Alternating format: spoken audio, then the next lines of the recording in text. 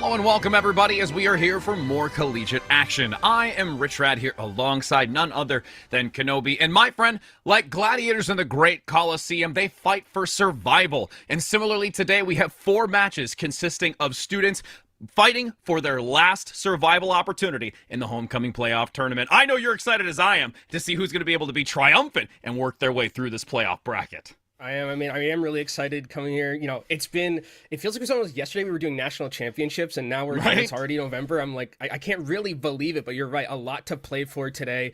Everyone in that lower side bracket, it's a one and done. Win and you're in, lose and you're out for the year. So there are those high stakes that you're talking about, Rich, and I cannot wait to get started, especially after last week with what we had and how good those matches were, and I expect nothing less going forward. Well, and you, me, and Salty as well that were on the broadcast just using one consistent word, chaos, ensued across the board. Teams that we were absolutely surprised in seeing move forward and also just being tossed to the wayside. But before we start getting into that nitty-gritty about the teams, the players, and what we have expectations today, we could take a look at that calendar and how it all accumulated up to this moment today.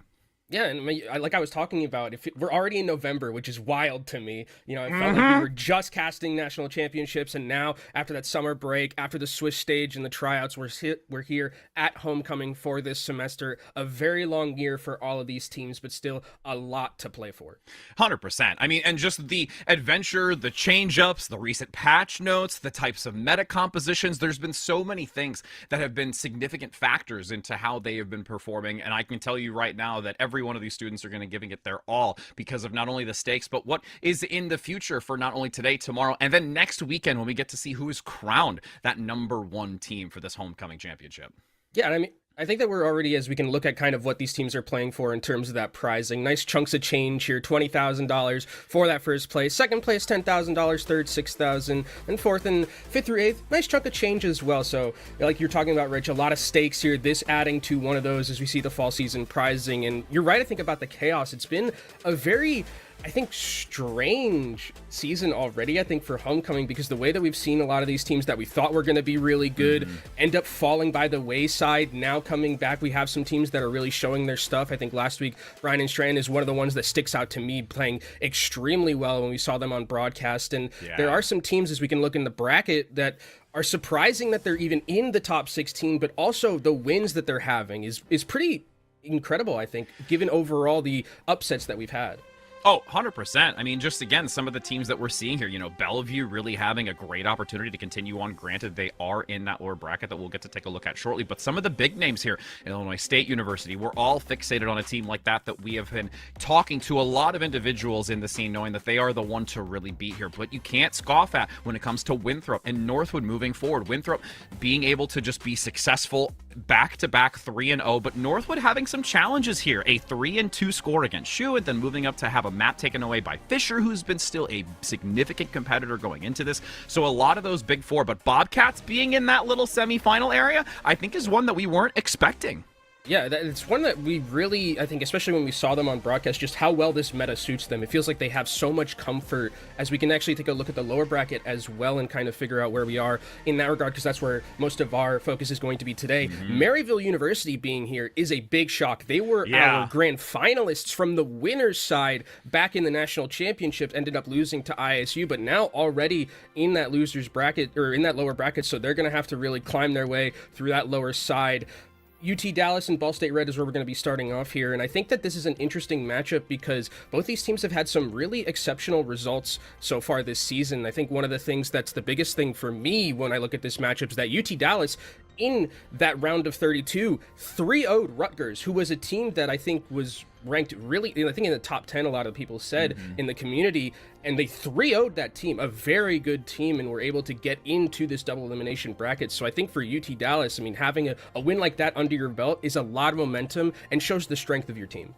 Absolutely. I mean, again, when you see this competition between the two, getting to speak with the manager from UTD and what they've really looked forward to this weekend, they've already had the chance to compete against Ball State in the Swiss stage, taking the advantage over the team. Granted, that first map looked a little bit concerning at first, but once they deviated away from that map of control, they felt much more confident. They had a ton of hurdles that they were working through as a team in general, but we'll be able to talk a little bit more about UTD and those types of hurdles after we take a look at Ball State, who you and I, again, have been able to see before. before in other competitive scenes with the collegiate sector, but now looking to see them perform today and really look to try and actually take the advantage finally over UTD. Yeah, and they do have this core of You Can't Go, Spencer, and Yakester that have been together for a very long time. I believe 3 years of collegiate they've been around, so they definitely have a very good core that has a lot of synergy between them. It'll be interesting to see kind of what the composition is going to be for a team like this, because again, we did have that patch recently that kind of shook up a little bit, made Orisa not as perma-meta as she was before, but I think with this roster, when you look at kind of how the fact that I don't think they said they've beaten UTD at all, is what I believe what they said in the interview. So there's a lot to play for, not only because of the fact that it's one and done, lose and you're out, but if you can get this win and finally vanquish a demon like UT Dallas, who's a very good team, that's so good for the momentum and the spirits of your team moving forward. And when we look at, just the finite situation of this matchup in and of itself, and we take a look back and a step further to look at the wider scope, not really being able to breach past that top 16. So really ambitious to continue working through this lower bracket to get themselves higher into that, potentially that top 8, where they do get that prize money, along with able to just break that ceiling that they've had for so long. You take a look at UTD Esports and currently their roster, and this roster's had a lot of shakeups, Rich. I think is one of the things that when we look at UTD is very interesting about them. They've had some changes in terms of the players that have been able to play. Petal is kind of gotten back into this team, and I've always been a very big fan of Petal, and going back to contenders and all that, and especially with hitscan being as prevalent as it is, I think Petal is definitely someone to look out for when we go into this matchup. Absolutely. And like I said just before we talked about Ball State, management from UTD's really had to work through a lot of these challenges, obstacles that have presented themselves. Their main tank that was originally going to start for them due to some of their changes and obligations weren't able to be classified as a full-time student, so they went to part-time, so they had to then bring in their coach, who is now playing as the main tank for the rest of this portion. Again, like you mentioned with Petal. So there has been some fundamental changes to this where the team has really had to work through and be able to come to this new synergy among one another that they can actually play with such a competitive edge. Yeah, and as well as, with the changes to the patch, it kind of like breeds open air for a lot of these teams. So we'll see kind of what they're going to be opting into in terms of those compositions. It'll be very probably map dependent as we see going forward, because a lot of those changes have made Orisa, like I said, not as permanently meta as she used to be. But one of the things I also want to mention about this Ball State team that we talked about, they did take a map off of ISU, which is a big deal. ISU, I think, is like, if you ask a lot of people, they are the favorites, but we can take a look at the map pool here just before we go into these next set of matches. And I think one of the interesting things is that Clash is available, and Clash is one of the we casted it last week for the first time in Collegiate, and I think it's such an interesting map or interesting choice because I think they both offer various different ways of meta dependent play. You can play very much a rush style, you have to play a little bit. Momentum is such a big deal, and seeing how kind of those teams adapt to that momentum is something that I look out for when I see Clash. Not only just Clash being integrated into this, but also just the fact that it is a map pick style where it is allowing that loser to select the map versus having something that was predetermined already ahead of time. So they can go to whichever classification of map they want to. We've seen Clash be as soon as the second map that they want to try and change things up away from control after seeing the initial compositions that were being brought to the table. Some of the specific heroes that we talk about are the Pharah, trying to keep an enclosed, tight area when we went to that newer map for Clash so that it's a little bit easier to work with, or even just transitioning away from that to box in some of those different variations of either the Echo, the Ashe, the Pharah, like I mentioned. So much really to play for, and I think it really changes up how the series continues to go as we work through this playoff bracket. We're going to be starting things off on Ilios, a map that's interesting in terms of like the variations of compositions. Like when we're on something like it's a little bit more of that pokey style. When we go to something like Lighthouse, I think one of the things that we see on that map a lot was like that Winston composition where you want to be using those high grounds, the vertical mobility and things like that. And then Ruins, obviously the Widowmaker map of all time, I think is one of those things that we see. So if we see this go to 3, if we see this go to 3 maps in 3 rounds of this, I think it'll be interesting to see kind of how it'll be a good litmus test for the rest of the compositions that we're going to be seeing and what the comfort is for both of these teams. Everyone in chat right now is probably just like, let's see Runes, we want to see Widow. We all just want to bask in the glory that is hitscan at the current moment, because when it feels good, it feels great. They want to see 3 rounds so they can get drops. That's what absolutely. the more we're Overwatch going there. Look at that. Ole, ole, ole, ole. The chat gods are here as we're going to be entering in onto it again. Wouldn't be surprised to see that hit scan coming out already being hovered over, and we'll see who is able to gain that early value, especially since you were just highlighting Petal from UTD. Yeah, Widowmaker matchup would be phenomenal here between both of these teams. It'll be interesting to see if the tank matchup is going to be what is going to be rolled out between both of these teams. The other also variation that I'm interested in is that Zenyatta going to be there when we see the spawn doors open? It looks like it actually is going to be that Zenyatta, so a lot of incoming damage with that Discord orb, and there's not really a lot of ability to deal with the poke that a Zenyatta is going to bring to the table. Well, I mean, if Petal's just going to take the head off, then there's no need for a Zenyatta at all. That's just already a fight win, it feels like. Threaten the needle right to the support. Doesn't matter if you speak tranquility and kindness. That Zen's going back to spawn, as all of UTD is going to fall back and feel really good about that one out the gate. I mean, a fantastic start, and that's one of the things I talked about with this hit scan role. Petal being so just a player that I've really liked watching on the hit scan role since back when they were in contenders, and now here in this collegiate state on UT Dallas. And it's going to be interesting to see how they're going to be able to deal with Petal in this on this Widowmaker role. Is You Can't Ghost going to find those angles to be able to put some pressure onto this Widowmaker? Yeah, it's speaking of putting pressure, Petal once again finds the mark. Despite the attempted chaos that's coming through from this TVT, this forward positioning by UTD is just feeling so good right now and just sheer dominance. But I'm really loving what Eric is doing on this Tracer, making sure that Bordy is not able to get into that backline and put pressure onto Petal, and Petal just has so much angle control right now. But finally, Eric does go down, so that means that Bordy is going to be able to put a little bit more pressure onto the Widowmaker in the backline. Interesting position to be in. The Junker Queen separated from the team. A lot of healing being funneled into it to try and cause a regroup back onto the point. Beautifully done by UTD's support line to keep this Junker Queen breathing, realistically. As up top, though, still funneling a lot into this back line before entering in. Ultimate active now going to come from on high. Gangster does have the chance to collapse in onto the support. Both are close to being taken down, but huge recovery here by UTD to buy some time. 60+%. Ball State now still crumbling under the pressure, and despite the early advantage, it's actually UTD who is able to persevere through this with a very clever mindset and knows how to regroup. That was really well done from Abdallah. They're going into the backline with the Juno and Dewey and just taking down Spencer. Spencer has had a really rough time because there's just so many things that can take down the Zenyatta. Zenyatta is very vulnerable in a situation like this, and UTD Esports are going to be able to take this next fight with an Orbital Ray in their back pocket and with a couple of other ultimates as well. This is very difficult for Ball State Red and its last fight territory. Pulse Bomb now, waiting to be unleashed. Already have insight on where the Zenyatta is. Doesn't quite go for it until the moment is right, but actually eludes it. It doesn't get the elimination, so Spencer's still going to be in this fight, pushing now to the point. Great pickup onto Petal, so they've lost that backline pressure, which is consistent, while Eric falls as well. But there has been some even transition. You basically have Bordy the only one looking to swap it back over, so this is a massive opportunity to prevent it from going into that 100%. Guarantees that it's swapped over for now. UTD's going to draw back, and this gives Ball State to come back into this with a 5-stack once they have Spencer swap onto this Kiriko, and a huge pickup up top is going to give even more agency as long as Ball State gets back onto the point, continuously putting this into the overtime. The Widow v Widow again, waiting for that drop down onto the high ground. The side position now, Eric is going to completely take over and look for the harassment into the back. Down below, still with the Arisa pressing forward. Great Suzu to continue to withstand that incoming damage, but things are looking very dangerous right now for Ball State as the tank's about to drop.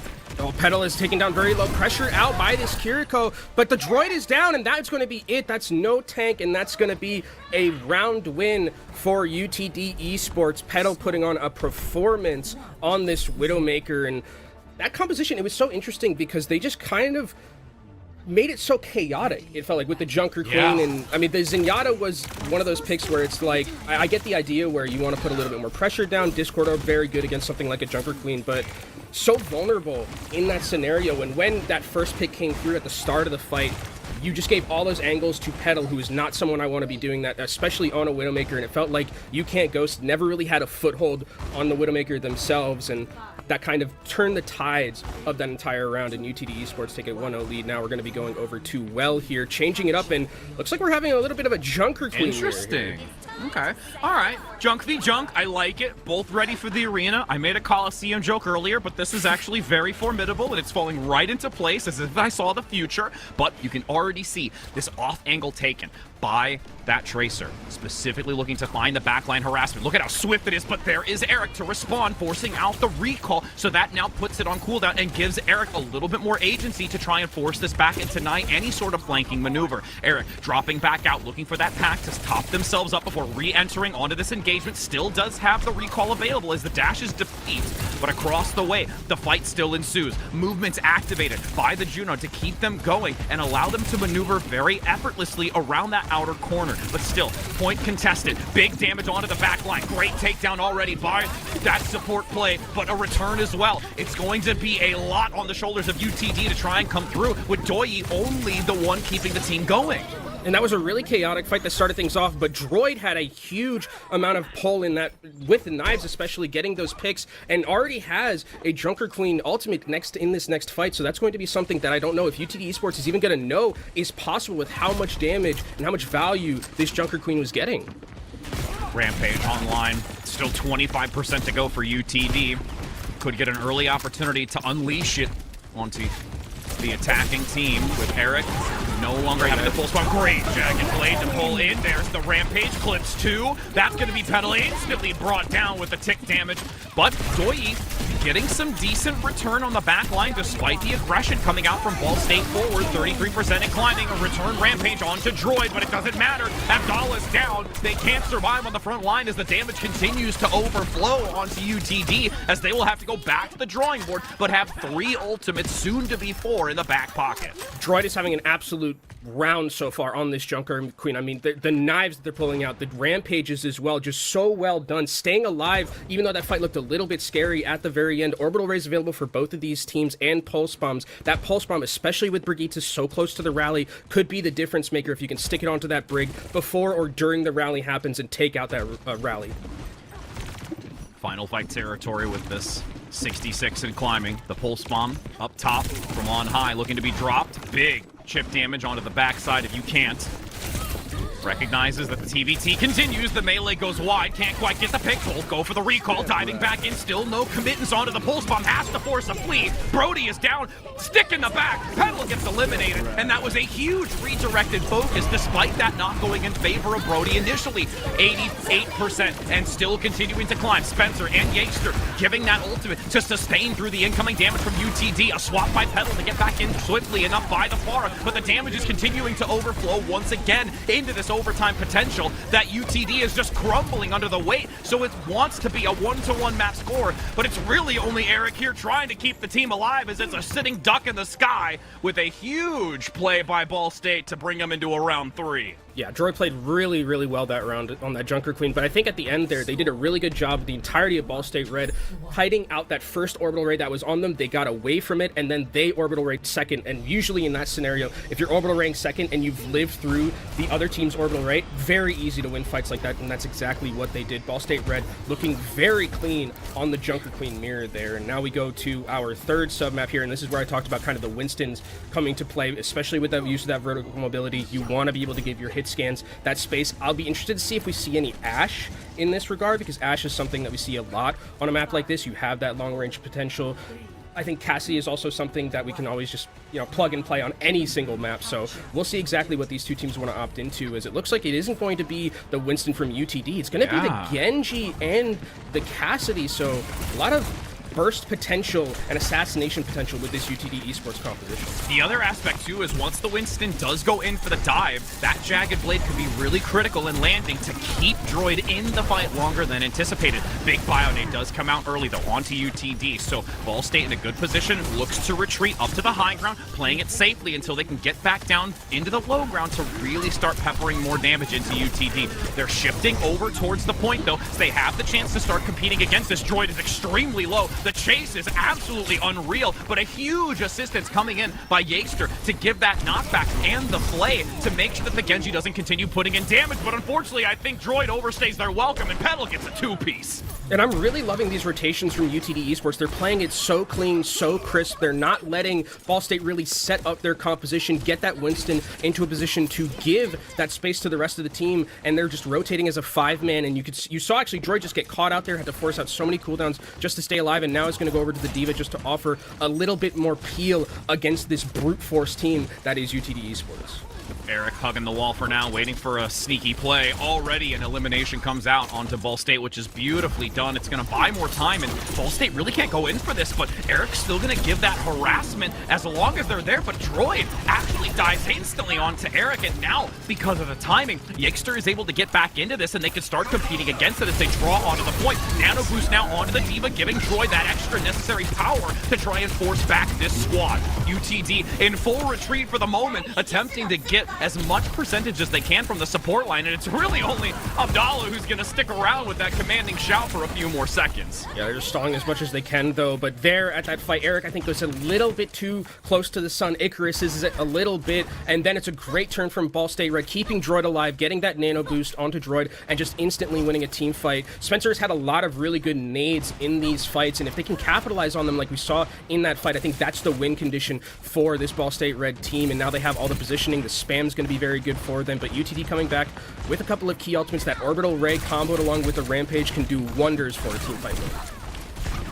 Patience is a virtue, or you can't with this pulse bomb. Big shots, dangerously low, 17 HP. Has to play back and wait for that recall to come back online. Still getting some decent damage, though, onto Abdallah, who does have the Rampage waiting to be thrown at the opponent. Nade. Diving forward, follow up onto the nade. Huge shield protection. The stick goes wide, lands on the wall. The bash is there for the duplicate. Brody can't really get nearly as much value, but the knockoff comes in from the booster pack of droids, allowing them to get the numbers advantage and completely eliminate that support. It's solely onto Doi, who needs to keep this team going. A slep for the moment onto Abdallah as well. Eric actually sweeps around the backside of the lighthouse, getting that elimination up top onto Bordy. And now there's one last chance here with only 25% to go. Droid's going to go down as well, so has to reset, and this is going to be last fight territory for Ball State Red. Dragon Blade on the other side, as well as a High Noon. Not really key ultimates here, but Bordy's actually going to switch over to the Venture just to try and offer a little bit of disruption into that backline. Nano Boost available. We saw how good the Nano Boost can be with something like that. D.Va instantly killing one of those backline members, but they have to be worried about Eric in that backline, potentially getting some damage done with this Dragon Blade. High Noon comes out. Bob and weave, attempting to not be hit by it. Tucked underneath a Dragon Blade and a oh my goodness, combination of the sword and dagger will be able to cut down Ball State with a swiftness in this overtime. Ball State played it very patiently with the High Noon, but unfortunately, since they were so focused on trying to maneuver their position out of the sightlines, it was a full easy setup for both Eric and Abdallah to completely take the advantage. And I talked about how, you know, those two DPS ults aren't the best, right? They're not really that good, especially Dragon Blade in the Year of Our Lord 2024. Not the greatest thing, but the way that they played it was so well. Petal just pops High Noon right on point. Brigitte standing right in front of him, knowing that, like, there's no way you can get to the point. You have to send someone, you have to send the Venture or something like that. And then this was a fantastic dive into that backline. Eric goes directly after Spencer. They know the Nano is going to be the thing that turns that fight. Great target selection and use of those ultimates that really wins them that round. And I love the way that they've been playing for this UTD Esports team. Petal had a very, very good start to this series. And again, you know, being away for a semester, coming back strong, sticking with the team and being able to really find their place in this squad with the adjustments that have happened, major props overall just from this university as a whole to compete against Ball State. And the other aspect of this too is Ball State was the one in their previous competition of the Swiss stage earlier was able to take the advantage. Now UTD able to take it first here and really put insult to injury to say we're here to stay. I did really like what I saw from Ball State Red, though, with the Junker Queen in particular, as we see the replay of the Brigitte going down. But I think Droid's Junker Queen looked really good, and I was kind of surprised that we didn't see them opt back into something like that mirror matchup, because it felt like on Well, the Junker Queen was just a complete difference maker for Droid. So I wonder if that's something that we see in a different map pick that we're going to be going to, because we did see, I mean, for last week, Ball State Red, they lost the first map to Illinois State University, and then this was the second map that they won. So I feel like they have something ready in particular for a matchup like this. It's going to be Runasapi where we're going to be going to, and that makes, I mean, sense to me. If they want to continue to run Junker Queen, this is a perfect map for something like that. Yeah, and again, we got to see a little bit of this when it came to last weekend and the way of playing around it. And you and I both have said when it does come to this map, you could be at the 0.00001 meter of this map, and then all of a sudden something happens. The heavens above says no, we want to flip this on its head and then take it all the way back. Yeah, there is no safe lead in a map like this. I think this is the map where I've seen the most comebacks in any of the push maps ever. Like you said, you could be at the end until you cross it and it says you've won the game. It is always comebackable in a map like this. If you don't see that victory logo, nothing else matters, because sooner or later you're gonna see the big red one. I mean, even when we saw it last week, I think there was a team that was down 100 or something. Like, it was basically, Brian and Strand had it at the end, basically. They almost had completed the map, and then there was like one team fight difference between them losing that map at the very end. So momentum plays a huge role in a map like this on Runasapi. And again, I wonder what we're going to be seeing in terms of those compositions. The best that Ball State Red looked was when Droid was on that Junker Queen, playing in that mirror matchup. The knives were exquisite, the Jagged Blades. And I think that if they can continue to play something like that, I think they have a really good chance of coming back into this. Again, the second map was the one that they beat ISU on, and that's, again, nothing to sneeze at. Yeah, not at all. As we do get that lovely... I do have to say, aesthetically, though, I love this map. Every time we get these overhead pans from him, it just has such a really just aesthetically pleasing build around it, like for the push maps in general. So I'm looking forward as we dive into this to see what that composition is, as you mentioned. And really, that neutral fight, I feel that this map too, when it comes to the neutral, because of just the architecture, makes it really unique. And when you take that fight, you can gain a significant different distance with that stride.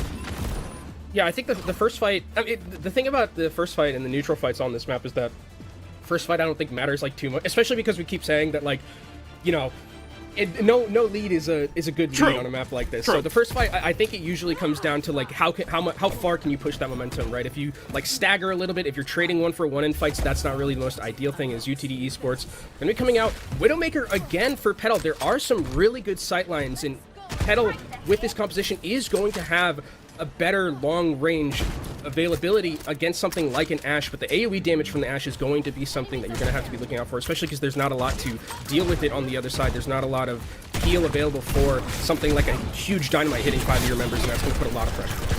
Evasion all day from both teams of that Jagged Blade. Nobody risking themselves getting picked up, but there was a great engagement that came in already with that Tracer. Very, very far forward. Forced out the recall. Shot just goes wide from Petal onto Boardy 1.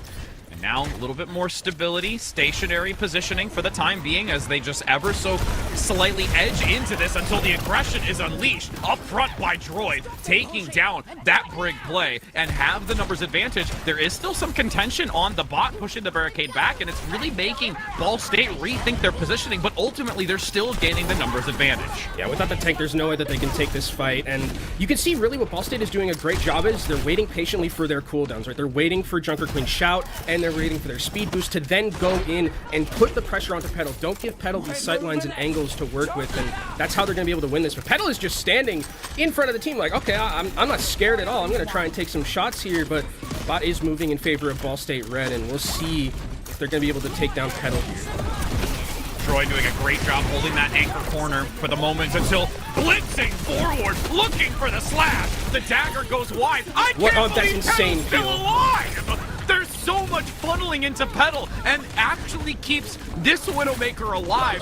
Ball State committed so many resources into that until finally Brody gets the retaliation on the backside, but all the while the ult comes in to try and counteract against this UTD looking to push back and compete against Ball State, as realistically they're rounding the center corner, but despite the chaos, it's still Ball State. I mean, the peel is so good there from UTD Esports, but it's still like an incredibly difficult task to keep this Widowmaker alive, and I, again, love the way that Ball State Red are playing this. They're using their speed so effectively with the Junker Queen shout comboed along with that ring from the Juno, and they're just basically smorking themselves onto Petal and saying, like, okay, if you want to use all your resources to keep this Widowmaker alive, great. That means your Brig doesn't have any resources. That means you're a little bit more susceptible to taking damage. So, again, loving the decision-making here.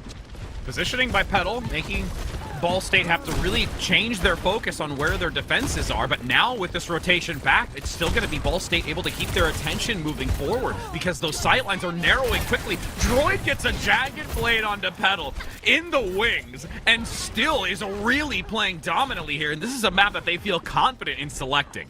Yeah, definitely understanding why they're picking a map like this and how good they are on it, especially with this Junker Queen composition. Both support ultimates available for Ball State Red, so if UTD wants to engage here, you have that orbital ray to basically make them regret diving into you.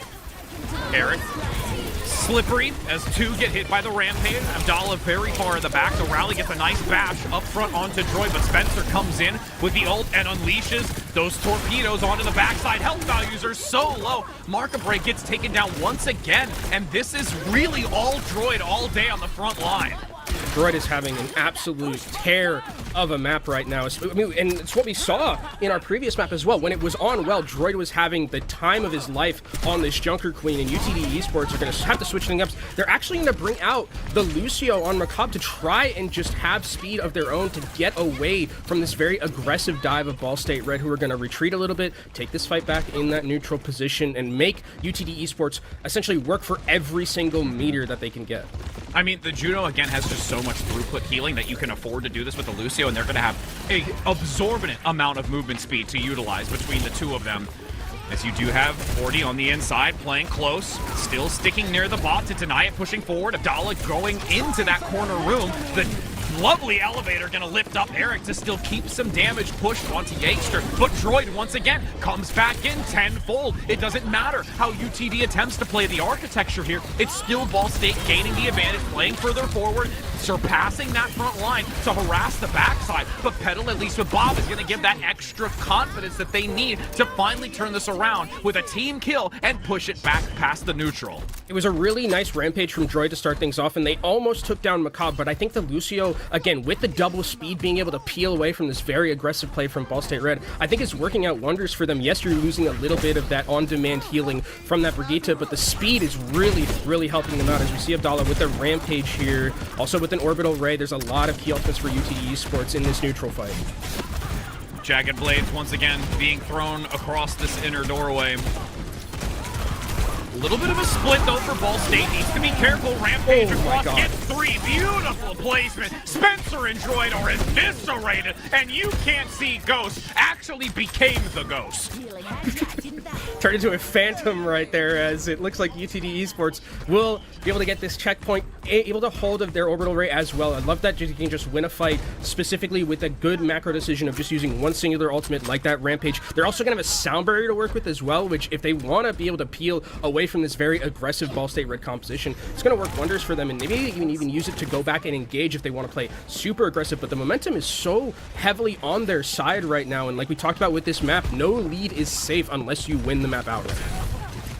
Markabray looking to play very close to this inner wall to give some assistance. Nice boot for the extra damage. Does have to force the recall. Ultimate comes through though by Doyi. UTD gonna play into that while Spencer responds in kind. Petal gets a pickup with a follow-up by Doyi. UTD now really starting to turn this momentum back. Ever since they made that adjustment onto the Lucio, the speed has absolutely been superseding anything that Ball State is able to do. One of the things that Macabre is also doing specifically with this Lucio, not only is it just the speed, but also the peel. Brody has not really been able to take the Tracer 1v1 because it's not a 1v1. It's a 1v2 because Lucio's always there just making the Tracer's life a little bit more miserable, and it's been able to push this Tracer out of these fights a little bit and give some freedom to Eric, who gets another pick onto Yakester, and this is just a huge momentum boost here for UTD Esports. Yeah, they're really taking advantage of it. They've got the sound barrier now to counteract against anything. If the swing starts to come through, the Rampage down the back, sound barrier, as I mentioned, completely nullifying anything from Droid. And once again, because of their front position, that boot makes it even more significant. There is a pulse bomb, which is great. Both supports are down. That's so actually so huge. A little sketchy now that they're not here to help out. They can't get the lead either. That's a huge, absolutely massive pick from Brody. Ash is going to be able to commit this bomb into this fight. Can they stay alive? It looks like they're going to be able to stop with the lead intact. I mean, that was so close, but that pulse bomb, we might be talking about that pulse bomb for the rest of this series if Ball State Red is going to be able to come back from this, because without that pulse bomb, UTD Esports 100% takes that lead. It's not even a question. That was an unreal clutch play from Brody. And now as they swap it back, could you imagine Bob being on the cart and actually pushing it over the line because everybody else had died and went back to so on? Bob would have done something. Yeah, Bob literally would have done something, but you can see now damage being funneled in. 2 minutes to go. It was UTD on the cusp of being able to take this map, but now having to really go back to the drawing board. 40 gets hit by it. Oh my goodness! That's a lot of purple!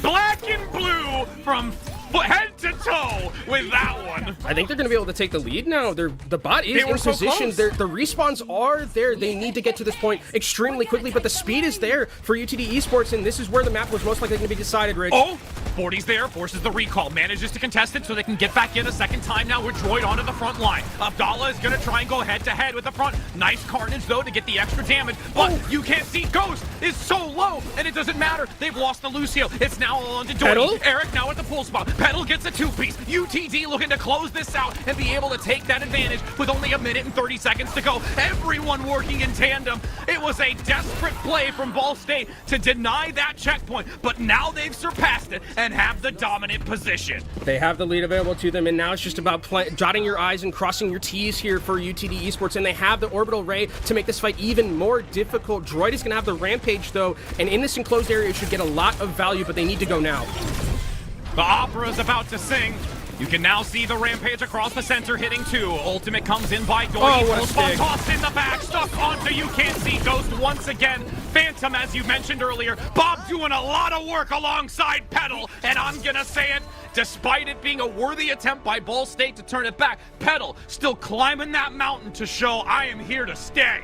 Yeah, Petal, played extremely well, but for me, the deciding factor of this map was the switch to Lucio.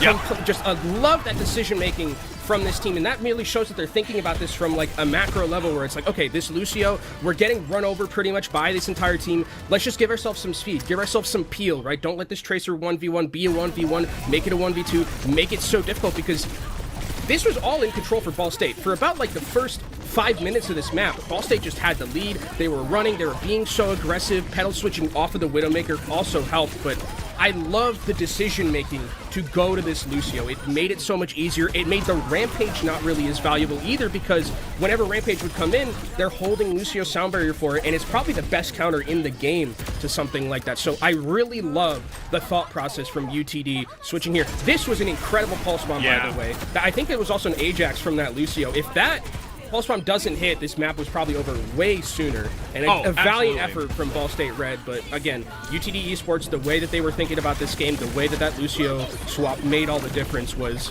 what pushed them over the edge. And again, we said it, Rich. It was 121.94 to basically 0. And it got reversed. It got reversed all the way. The game, map's not over until you see that victory screen. It ain't over till it's over. And right now, again, we talked about it at the start of the broadcast. Every map and every play matters, and this is where now Ball State has to look for an entire reverse sweep against a team at which that they've not truly been able to outmatch. UTD has always been the one to get the upper hand and looking to close this out so they could look at greener pastures to face off against another big name like Fisher. But Ball State has to dig deep and find a map in this third one to swap the momentum. This realistically, Runasapi looked really good for them. They played it so well. So let's hope that this next selection is going to be one that just seems as much favorability. The thing about this, though, is the momentum is all in the favor of UTD Esports, right? Because now they've essentially broken serve.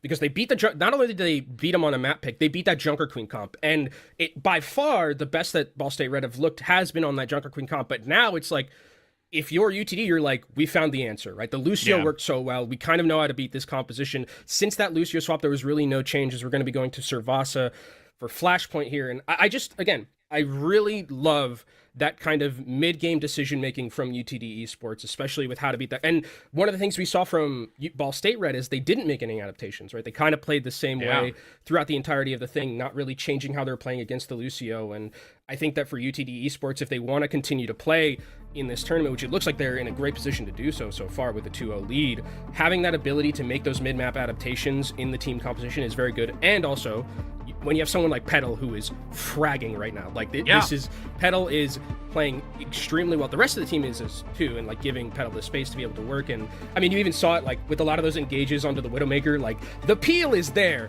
right? They know where their bread is buttered in a lot of these scenarios. And it's one of those things where, again, we talk about just the ever-changing aspect of Overwatch in and of itself. These switches in how the patch notes come through and the significance that a hit scan plays. And right now, this is one of those moments where Petal can flourish. And if, like you're mentioning, the team understands this component, especially with Petal returning onto the team to play and generate this synergy, it's going to only continue putting them in a trajectory to compete against some of those big names and other names that they've got through the rest of this bracket. As we go to Suravasa, I mean, this is another Junker Queen map, is what I'm expecting here. With how this map plays and how there is that brawly potential in these enclosed areas. But again, it's like, have you been figured out a little bit? Because the Lucio swap did make a difference. Now it's about, the ball is really in the court of UTD, or of Ball State Red, where it's like, you have to figure out a way to beat this. Because now, if you're UTD Esports, you're like, we beat your best composition. Now what are you going to do? And that's a very tricky position to play behind. I mean, but at this point, when you're backed into a corner, that's when things get really intense. And I am always one to look at what type of micro plays and adjustments that can come from a team that is down and feeling out, because this is that turn back moment. This map 3, when you're competing in a stay in or go home type of scenario. In Suravasa, we've seen before, based on RNG, which one opens up, the positioning when it comes to you taking the fight between transitions of each point. There's so many little nuanced factors, I think, that can really change the outcome despite how well a team can be playing. So I'm really looking forward to it, and going onto this map is going to be exciting. And I think the other thing about a map like this and like kind of how we're going to be playing it is, I think the momentum again is a pretty big deal. It's not like Suravasa, or not like Runasapi, where it's like if you have such a huge lead, like you just win. I think momentum is a lot better, and a little bit of that RNG matters too. But I think as well, when I look at this all-state composition, is when the knives are hitting from droid, they have a really good idea of how to capitalize on that. But again, with the Lucio in the back pocket, it's much harder to kill a Lucio with something like a Jagged Blade, because there's the boop that's available to you. Brigitte's a little bit more easier to take down in those scenarios because you don't have that. I mean, you can have Whip Shot. It's kind of the only thing, but it's not like boop where it's like kind of like on demand, like right in front of you. So I think that, again, we'll have to see what Ball State makes in terms of adaptations here, because I don't think you can just run out. I mean, you can run out on the same composition, but then UTD Esports is probably going to be like, awesome, we kind of have the key to beat this composition. Let's go ahead and just run at that. Got ourselves a little crocodile there out in the water, eh? Oh my god, that was so. I know. I'm sorry. I'm gonna call Uber and tell him. I know. Don't, please don't. He's gonna look at me and be like, "Rich, what the heck are you doing, bro?" And then he's gonna actually send me a legitimate dialogue of him saying how it should have sounded, and then be like, "Put that as your text tone," and then we'll see if you can catch up. But now, as we're gonna be hopping in onto this map, seconds dwindling, the last opportunity for Ball State to turn this around and keep their tournament life on the line. So it does look like we have kind of the same composition here from Ball State. Interesting that we're going to have the Genjis that's going to be the difference maker here. So the Genjis are going to probably still do what Tracers do, fight on that side lane and try and take that space for the rest of the team. But again, the Lucio still here for UTD Esports to be able to peel away from this aggressive engage if Ball State Red is going to be opting in for that. But a nice dynamite to start things off, and oh my, Petal is just left unabandoned. Yeah. Right? You cannot let Petal do this. There's so much pressure being put down. You can't see Ghost was almost sent back to spawn. It was 3 consecutive body shots from a distance. The fall-off damage is really, I think, the only thing that kept Ghost alive. So UTD now managing to take this first, and this fight is going to continue to ensue close to that inner column, where Droid still looks to try and fight against Abdallah, but Abdallah's going to get ground. They don't need to stay there and look to try and round it back as it's swapped over to Ball State. Oh my Droid, God, though, getting chunked right now because Petal is just unleashing hell. I mean, Petal might be able to get Bob in this fight if this lasts long enough. Petal taken down a little bit low, but still has this positioning. Dynamite. Nice dynamite hits, but Ball State Red have control of this point, so they just need to be able to weather the storm of this pressure by Petal. Oh my goodness, you just see Droid on that right side. I think the right arm is just gone at this point from those shots. Staying close to the pillar. You've got the ultimate now coming in from Spencer, barely able to get it just in front of Doi with a rampage now. Torpedoes come flying onto a beautiful rampage, and there is a massive amount of damage. A retaliation attempt coming in from Abdallah from UTD to come back in. But as you mentioned, that sound barrier gives so much agency to UTD to persevere through this. Despite it being Ball State at 54%, UTD's gonna take it back with a, I would say, quite an elegance at the end. I mean, I talked about it. UTD know exactly where their bread is buttered, and they're letting just Petal. They're saying, Petal, here's the ball, man. Go do what you want to do. Take all this space for yourself, because, I mean, the amount of pressure that's being put down, You Can't Ghost isn't able to play Overwatch right now because Petal every single time just has his crosshairs directly on You Can't Ghost's head, and already at 53% towards another Bob. You Can't Ghost doesn't even have theirs yet.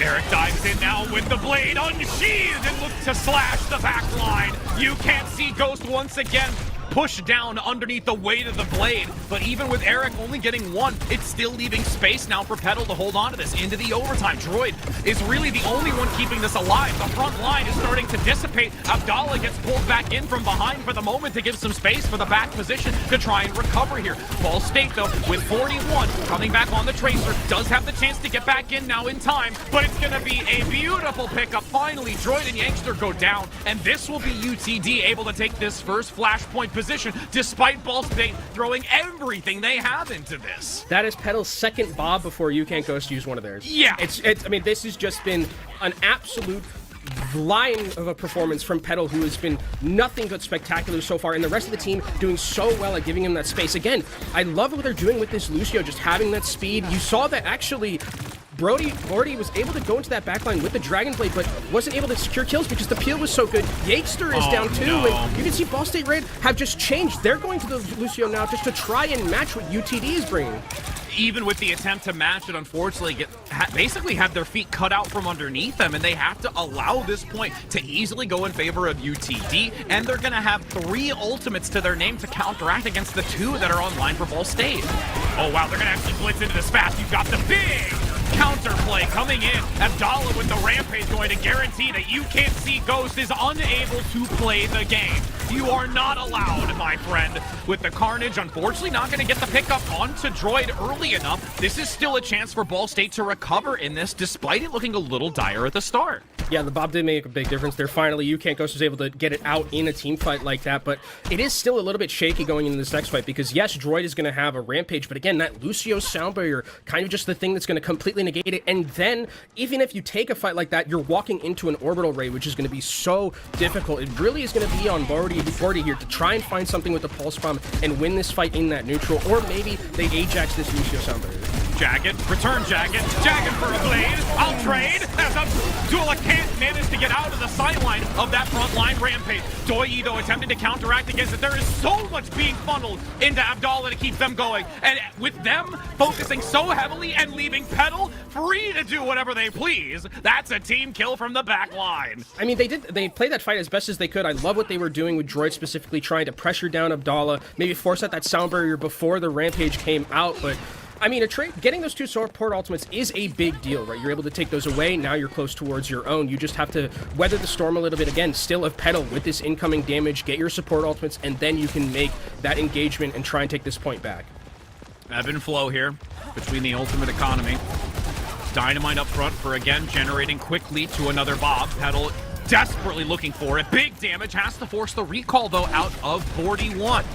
So, holding that back archway, aggression forward, look at the chase, Droid's going in for it, wants the kill, but the movement speed from the Lucio gets them out of it. But all the while that's continuing to happen on the outskirts, 41 gets the execution onto Abdallah, and also has that Bob placed around the outside, where You Can't See Ghost can pick him up, and Ball State taking the advantage once again. There's a sound barrier to deny the blade. Eric, we've talked about blades in 2024 right now, and I'm sorry, fam, that ain't gonna net you anything. And Ball State are going to be able to tie it up, winning that round. And I think one of the things that's awesome about what Ball State Red is doing now is they're finally putting that pressure onto Petal, right? With the Lucio, with the ring, they know that Petal is the focus right now, and you see Abdallah just going so aggressive, or you see Droid going so aggressive into that backline, just trying to put that pressure down. Even if they aren't securing kills, they're forcing cooldowns, they're forcing Lucio boops, they're forcing the coach gun. Just if you can get those cooldowns out and make it so difficult for Petal to play, that's how I think Ball State Red comes back into this one. Youngster on the great adventure, getting some damage onto Eric, almost gets a pickup with some crossfire in the center. Eric just looking to stick close by. As Bordy also on a mission of their own, Pulse Bomb waiting to be thrown on target. Gets some decent damage into the backside of Abdallah, has to force the commanding shout, and there's no recovery from that. Doi didn't have any ability to put the healing out because there was so much separation. Yakester also had an insane booth to keep Abdallah in that fight and not let Abdallah get back to the team fight, but Petal's able to take down Bordy 1, but it's not going to matter too much. A really, really fantastic play from Yakester to make sure that Junker Queen was not able to be healed by the rest of their team, and Ball State Red now have control of this point, have control of all the sight lines here, and it's going to be a little bit of a tricky fight in this next one because they are behind the 8-ball in terms of that support ultimate charge, but if you can get a lot of percentage, force out those key ultimates, you're going to be in a good position to try and come back, rotate your own ultimates, and then take this one. Oh, goes in for the TVT. A little bit of a cheeky play here from Eric, attempting to counteract against Thou, who has a pulse bomb. As Bordy forces out their own. Sticking close, though, has the Lucio as a partnership to work through it. Re-entering into this Petal, left vulnerable. There'll be capitalization onto it. Doi leads in once again, big damage on the backside, forces out the recall to get the health value top back up. Now with that barrier from Markiplier, it's going to give them support opportunities to re-enter into this. Doi is practically dead, does go down, but there's already some significant value obtained by UTD, picking up the remaining few of Ball State, getting it to that 99%, looking to swap it over into the overtime, and manage now to get some percentage on the board of their own. But this is totally fine if you're Ball State Red, right? You wanted a fight like that. You wanted to get out both the support ultimates from UTD Esports. There is a little bit of a difficult situation in this next fight because Yakester is not necessarily close enough to the sound barrier as I think they'd like to be in this fight, especially with Abdallah having that rampage. And like, I think Yakester really needs to find a way to get this sound barrier quickly because this rampage could be a complete difference maker, and all the momentum that Ball State has in the macro is going to fall apart if this rampage is able to hit pay dirt, and that sound barrier is not going to be there in this next fight. We'll see if it can be obtained. 20. Oh, that was a quick 10%. Yakester gets an elimination. They actually have the chance of getting it now with Spencer, especially needing it with the ultimate.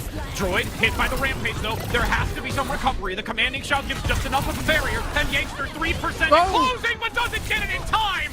Droid is down. Yakester, with their only opportunity to keep this team flourishing, falls to the wayside. And now UTD is able to take this next one with an entire team kill. It's a game of seconds, a game of inches. Yakester was 3% away from that sound barrier, and I don't even know if there's going to be a chance for them to get back onto this point. It has to be desperation. Maybe get the Lucio, maybe get the Tracer in the back line. Can they get there? Sound barrier used! Touch! Oh, they no. don't get it! Yakester with the sound barrier forced out to go for the touch is denied, and now they lose that to carry it over into this next one, and they're so far forward that UTD is still going to capitalize on there because of their overextension of positioning. But as I say that, Yakester managing to get their counterpart. Lucio down. They've lost some of their movement speed for UTD as this fight is going to still be a little bit chaotic as they try and transition to the next point, and UTD might actually not be the favorable one here to get onto this point, especially with Abdallah down. Abdallah going down means I think that Ball State Red can take this point. Health bars are a little bit low. You can't go, should stay alive, but now they have all this space to work with. That felt like super desperation from Ball State Red to try and get back onto that point using that sound barrier, and now they're behind in terms of that ultimate economy. Yes, they're going to start accruing that percentage, but again, you look at UTD Esports, both of those very key ultimates from the support position going to be available in this next fight. Droid's going to use that rampage. I think you use this rampage to try and force out their orbital ray, force out sound barrier, and then you can come back and live to fight another day in this next fight. But Bob actually used it aggressively. I like this decision. Yeah, goes for it, pulls the trigger, rampage as well across the center. Markiplier is down, Petal eliminated in addition, as you've got the orbital ray committed into this. There's no numbers to really take advantage of this for UTD, and they're actually going to commit the rampage. They feel that it's a valuable use here. Spencer and Droid aren't eliminated. The commanding shout gives just enough protection, but Eric swoops in and denies the ray. Abdallah comes in with the carnage, but there's not enough support. And Markable tried to catch Abdallah in the back. They were moving as quickly as they could, but were just out of range and is brought down before it actually lands. Oh, that's so tragic. Again, game of inches with these Lucio sound barriers that we're seeing between both of these teams, and now UTD Esports have nothing to continue these fights they're going to having, and by the time they get back to this point, it's going to be the last fight that they get if they don't win. They need to win this fight to try and secure this map and have another chance. They do have a Bob to work with, so they can make this a 6v5, but it's still going to be a lot to ask of UTD Esports in this fight. Time continuing to dwindle now. It's another chance to even the score in this flashpoint. Goes in for the dive, attempts to find the supports, forces the recall all the way back to the neutral. Abdallah, very low but Troy using the commanding shout. Selfishly, only for themselves. It doesn't give coverage to anybody else. 40 in the back, having to play so safe as the sound barrier comes in to swing the corner. Now, Pulse Bomb looking to be dived onto the backside and gets the pick, but a beautiful boom to separate the two. Yakester in the back now, attempting the assault, but Markable and also Abdallah get 2 onto this. Numbers advantage for UTD as they attempt to close the gap for the 99 into the 42. So UTD's not out of this yet, but Ball State has one last shot. I mean, we've been talking about UTD and we've been talking about Paddle so much, but Doi and Macabre are playing absolutely out of their skull pieces right now.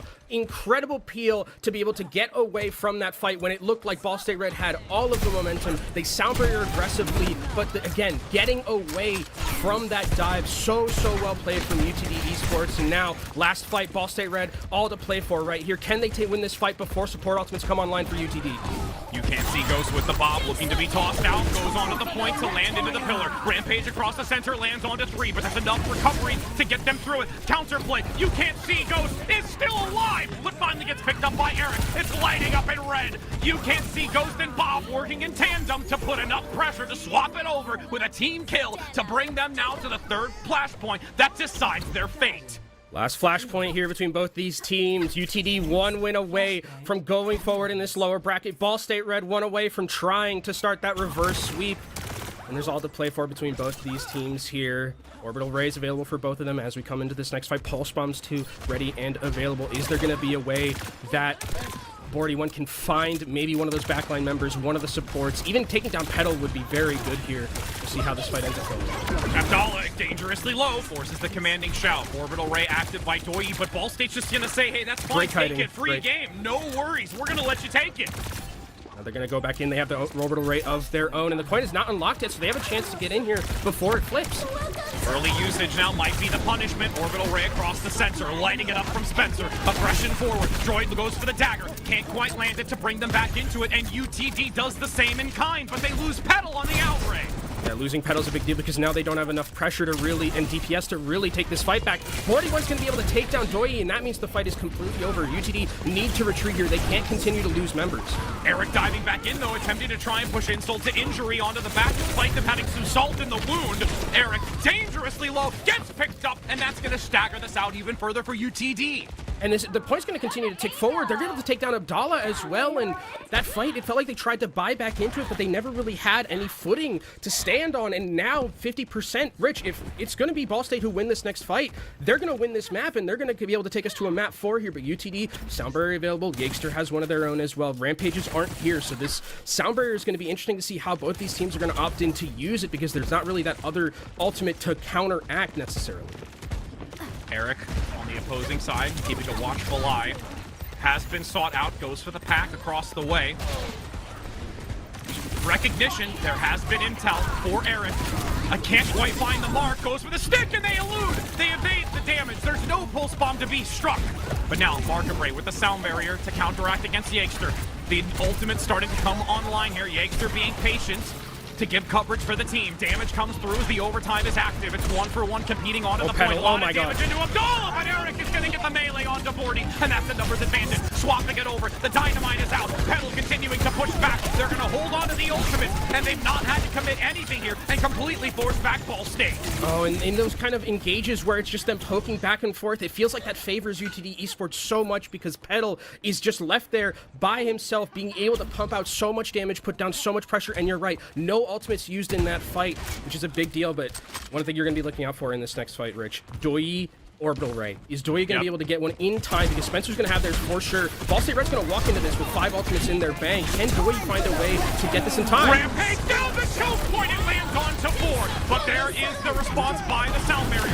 Yakester dead! Gets the same thing, but Yakester is down. It's going to be UTD having the numbers advantage another time. Petal continuing to fill the kill feed and wanting to take them down now. Close them out. not give them a reverse sweep opportunity. Pushing back onto the point. It's still lighting up blue. Ball State, despite their worthy attempt and adaptations into this, the 15% is going to vanish in front of their eyes, and they will not be able to capitalize on a reverse sweep, taking UTD to another map.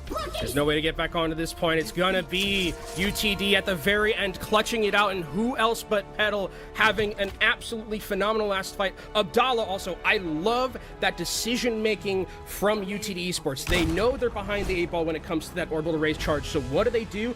They make the first move. They play aggressive, and they basically don't let Ball State Red get a free fight on their terms. They say, we're going to go first, you have to match up, everything you're going to do is reactionary, and that's never the situation you want to be in when you're fighting one of those last fights. Really, really good clutch up from UTD Esports at the very end there, who take I'd say hard-fought 3-0. 3-0 is, we kind of make memes that 3-0, oh, it's not the whole story. This one was very close. Absolutely. And the other part, too, is like you mentioned, they wanted to play on their terms. And let's say, realistically, it worked out. The fact is in the grand scale of things, they had a couple more maps to really try and correct themselves. So they knew that they had a worthwhile risk, and the return on investment absolutely paid off.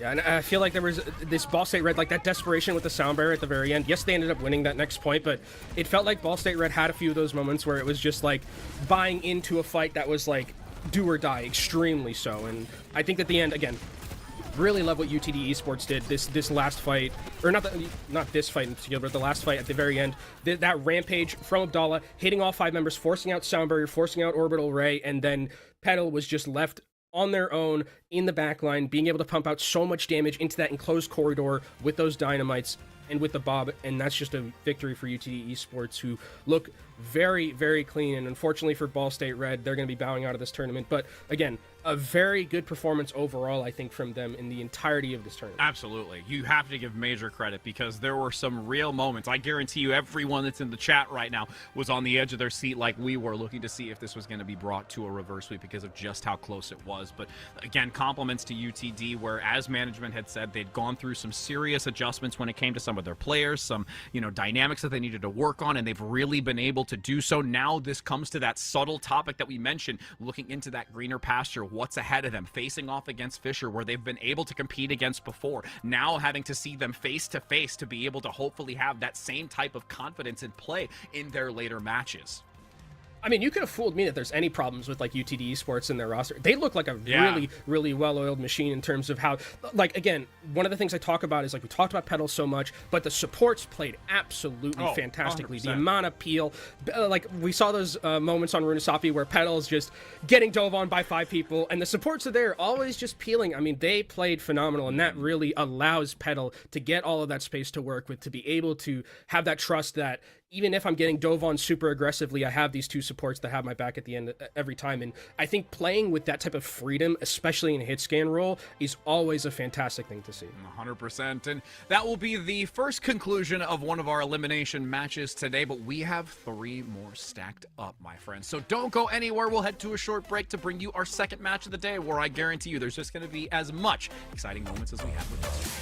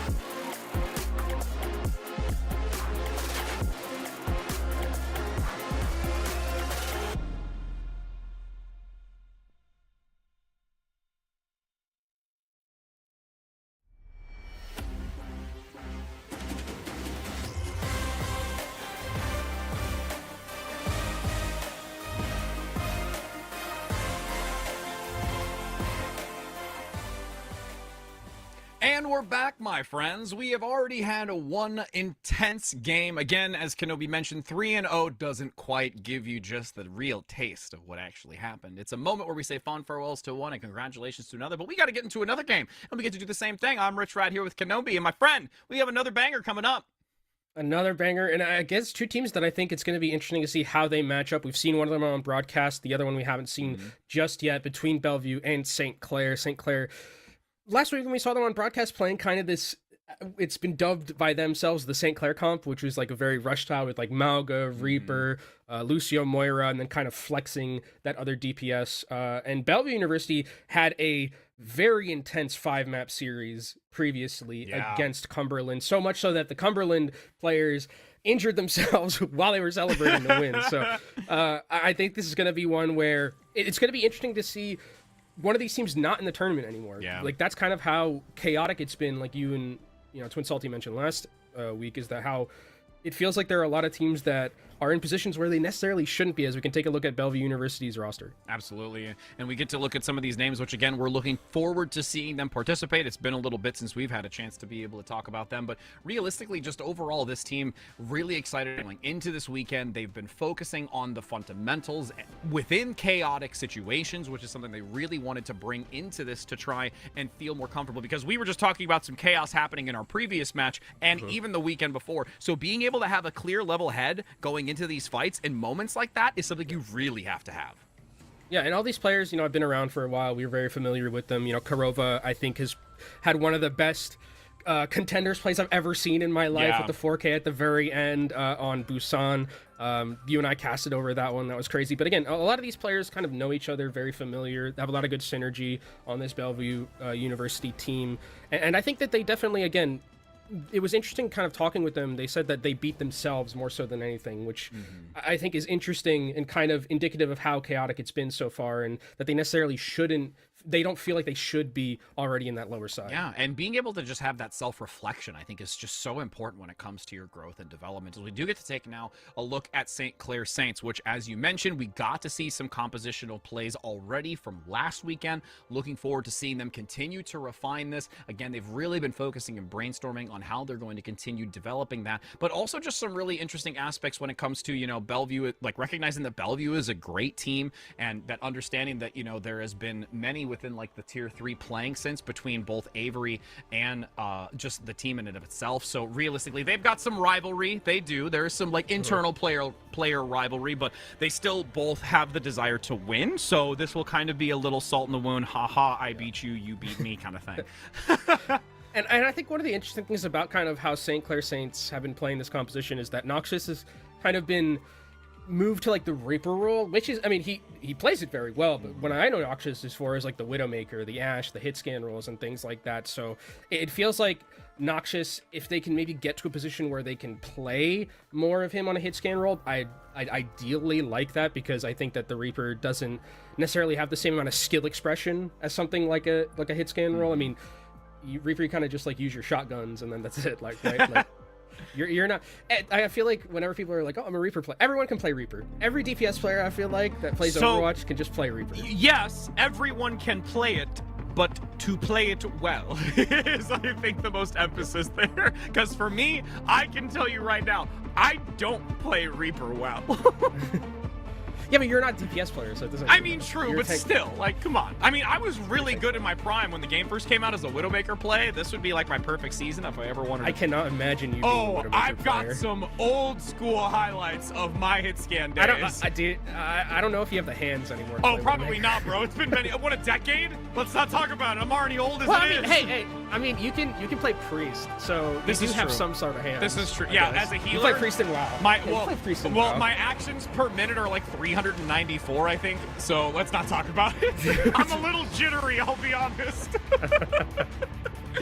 As we're going to be hopping into this map, again, we start off on Control. Where else but University to be fitting for this type of competition? As we do get to take a look at what the selection might be as the seconds dwindle before this match begins. We are starting off things here on University, where you mentioned, which is great for St. Clair, because if they were going to play this very rush style of composition in this enclosed area, this is exactly where they want to be in a scenario like this. And I'm going to be interested to see how Bellevue University is going to deal with that, because I think Orisa in particular is really good at negating some of these dives, right? If they are going to be diving very aggressively and rushing as 5, one of the things Avery can do on this Orisa is they can use effectively that spear spin, use the spear to just like make it difficult for St. Clair Saints to move forward. And I like that Noxious is actually going to be on this Ashe. I talked about how I wanted to see a little bit more of that hits gain instead of the Reaper. There we go. Noxious is going to get a little bit of chances to make something happen on that hits gain. I mean, the thing that I'm looking at is Stone coming out on this Mei. We've seen some serious value brought on the table with the Mei being able to divide and conquer in that sense. Squeak is getting pummeled for the moment, but in the same time, doing the maximum amount of damage to Avery to just build up into that shield and protective defenses from Bellevue as that movement speed gives agency to Squeak diving forward, looking for the knockback, but Spearspin's gonna separate Squeak and overstage. This is like a deja vu moment from what we had with the previous week.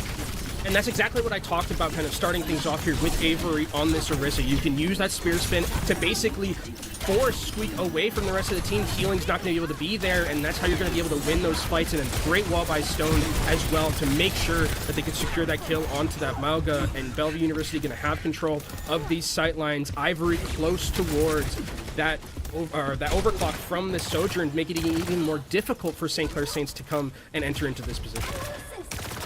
Patience now, Korova in the back, really just keeping sights of the team to top them up for healing. Redx now having that orbital ray available though, finally catching up to Korova.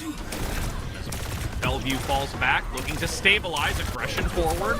Not close enough to Avery where there is separation, but the ray and the torpedoes come out quickly. Big damage onto the backside of St. Clair, but a blizzard is going to lock them into the snow globe. Korova rounds the inner doorway and just continues to put out damage on the frozen members, two to the core.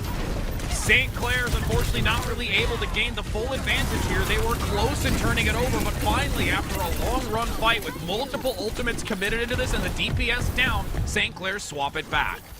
St. Clair are also going to stagger out this Brigitte, which is a nice decision from them. Bellevue University used a lot in that fight, 4 ultimates, and not really able to win it. Yes, they get a lot of percentage because they were able to stall a little bit, but St. Clair Saints is extremely far ahead when it comes to that ultimate economy, especially now with Squeak having that cage available to him, being able to kind of section out a member from the enemy team and get a secure kill with the rest of them. Though this blade from Razor looks for an opportunity, but at this point they realize Avery's just fleeing. Yeah, I'm surprised that they're trying to just stop that momentum forward. St. Clair really being able to put Bellevue on the back foot right now, whereas it was more so Bellevue taking advantage out the gate. I mean, there's just so much poke. I think that's one of the things that this composition from St. Clair Saints have is they found Korova in the back line. Oh no, is the blade going to be pulled? So much damage. Deflect comes out. Great support from the back line to keep Razor alive. That could have been dire. And even the ultimate being propped here from Squeak to Cage 2 for them to follow up onto it. I actually really like the decision from Razor to kind of go aggressively into that backline, playing on a Knife's engine, limit testing a bit, but making Bellevue University split the rest of the composition. Then Squeak with a really nice cage is able to section off 2 members. They can win the fight from there, and Bellevue University now have both their support outfits available to them, but St. Clair Saints still have a rally in this Dragon Blade. I think the Dragon Blade probably won't get too much in these fights, potentially force out some. Nice engagement, diving forward, bypassing it as the rally is active. Korova, though, with the ray, attempting to counteract against Redx. Big damage and a lot of fireworks in this archway, but there is so much being pumped into Bernice that they can't withstand the damage. Squeak went a little bit too far, now he's got to run up the stairs, even giving the hand signal of, guys, don't worry, I'm on my way, hold on, as it swaps back over and will lose. Unfortunately, in the end, with Squeak now coming back all by the lonesome. I mean, Squeak is able to take down Avery. That's a big thing. There's a lot of lifesteal available for Squeak here. Razor has ended up back in this fight. Does look like it's going to be Bellevue University holding on for the moment. They don't have their tank, and St. Clair University is going to come back into this one and try and go aggressive. Wall is taken down.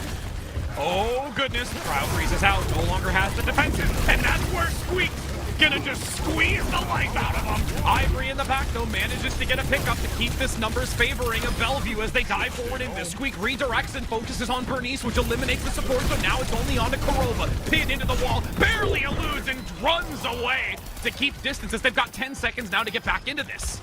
Oh, Ivory is able to take down Razor. No! Ivory gets another! Ivory is popping off right now on this Ashe, and it's going to be desperation time for St. Clair. They have to get onto this They're point. starting to feel the itch as Ivory works their way in. Now looking to get it into the overtime, the wall to block them back. Can they get there over the wall to touch it? But the second that they do, they're left vulnerable high in the sky as the numbers continue to vanish for St. Clair. Dynamite into the back. Great coach gun to knock Razor away, saying, I'm sorry, bro, you're all dulled out for now, as that's going to be a round 1 in favor of Bellevue.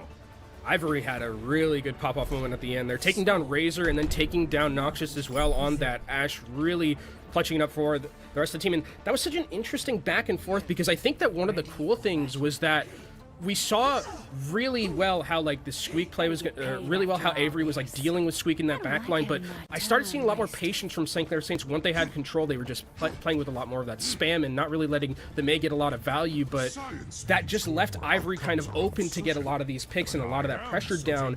And I guess like they're gonna have to really think about dealing with Ivory and not letting Ivory get these free sight lines to work with and all of that space. As St. Clair Saints, I would love to see this. Yep. I would love to see Hammond. Let's go! I've not seen Hammond in solo. Okay. Oh I mean, my! it's so interesting to see Hammond, because you gotta, if you're gonna play ball, you gotta be a ball player. And we'll see if Squeak is able to maneuver with this hero. I mean, I don't think you pick this if you're not confident in it, especially in a do or die situation. Squeak coming in, wanting to make a statement.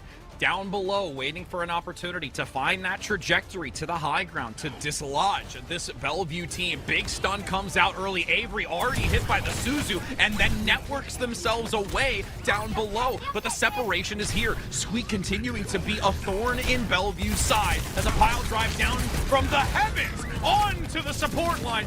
Bernice, she manages to get out, but Stone unfortunately was not able to, as the Stickies put that extra necessary damage to eliminate the Tracer. Bellevue now caught in the corner, and this wrecking ball, at least for the time being, is definitely paying off. And the coordination's so good, too. I love what this team from St. Clair Saints is doing with this composition. Every time you see Squeak go aggressive and get onto one of those backline members, instantly there's a discord from Redx, and they're just so good at the target selection and focusing down those single members with this pick composition, which is what you want to do with it. You want to just take down one member at a time, continue to cycle those cooldowns, and be effective. Don't let Bellevue University ever get a foothold. And really, really well played to start things off from St. Clair University. And now we'll see how Bellevue wants to enter into this, with the advantage favoring St. Clair. Soon to have those Minefield and Transcendence up.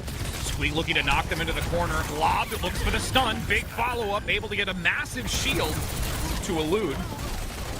Sticking close to the stairway, though, waiting for another angle. Gets the knockback, swings in like a wrecking ball, and manages to now set up with the ultimate, prepared to unleash onto this Bellevue squad, blocking them away. They're in the center of it. There is a sound barrier, though, over the wall in tandem alongside of the Kiriko Kitsune Rush, giving that extra push potentially to counteract against it. But Razor says, when you're below 50%, my focusing beam is going to make you disintegrate, as all of Bellevue just flees and goes back to the drawing board. And that's 3 ultimates there for Bellevue with absolutely nothing to show for it. And one of the things about this composition from Bellevue, I'm thinking to myself, how are you going to kill the Hammond? There's no like damage or DPS enough to take down this Hammond. They're going to start switching things up, bring in a D.Va, bring in a May, but still, this Hammond from Squeak is just wrecking havoc in this backline, and I don't really know how Bellevue University is going to be able to take down this Hammond with how much damage I think they're lacking right now. Noxious now sneaking over top. No one's ready for it. The pulse bomb doesn't land, though. Meanwhile, it's the holiday season. There's an ornament in the corner. Gets a nice pile drive on the backside. Goes instantly for Ivory. And despite the numbers being in favor of St. Clair's at the start, unfortunately, they have to give ground, allow this to be taken, and say, all right, fam, let's regroup. And I like this decision-making from the switch that we're seeing from Bellevue University. Instead of just, like, opting in to try and just play that Winston, play a very slow composition, they're going to be playing something a little bit more aggressive with that D.Va, get into that backline, and kind of just ignore the Hammond. The D.Va also gives you a lot of peel with the defense matrix, so those assassinations aren't going to be as easy for this Hammond composition as we go into this next fight. But there's going to be rally available from Sox. Razor's also got that duplicate on D.Va, very, very strong, so it's going to be a difficult fight to win for Bellevue University unless Ivory can pop off with this overclock. And we'll see, waiting to bring it to the table. Overclock active, going quickly for Razor, who does activate the duplicate, so has the extra health value to work through those incoming initial shots as Squeak finds a Lovely pin that's called Stone. Bowling their way through the front side, able to turn the corner and clean it up. The overtime now not going to last long, as St. Clair talked about the St. Clair comps bringing a wrecking ball to a match at which that I don't think any of us were ready for. Feels pretty confident with. And I mean, I was talking about how if you're gonna play ball, you got to be a ball player. Squeak is a ball player. That was some extremely well played Hammond.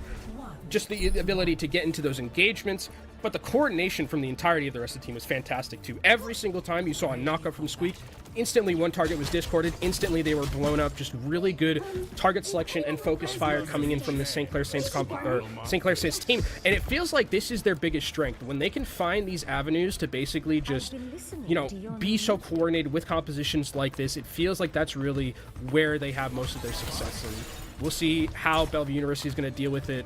Go into Gardens here. I don't think we're going to see, if we see Roadhog ever, I think I might shave my head. Yeah. I shouldn't have said that on broadcast. Well, people will hold you to it.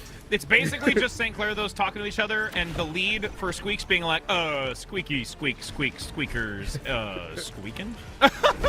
For those who know what I'm talking about, you're the real MVPs in chat.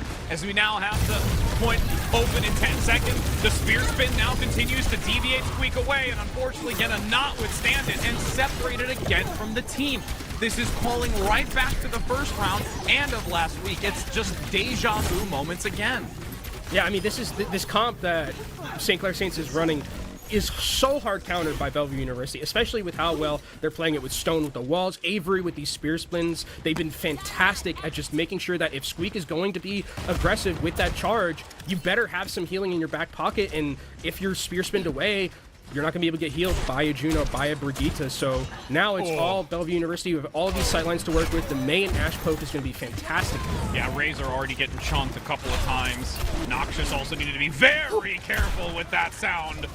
Everyone, the second they poke themselves out into the open, vulnerable as Ivory gets the pickup after the deflect runs its course.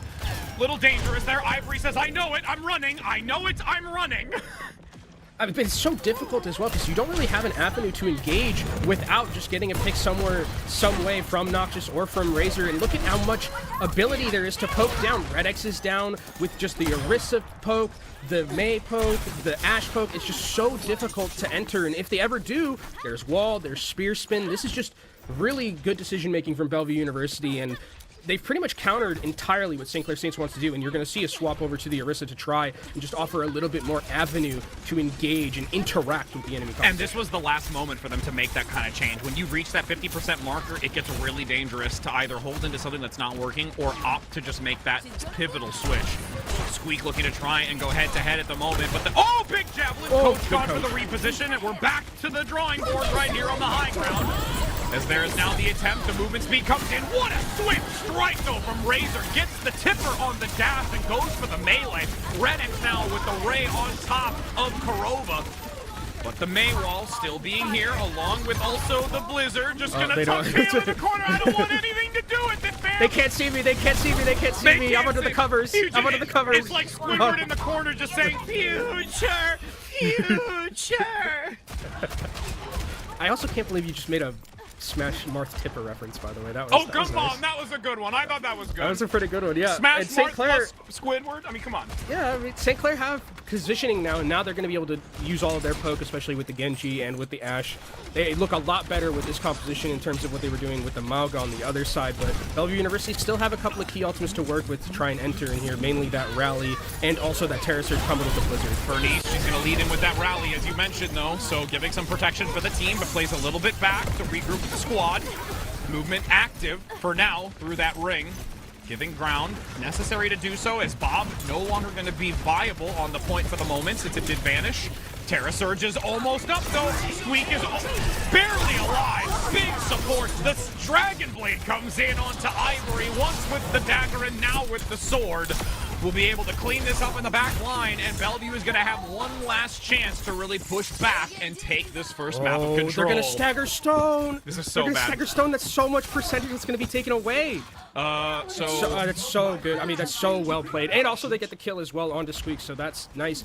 Just in the backside there. And with where we are, Rich, this is going to be last fight. There's going to be a Terra Surge available from Avery, but not much else, and Kurova not nearly as close to that orbital ray, so walking into an orbital ray here is going to be so tricky for this Bellevue University composition. They have to figure out a way to maybe win something in the neutral with some pressure from Ivory, who can get that Bob then and make it a 6v5 and try and bring this to even keel. And there's a few seconds to do so, but not many. It's by very small micro moments to be able to get this. There's the movement, there's the ray, everything stacked up, Terra Surge active to pull them into it. Diving out of the way though, St. Clair manages to get the early elimination, but it's a 1-for-1 trade. Noxious is down, and you still have this battle continue to ensue. Bellevue down onto the point. So it's only now Redix who's able to keep this team going for St. Clair in the 99 of the overtime. It's swapped back over by Bellevue. They're about to have the rally in addition from Bernice. If she can get it in time, she'll be able to cover them with that ultimate. She's and managing to do it, they will be able to deny St. Clair from playing what they feel was working. It was so close. I think this is going to be a slobber knocker, Rich, between these two teams, honestly. I think that when I look at this team and this Bellevue University composition at the very end there, it felt like from the get, right, they know how to beat this mountain composition, right? They have such a good idea with the May, with also that Orisa kind of the spear spin and forcing St. Clair off of the, one of their quote-unquote St. Clair compositions. And now, as we kind of look into this next series and next couple of maps that we're going to be going to, I wonder if we're going to see St. Clair Saints continue to play the Malga at all, because Bellevue University know how to beat it. Yeah. They very clearly have an idea of how to beat it.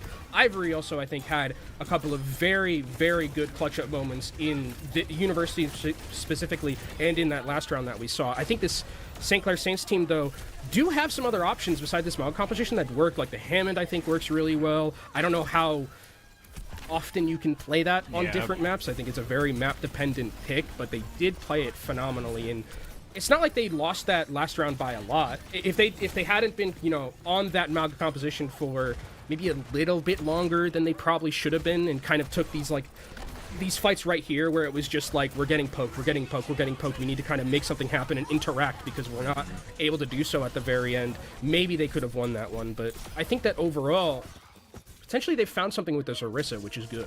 Yeah, I mean, in the last desperate moment, they're being able to play against it, and originally we're like, hey, we're going to try and make what we feel confident with work. But since we've opted to go into that to compete against them, we did find ourselves being, on some occasion, able to supersede what Bellevue was being able to play and bring. That I agree with you. I think that it is going in that route, as we're going to be heading towards Clash, which, again, we've not been able to see today thus far. So Anubis is where we're going. We had a lot of it last weekend. So hopefully we get to see more of it again, because we now really understand the ebb and flow of this within the, at least, collegiate sphere a little bit more, since we've had a lot more airtime on it. And this was the map that St. Clair Saints, when we saw them on broadcast last week, it feels like a year. Yeah, last week. 7 days. We saw them win on this composition, or on this map rather, because of the fact that you can play this Malga in this enclosed area. It's very good for they almost 5-0 swept it. So they had a lot of momentum into this one. It was very close, but I think that one of the things that really brought them out of that momentum when we saw them play last time was the May. The May really was something that we saw Brian and Stratton use incredibly effectively. And while I think that it's not going to work on every point, it's going to work on the midpoint in particular. So I think if we see them come out on the May at the start, it's not going to be as easy as it was, last week on Throne of Anubis. I don't think they're going to have they could very easily just go 5-0, have all that momentum, get into those open areas, and really make it difficult with the composition that they have. But this is definitely the map that I was like, okay, it makes sense that they're going here. It favors their composition so well.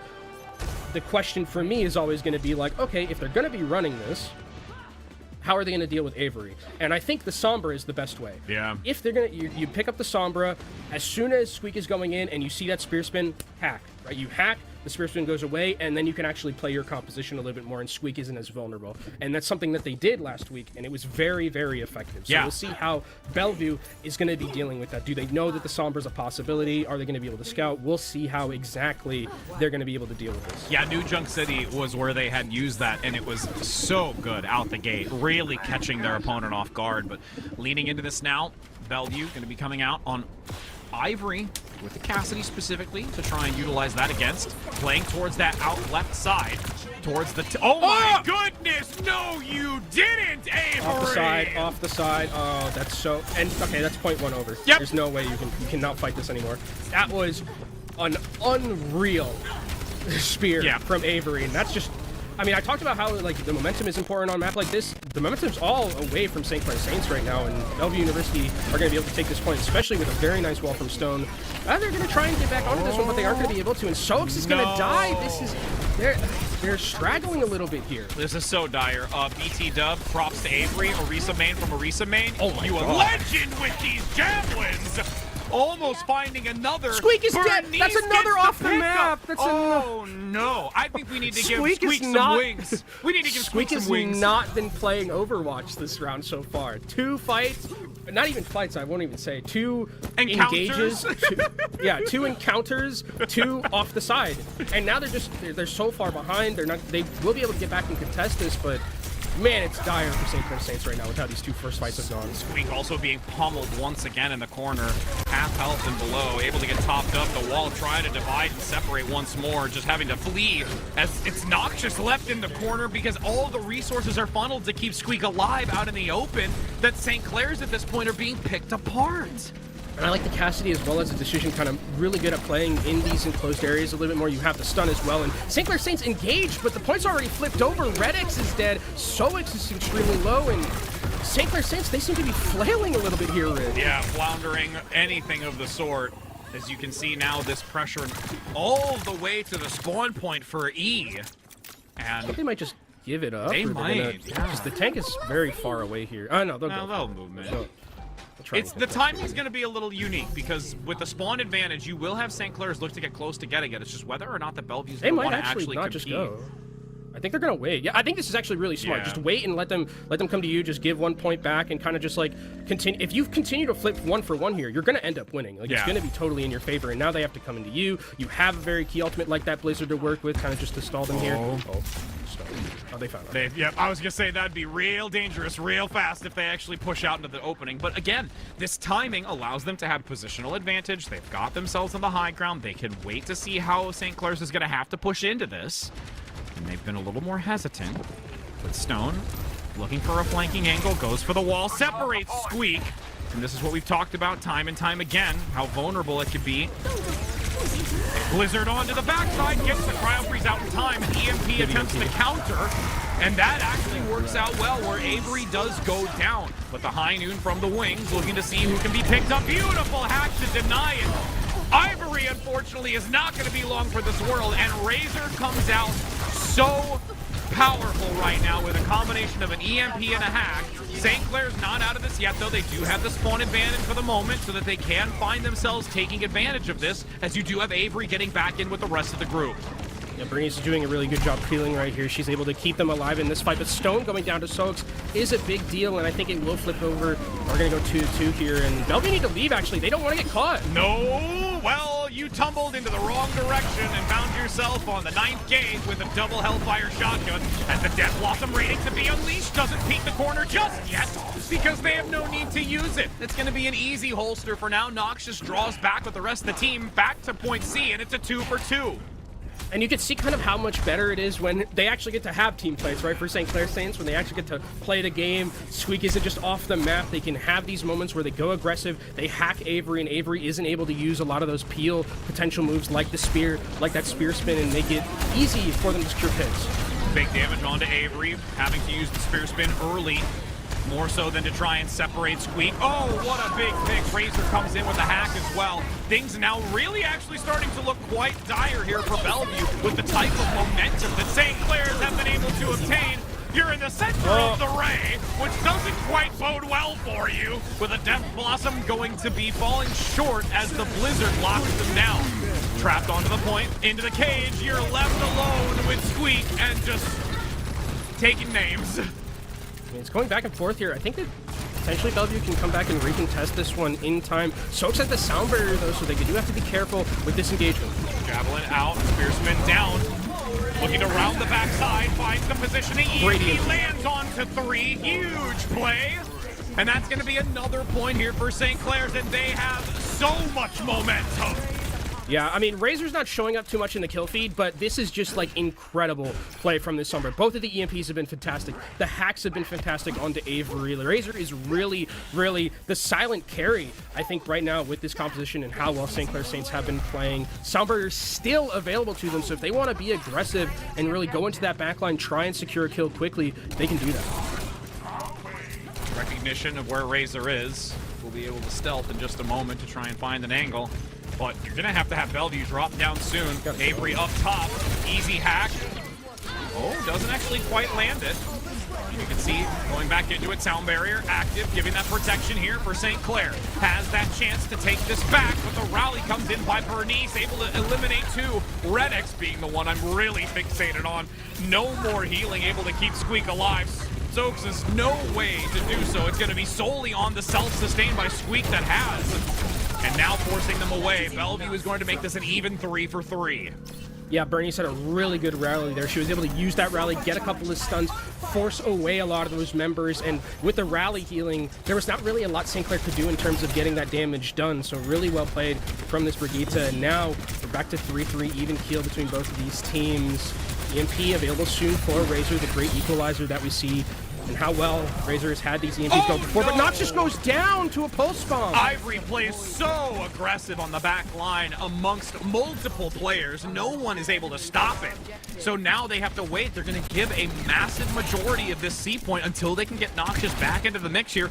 Razor not really in the best of position to go for the EMP just yet, especially with the wall, but has to commit to it. Playing in the back. Sweep now going to go aggressively. EMP active, lands onto 4, but the Ray is already out, so there's still a benefit to come through for the rest of the players. No use yet on that Terra Surge as it finally pulls them into the center of the cave, but it's just Squeak trying to melt Avery, but it's an even 2 for 2. The numbers completely dwindling as it's still Bellevue with a numbers advantage, with the remaining few from St. Clair's coming in too late. What an absolutely scrappy fight there. The EMP looked so good, but unfortunately, the rest of St. Clair Saints wasn't able to capitalize on it, and Bellevue University, again, with that orbital raid, like you mentioned, doing so much work even through that EMP, and now it's do or die for St. Clair Saints here. They only have this Reaper Death Loss in order because there is going to be a sound barrier relatively soon, but Ivory in the backline with the pulse bomb. We've seen Ivory hit a couple of big ones. Can there be another? Flanking angle. They do have knowledge of where Ivory is. Will Ivory be caught out in the back? Can they deny it? Razor low. Chip damage consistently onto Red X, who has to be extremely cautious. They might just pop it onto Squeaks, and it does go down. Separated with the wall. That was a pivotal moment to land on the tank to delete that front line protection. The sound barrier won't be able to do too much as Squeak now desperately goes on to this Wrecking Ball to get back onto the point. Noxus getting enough self-sustain from the Hellfire shotguns, but unfortunately there's too much running over as Stone gets 2 coming in for Bellevue. The respawn is there. St. Clair's not out of it yet, and they actually force them away. Bellevue University will come back into this one relatively soon, though. They do have a rally from Bernice. She's going to have that one available. And also, there's going to be a May Blizzard. Can Razor find a way towards this EMP before both of those ultimates come out? That's going to be the big deal. Avery going to go for the touch, managing to compete. Now get the knocks into the center. There's also the hack. Avery gets the fortify out, though. Blizzard in the back line, tossed amongst the corner, locking them in place. The numbers will easily favor Bellevue on this final point, despite the attempt to retaliate from St. Clair. There's a hope and a dream with a swap onto the Wrecking Ball, but it's not going to be enough in the end for St. Clair, as this will be Bellevue looking to close this out and make it a 2-0 map score. I mean, even if they do contest your orbital rates available from Korova, and I don't even think they're going to get there, they won't. It's going to be Bellevue beating St. Clair Saints on what you could argue is their best map in breaking serve. I mean, again, I think that the EMPs from Razor and the Sombra was a sound idea for the most part, but I think the peel, again, from the supports, from Bernice and from Korova was fantastic throughout this map in particular, and I think that they did a really good job kind of weathering the storm a lot of the times. Like that one fight I remember where they were up against Sound Barrier and they were able to just like peel away with the supports, keep the rest of the team alive, and there was enough damage from the St. Clair Saints composition. No, it's absolutely true. And you know, for all of the times that we've been able to say map 5 energy, we're coming on the cusp of having 3-0 energy right now, Kenobi. yeah, we are. It's, again, close 3-0s, it feels like. Yeah, no, it really has been. And I mean, with, again, the map selection that it's going to be St. Clair going to, at this point, I know that they've been really invested into the Malga. Do you think they try and go to a map where this Wrecking Ball or another composition might be something they want to play into? It's just such a risk, but at that point, I feel that they might need to. I feel like they might be live by this comp, but die by this comp is what I'm figuring out with this St. Clair team.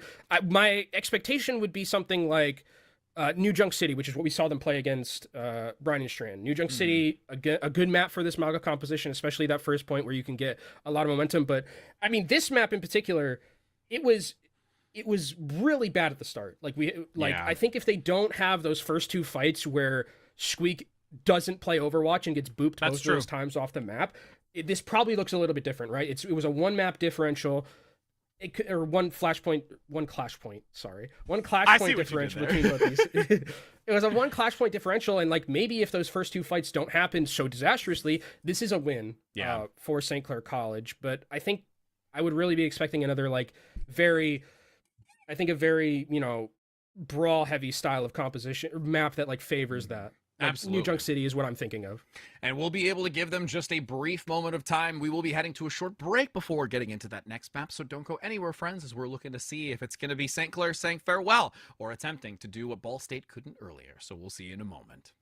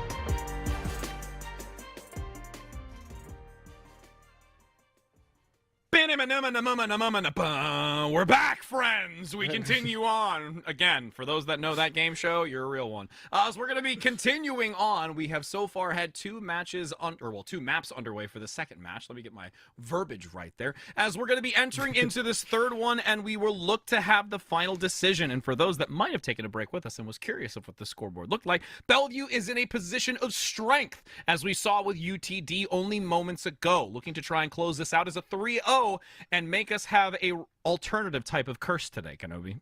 Yeah, I mean, we were talking about it a little bit, how it feels like it might be 3 Overwatch, at least for us, if, you know, this next one's going to be going to Bellevue University.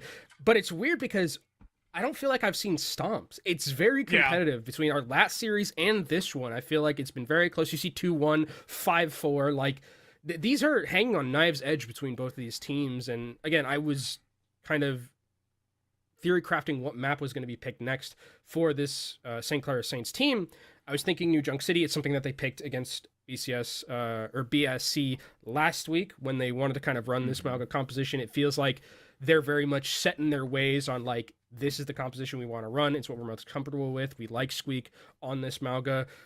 I don't know if they want to really opt into a map that would be like Hammond favored, which is I'm kind of trying to think as we look at the map pool, like where that would be. Can't be anywhere on Control, like Kings Row, maybe, like Hollywood, like some of these maps where I'm just like, maybe you can run Hammond, but I also think that they probably just want to be like, we're running, you know, we're running the Malga. It's happening. We're living by this, dying by it. Because the thing is you have to think of like the proportional advantage that you get from it. Like, yes, the Wrecking Ball will be helpful on this map, but is it warranted enough and valuable enough for it to be taken confidently to compete against something that has already been successfully working for Bellevue, and them being in a position of power twice over now, and where they honestly are on the map point, and even if things look to, let's say, go in favor due to the Wrecking Ball, it's then now tossed back into their favor for a map pick, and then they can go to anything that doesn't give value to the Wrecking Ball. So it is a real hard decision that it's like, like we gain a victory now, but what happens in the long run? And our value is really only just teetering on this uniqueness that has come out with the Wrecking Ball. But I mean, it is like, you are on lower side and it's do or die. So if there was ever an ace in your sleeve, a rabbit out of your hat, like, you know, any of those types of things, if you had one, it would have to be now that you brought it out, because you don't have any more chances after this map to try and continue on in this tournament. And I think, again, it's my mind leads me towards them picking New Junk City, just because of the fact that it is so favorable for that Malga composition. That first point, if you can get, I mean, it's very good for Malga, that first point in particular, where it's like, if you want to play like a very rush heavy style, you get in there, it's very enclosed. Again, though, it feels like on the other side, Bellevue like knows how to beat that comp, right? Like they've been doing so well with the May walls, Avery. They've been fantastic with using the spears, using the spear spin. Granted, I guess the Sombra did work pretty well at kind of like negating that a little bit, but still, for the most part, I think Bellevue University has a good blueprint on how to beat this quote-unquote St. Clair comp that they're bringing to the table. Yeah, I would agree. I mean, because it's such a toss-up, because realistically, we've been seeing some significant Sombra play. Like, you even highlighted it to where we had the Sombra play that really might not have been in the kill feed, but made pivotal shifts in the benefit of St. Clair with Razor. So that would be a valuable reason, and I entirely agree with you that it's a worthy decision. And if Avery is not able to handle that Sombra that could be brought to the table, which we saw last week, it made it very competitive. And again, I think it is like the margins are so fine, again, with how both of these teams are playing. Like, I think the Sombra is like the best option on how to beat the composition, right? On how to, like, maybe not beat it, because they didn't obviously win that last map, but it is like the best way to negate the value of it, right? Because I think a lot of the times when we saw Bellevue University really grab the game by the scruff of his neck, that we are going to be going to Gibraltar. Okay, so this is a complete just curveball, but this is what, like, if we were going to a different map, this is where Hammond could work. Yeah. Hammond can work here. I think you have a lot of options in terms of, you know, with the vertical mobility Hammond can bring to the table on a map like this. It is still a map where you can play Malga. Like, don't get it twisted. It's definitely one of those. But the biggest thing to me that this shows is that it's Gibraltar, it's a Widowmaker map. Yeah. And Noxious is on Widowmaker. And I think this is where they kind of really want to have Noxious get the ball and be like, okay, go win us this game. Yep. And I think that that's really against Ivory, who has been playing very well. I have to admit, especially like on the Tracer and on the hit scans. I think that's the matchup I'm looking for. If they do opt in to play more of that Widowmaker, and given the fact that it is Noxious, I don't see why they wouldn't. We'll see. And the other part too is maybe it's kind of the best of both worlds, where you're mentioning that the Malga is definitely still viable. Of course, we've got the Wrecking Ball, which can work here. It's almost like you get two birds with one stone kind of thing, where if you start off with one and it doesn't work, you have the ace in the hole to make that decision later on, to where it's like, all right, we're still going to do this. They're not going to be ready for it. We have our second chance. We played a bolt of our designated strengths that we've so far attempted to do. And at that point, you lay it all on the table. And I think this is on the side of this for Bellevue, I think this works well for them. I think Avery can play Diva. It's one of their best heroes. And I think that that's something that we can definitely look at, especially with how important vertical mobility is in this map in particular of Gibraltar.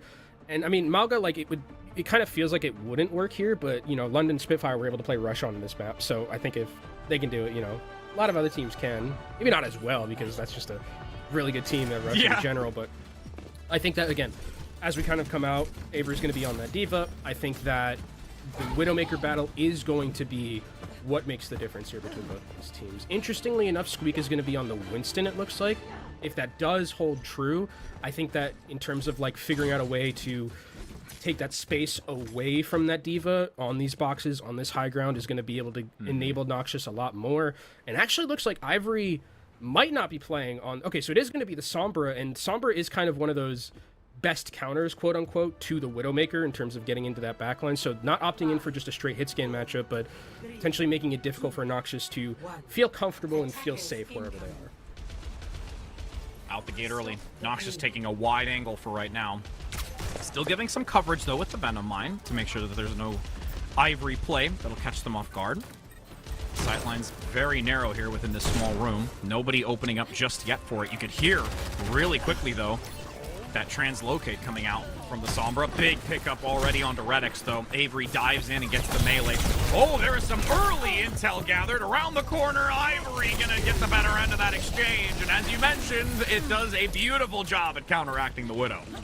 Yeah, now I wonder if we're actually going to see Noxious continue to stay on the Widowmaker and switch completely off. Because now, like against Diva, Tracer, Sombra, if you're playing Widowmaker, you're in hell essentially at that point. So now bring in this Cassidy, offering a little more CC to be able to keep yourself alive a little bit longer in these elongated fights.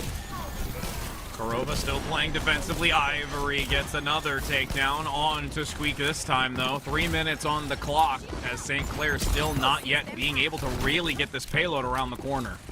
And Korova has gotten really, really high up in terms of this nano boost charge. Going to have it way ahead of Red X in this next fight, and that's going to make it even more difficult for an engagement because you throw that onto Avery, and then Squeak is not able to play over it. Korova still sitting pretty, though, from a support perspective. Able to just do as they please. Has the nano boost. Nades locked offensively. Razor does get the better hand, though, onto Stone. So they have to be careful defensively here. The retreat. Yeah, they're giving space. Retreat completely. Yeah, because you don't have the Tracer anymore to kind of duel with Razor, and Razor can take all the space that he wants in the side lane. Now, engagement comes in from that Winston, but the Nano's onto the Brig. And there is a beautiful denial for healing. Great nade to just deny any accessibility. The Pulse Bomb comes in. This is where St. Clair's now finally get a foothold, and it all pivots on that beautiful takedown onto Stone. Yeah, I mean, that was fantastic from Redix. The anti-nade was able to take down Bernice specifically during that rally because there was no way to get healed even through that nano boost. And now Squeak is just going to use this Primal Rage to secure this fight win, and that's going to be point one taken for St. Clair Saints, who looked like it started a little bit rough, but some good adaptations and some nice play from their Anna is able to get them that first win. And they're going to be able to take this point, move over to second, have control of this high ground. Noxious, I think, is... really, this pick on the Cassidy was really good because you have a lot more survivability and something like a Widowmaker. I would expect actually Ivory to switch off of this Sombra once EMP goes out or something. Okay. Great. Okay. Avery, you don't know. Okay. Apparently they had the blinders on. Oh! Gets to sleep on the Nano Winston. Now finally back online, everyone convenes back to give the assistant onto Redix. Noxious now gonna get a aggressive positioning, but is hit by the EMP. Squeak goes down, and St. Clair's have been stifled for the moment, but still keeping some movement forward. Noxious dropping down below, everyone hiding for the moment, getting free progress on this cart until they can dive back into it. Razor not yet able to toss out that pulse bomb, has to force the recall and looks to maybe get a better angle, but needs to flee entirely because their health value is so low. And they don't have the healers as well because Redix is not in this fight just yet, so they have to back away. Razor still looking for that pulse bomb. Kurova's so close towards this nano boost, can throw that onto Bernice or onto the Diva. Avery has to use self-destruct to get out of there. On the high ground, can they hide? They force the recall. Beautifully done for timing. St. Clair's taking the advantage. Ivy in the back. Maybe gonna get out. Finally does. And Noxious playing hyper-aggressive. Looks for the Magnate. It doesn't matter if it lands. It's gonna be an easy pickup here as this last home stretch with 4 minutes and 10 seconds continues. St. Clair, I mean, it looked like they started off really... It was a little bit tricky, but then, again, that switch over to the Cassidy really gave them all that momentum, and because Ivory kind of just had to stay on the Sombra for so long just to guarantee that EMP, they really never got anything with it, and momentum was completely in St. Clair Saint's side the entire time. Now Ivory's on the Widowmaker here with these long sight lines. Potentially can catch St. Clair Saints off guard, but Stone is down. Another great nade from Redix. Redix really stepping up. This has been the third attempt that we've seen now landing a significant nade, either to eliminate or deny any healing onto that primary target. Though, this is going to get dangerous here with Ivory getting some shots in the back now that more players are exposed. But Avery says, nah, don't worry, fam. I'm going to dive right in and do some Winston things. Science is my jam. And we'll be able to clean up with the rest of the team. Yeah. There's also Squeak using that Primal Rage in that fight, but Squeak's actually still alive trying to fight this one out. Soaks, I don't believe, is here in this fight just yet, but once they go back into there, they're going to be able to get healed up a little bit. Nano available for Redix, so throwing that onto the Winston is going to be a big deal, and now Noxious has gone back over to that Widowmaker. We finally have another Widowmaker 1v1 between Ivory and Noxious. We'll see who gets the better end. That shot taken, though, gives intel for Ivory. Defensively, nice gets shot. a pick onto Redix, who has been monumental in a lot of the progression. And that means no nano as well, so I don't think St. Clair Saints can take this team fight, but Noxious returns back over to Kurova, so now when Squeak gets back into this fight, nano boost is going to be a big deal, and there's no threat of the sleep.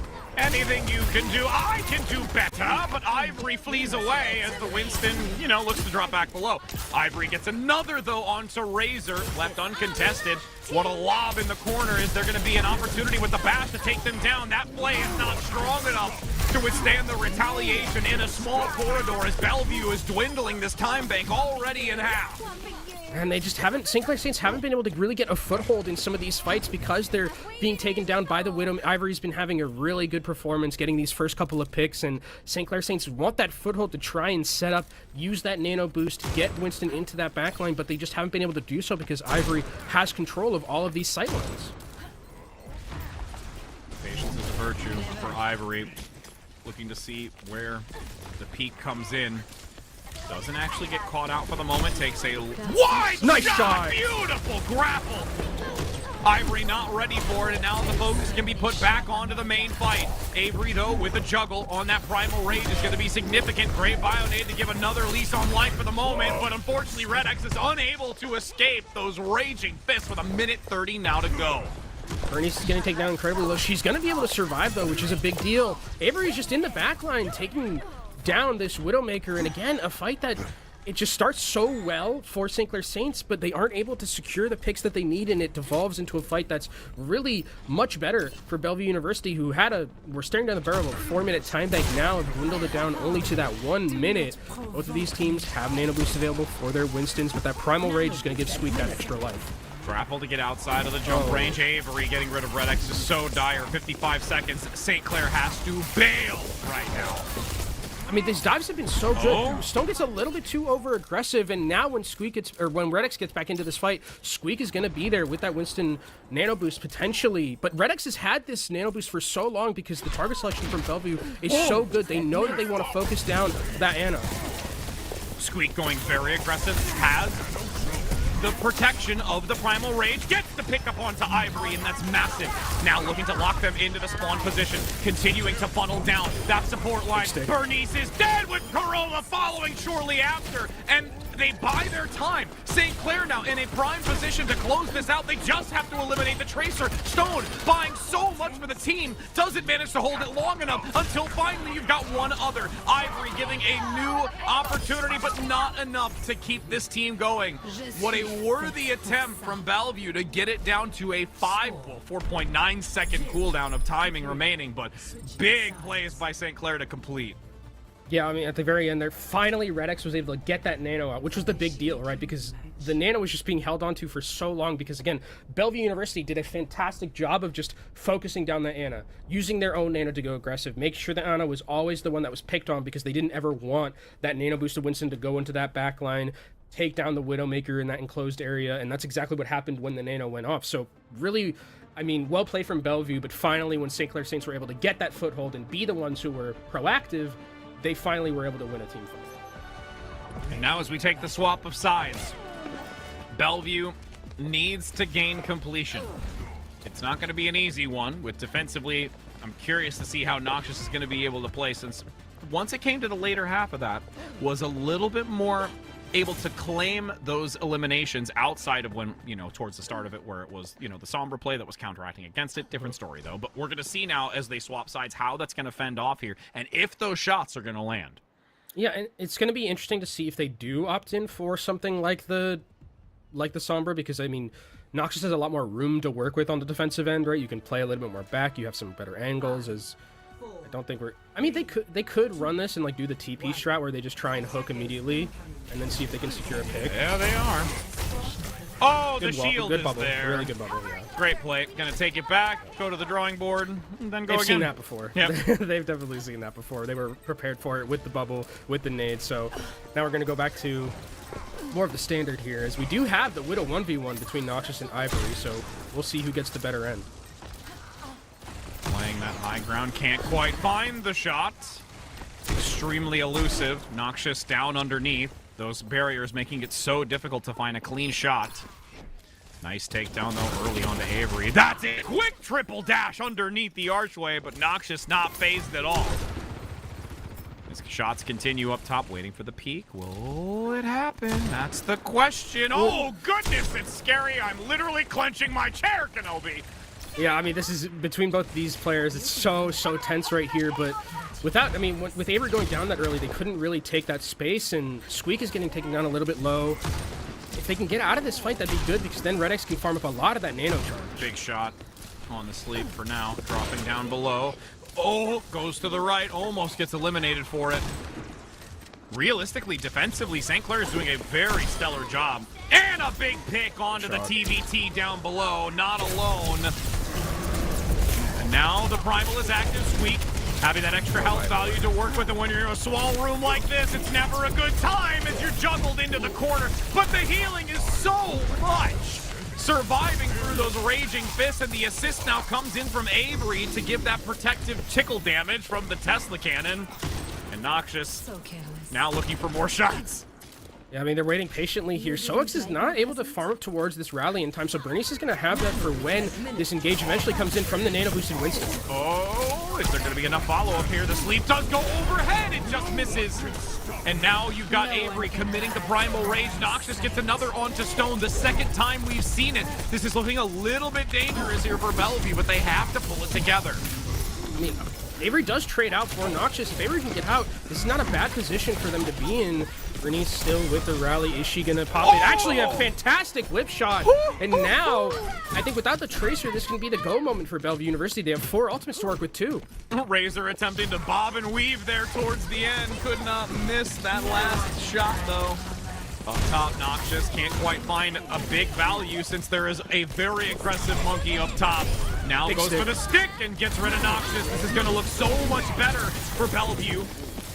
Now dropping down from up top, nano boost on to the Winston, playing forward. Rally is not going to last much longer though for Bernice, so the protection will fade. Squeak is down, Ivory gets 2. Not ready for that throughput in damage. Ivory now going to take advantage and give ground here for St. Clair. Yeah, Ivory's been I mean, we were talking about how Noxious was the one who was going to get the ball and kind of like be the one to carry. This has been a really good performance from Ivory on this Widowmaker, kind of going toe for toe with Noxious in a lot of these scenarios. Squeak is going to have the Primal Rage, so should be able to take some space with that. Actually, Ivory gets taken down because Razor was doing a great job of taking attention from the supports away from that Widowmaker. And now Noxious looking for anyone that's going to poke their head out. Nobody just yet, having the Venom Mine down below, at least to trigger for intel. Still needing to be very cautious, though, is very aware that Ivory could come back in. And really just going to play it safe and watch these 4 doors. I think we're just going to play a little bit of, you know, a little bit slow between both these teams. Widowmaker is going to be trying to find picks against one another. Seeing where exactly they can go. I mean, they still have that ability, if you are Squeak, to go in aggressively and with that Primal Rage stay alive. Couple of big shots, though, getting close to that Infrasight. Might find it, sees the gun tip. Are you going to step out? Will it happen? Has to be careful, though, because if the dive comes in onto it, be left vulnerable. Squeak now with the Primal Rage. Slept beautifully, but somebody woke the Giant back up. Able to get out in time. Stone is eliminated. Noxious finds the pickup. Squeak only with a few seconds remaining onto it before Avery's going to continue to do the juggling, but so low health, the damage is there, and Renix gets the elimination. Yeah, they play that so patiently. I love that from St. Clair Saints, where they wait for Bellevue University to get in to that enclosed area, and then the Primal Rage does so much in terms of that disruption, and Bernice just a little bit behind in terms of that ultimate charge. If Rally was in that fight, it could probably look a little bit different. As that was very dangerous from Stone. If Noxious had hit that, it would have been more time taken off the clock. And speaking of time, only 1 minute and 30 seconds left for this Bellevue team. They're running out of real estate. Yeah, looking very dangerous. Shots fired. Now aggressing forward. Bellevue looking for the retreat, but the Rally's going to give them another comeback moment as they look to go to the side. The shield is up, not wanting to get slept for the moment. Big bio nade, no HP, can't grab the health pack, and that's now 1 minute and 20 left where St. Clair is still holding on to this, but as I say that, Ivory gets 2! Oh, danger! Oh, almost got 3 there. Noxious is 1 health, gets taken down. Is there going to be a stall from St. Clair Saints here? I don't think so. It's just the Brigitte. Winston gets on there. Oh, they want to contest? Yeah, they're going to go back into this. They think they've got enough with the Rally to be able to oh my God, fight that answer. this, but oh my goodness, it's so dangerous, so dangerous. As you're going to now play on the high ground here, Ivory going to continue looking for an off angle to try and find the Tracer. Nobody's coming back from the spawn fast enough, and that's a checkpoint reached. That's really tough as well because they used the Rally to try and get back into that fight, but a beautiful anti-nade from Karova completely wrecks that re-engagement from St. Clair Saints in 2 minutes. Available for Bellevue University to start moving forward and see if they can take this point away and get us another round of Gibraltar. Half the time available in comparison to St. Clair being on the attack in this home stretch, so they need to make it worth their while. They gotta poke out though. Ivory waiting, sees the weapon fryer. Gets a body, but doesn't land the dome. So it gives another shot to recover. Razor playing in the back as the TBT continues on the backside. But that pulse bomb still lying in the wings. Can't quite jump out confidently. Oh, another shot goes wide. Barely able to sustain. Karova with the nano. Could look to unleash at the stick. And can't do anything about it. St. Clair's defensively now in a dominant position with only 1 minute 20 to go. Well, the sports are dead. They're going to have to retreat here. They don't want to lose any more members. Ivory does end up going down, and with 1 minute left here, Rich, I think we're in that last fight territory. Maybe one more after that one. If they lose this next one, they do have the support ultimates to work with. Specifically, that nano is going to be a big deal. Giving it to Avery, oh, gets caught out. The exchange is able to get the health pack, though. Shot goes whizzing by the dome. Able to hold on for now. It's getting so risky. Just a slight step out of line could cost you the elimination. Now having to focus back into it. The grapple to take the high ground. Avery, though, attempted to counteract against Noxious, who has been very not so well played recently, as it's going to be eliminated in the back. The pulse bomb joins in as well. 30 seconds to go. Bellevue in the home stretch right now. Just have a few more meters to go. St. Clair Saints did get a lot of ultimates out of Bellevue University, but Burnus is coming in with that Rally. That could be the difference maker in this fight. Noxious has sights available to him. Can he find a pick? He knows where everyone is. Razor goes down to Karova! That might be a massive turn of events here. Ivory, with those shots in the back, has full sight lines on the players that come out of the spawn and gets Renix denies the healing. It's all onto the break play, and it's only 3 that remains, and Stone finds 2 and comes in clutch in the overtime, and will be able to complete, making this a 60-second time bank for Bull on the return side. We're going to get another round of Gibraltar here between both these teams, and now it's even more pressure on St. Clair Saints. They have to be perfect from here on out, essentially, or they will be going home. And again, Ivory has been really impressive. Yeah. You're going up against a very talented hit scan DPS in Noxious, and Ivory is meeting every single punch so far.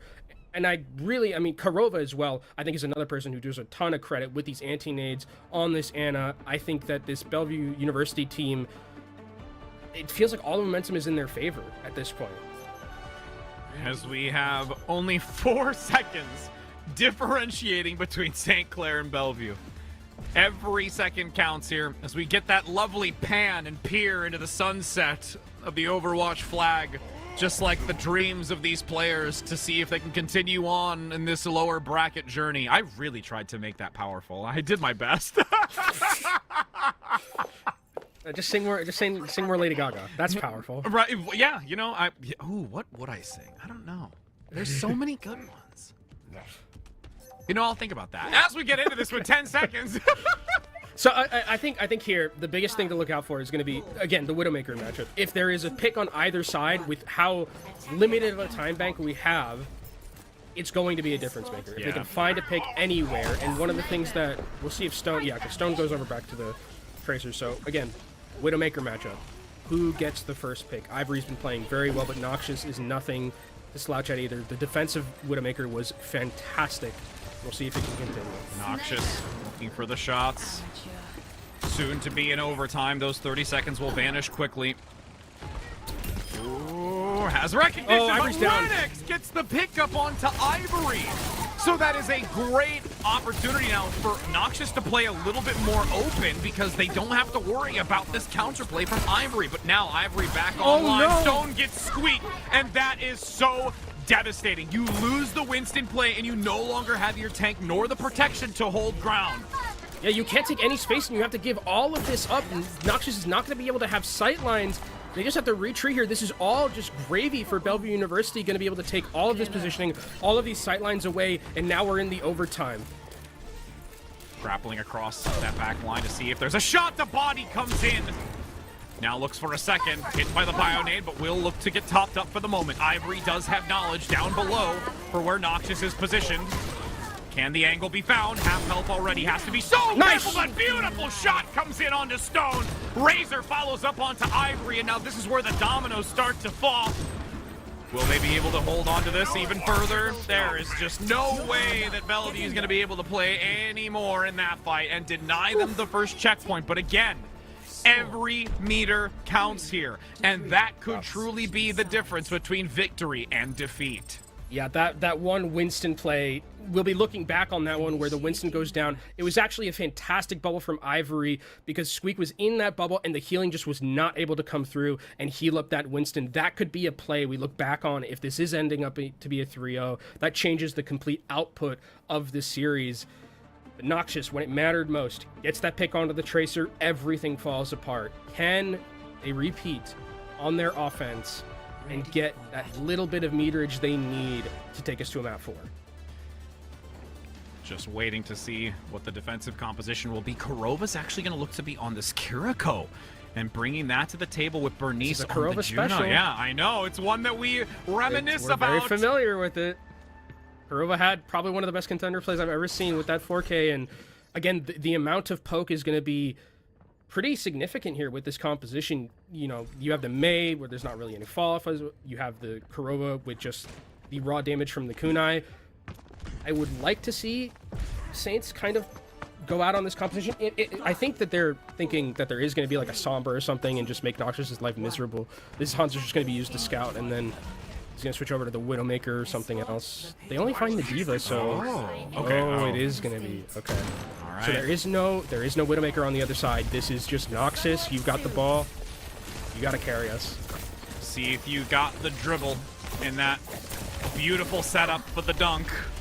I'm trying to use as many sports terms as I can to follow up with you and doing the best I can, but 40 seconds. We'll work on that. I know, we really have to. I played a lot of soccer, not as much basketball, but we'll call that another day. As you do see Noxious down underneath the archway looking for some shots. Avery playing a little bit more aggressively. Squeak, Noxious so low, can't afford to go down, and Ivory finds it. Now Ivory escaping, not to go for the TVT, but the chase ensues. Razor looking to follow up onto it and gets the pickup, so it's a 1-for-1, and there's a long distance back to come in defensively from Bellevue, hugging underneath. And without Ivory, they can't. The Widowmaker's going to be able to play a little bit more aggressively, but Noxious actually going over to the May, and they just want to brawl in this enclosed area here. Ivory is actually switched over to the Bastion. This is a brilliant idea. It's going to make them Winston's life miserable. Now with both of the May walls out, there's no ability to block any of that incoming fire as Ivory looks to take it off angle down below. Will they be ready for it? Goes in for the grenade. The Sentry turret is online and melting the health values. The shield is blocking only some of it. But now with the turret down, the grenade is active, blowing them up for the time being. Overtime is active. Bellevue looking to hold underneath as the archway is no longer there favorably. The overtime's going to vanish. St. Clair absolutely bamboozled in the very end of it, able to take this and continue moving on and saying a fond farewell to St. Clair. What a brilliant swap from Ivory there, knowing that we just got to win this one singular team fight. We're going to be able to do that if I'm on Bastion. Come back with the turret form. Way too much damage to deal with. And it's going to be Bellevue University. Another 3-0, another very close 3-0. And Ivory, mad props to Ivory, who played fantastic again against a very, very good hit scan on the other end in Noxious. That Bastion was just like, my poker face, my poker face. No. Oh, this is really bad. They're gonna be so happy that we're swapping out after this series. Really are. We love you, chat. But again, we'll get some of these highlight plays here of how intense it was. And again, it's another 3-0, but this was absolutely one that you will just want to recognize the competition that we have that still ensues for the remaining elimination matches today and what we have in store for tomorrow and even next weekend. Yeah, I mean, this is lower round one. Yeah. Like, I mean, and these matches are so intense, so close between these teams. I mean, again, we're talking about how it's 3-0 on both sides, but we joke a lot about how it's like, oh, you know, a close 3-0, yada, yada, yada. This was genuinely a close 3-0. Like, a very, very close 3-0. Our previous series was as well, and again, if this is just the lower round one that we have, I can't wait to see what happens further in the bracket. Yo, when we get to that upper round, that's going to be wild, too. I mean, we're just waiting. We're going to be all feasting on glorious competitive Overwatch. But here it is, Ivory. What a throwback. Very big brain swap there. I mean, it's like one of the things that beats Winston probably the most. And just, you need to win one fight. That's just kind of how you do it. And Bellevue University going to be going forward with a 3-0. St. Clair Saints, unfortunately, bowing out of the tournament. Fun, I mean, very fun team to watch in terms of that composition. Oh, absolutely. Like, the MAU composition was working. It's just Orisa is still very strong. Like, Orisa still works relatively well in these scenarios. I love the Hammond that we saw from St. Clair Saints as well. That was really fun. But Bellevue University, I think we talked about how they kind of were upset that they were here and they beat themselves, they said, against Cumberland. And that coming back in with a 3-0 like this, a very good way to, you know, tie that up with a nice bow and be like, yeah, we need to, you know, have the momentum going forward. Oh, hey, look at that. That's a nice little bow on my present. I'm gonna take this present. Why, thank you for that present. Because you said tied up like a nice little bow. Come on, we're going to have fun with it. Holiday is coming up soon, so I'm going to start making these holiday jokes as we lean into it. No.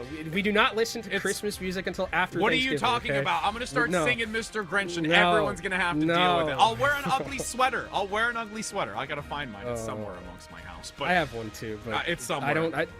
Christmas celebrations do not start until after Thanksgiving. Okay, November 1st Christmas music. That's what it's like, friend. I work for Starbucks. Come on, I have to hear it every day. But all right, friends, that is going to conclude Kenobi and I for these first two matches, but we have two stellar casters that are going to take you the rest of the way. Twin Salty and Tiny Shiny are going to be able to give you more action for the rest of this, not only for excitement, but also for your drops. So it has been an absolute pleasure. We hope you have the great rest of the broadcast, and we'll look to see you tomorrow. But stick around, because there's going to be a lot of excitement.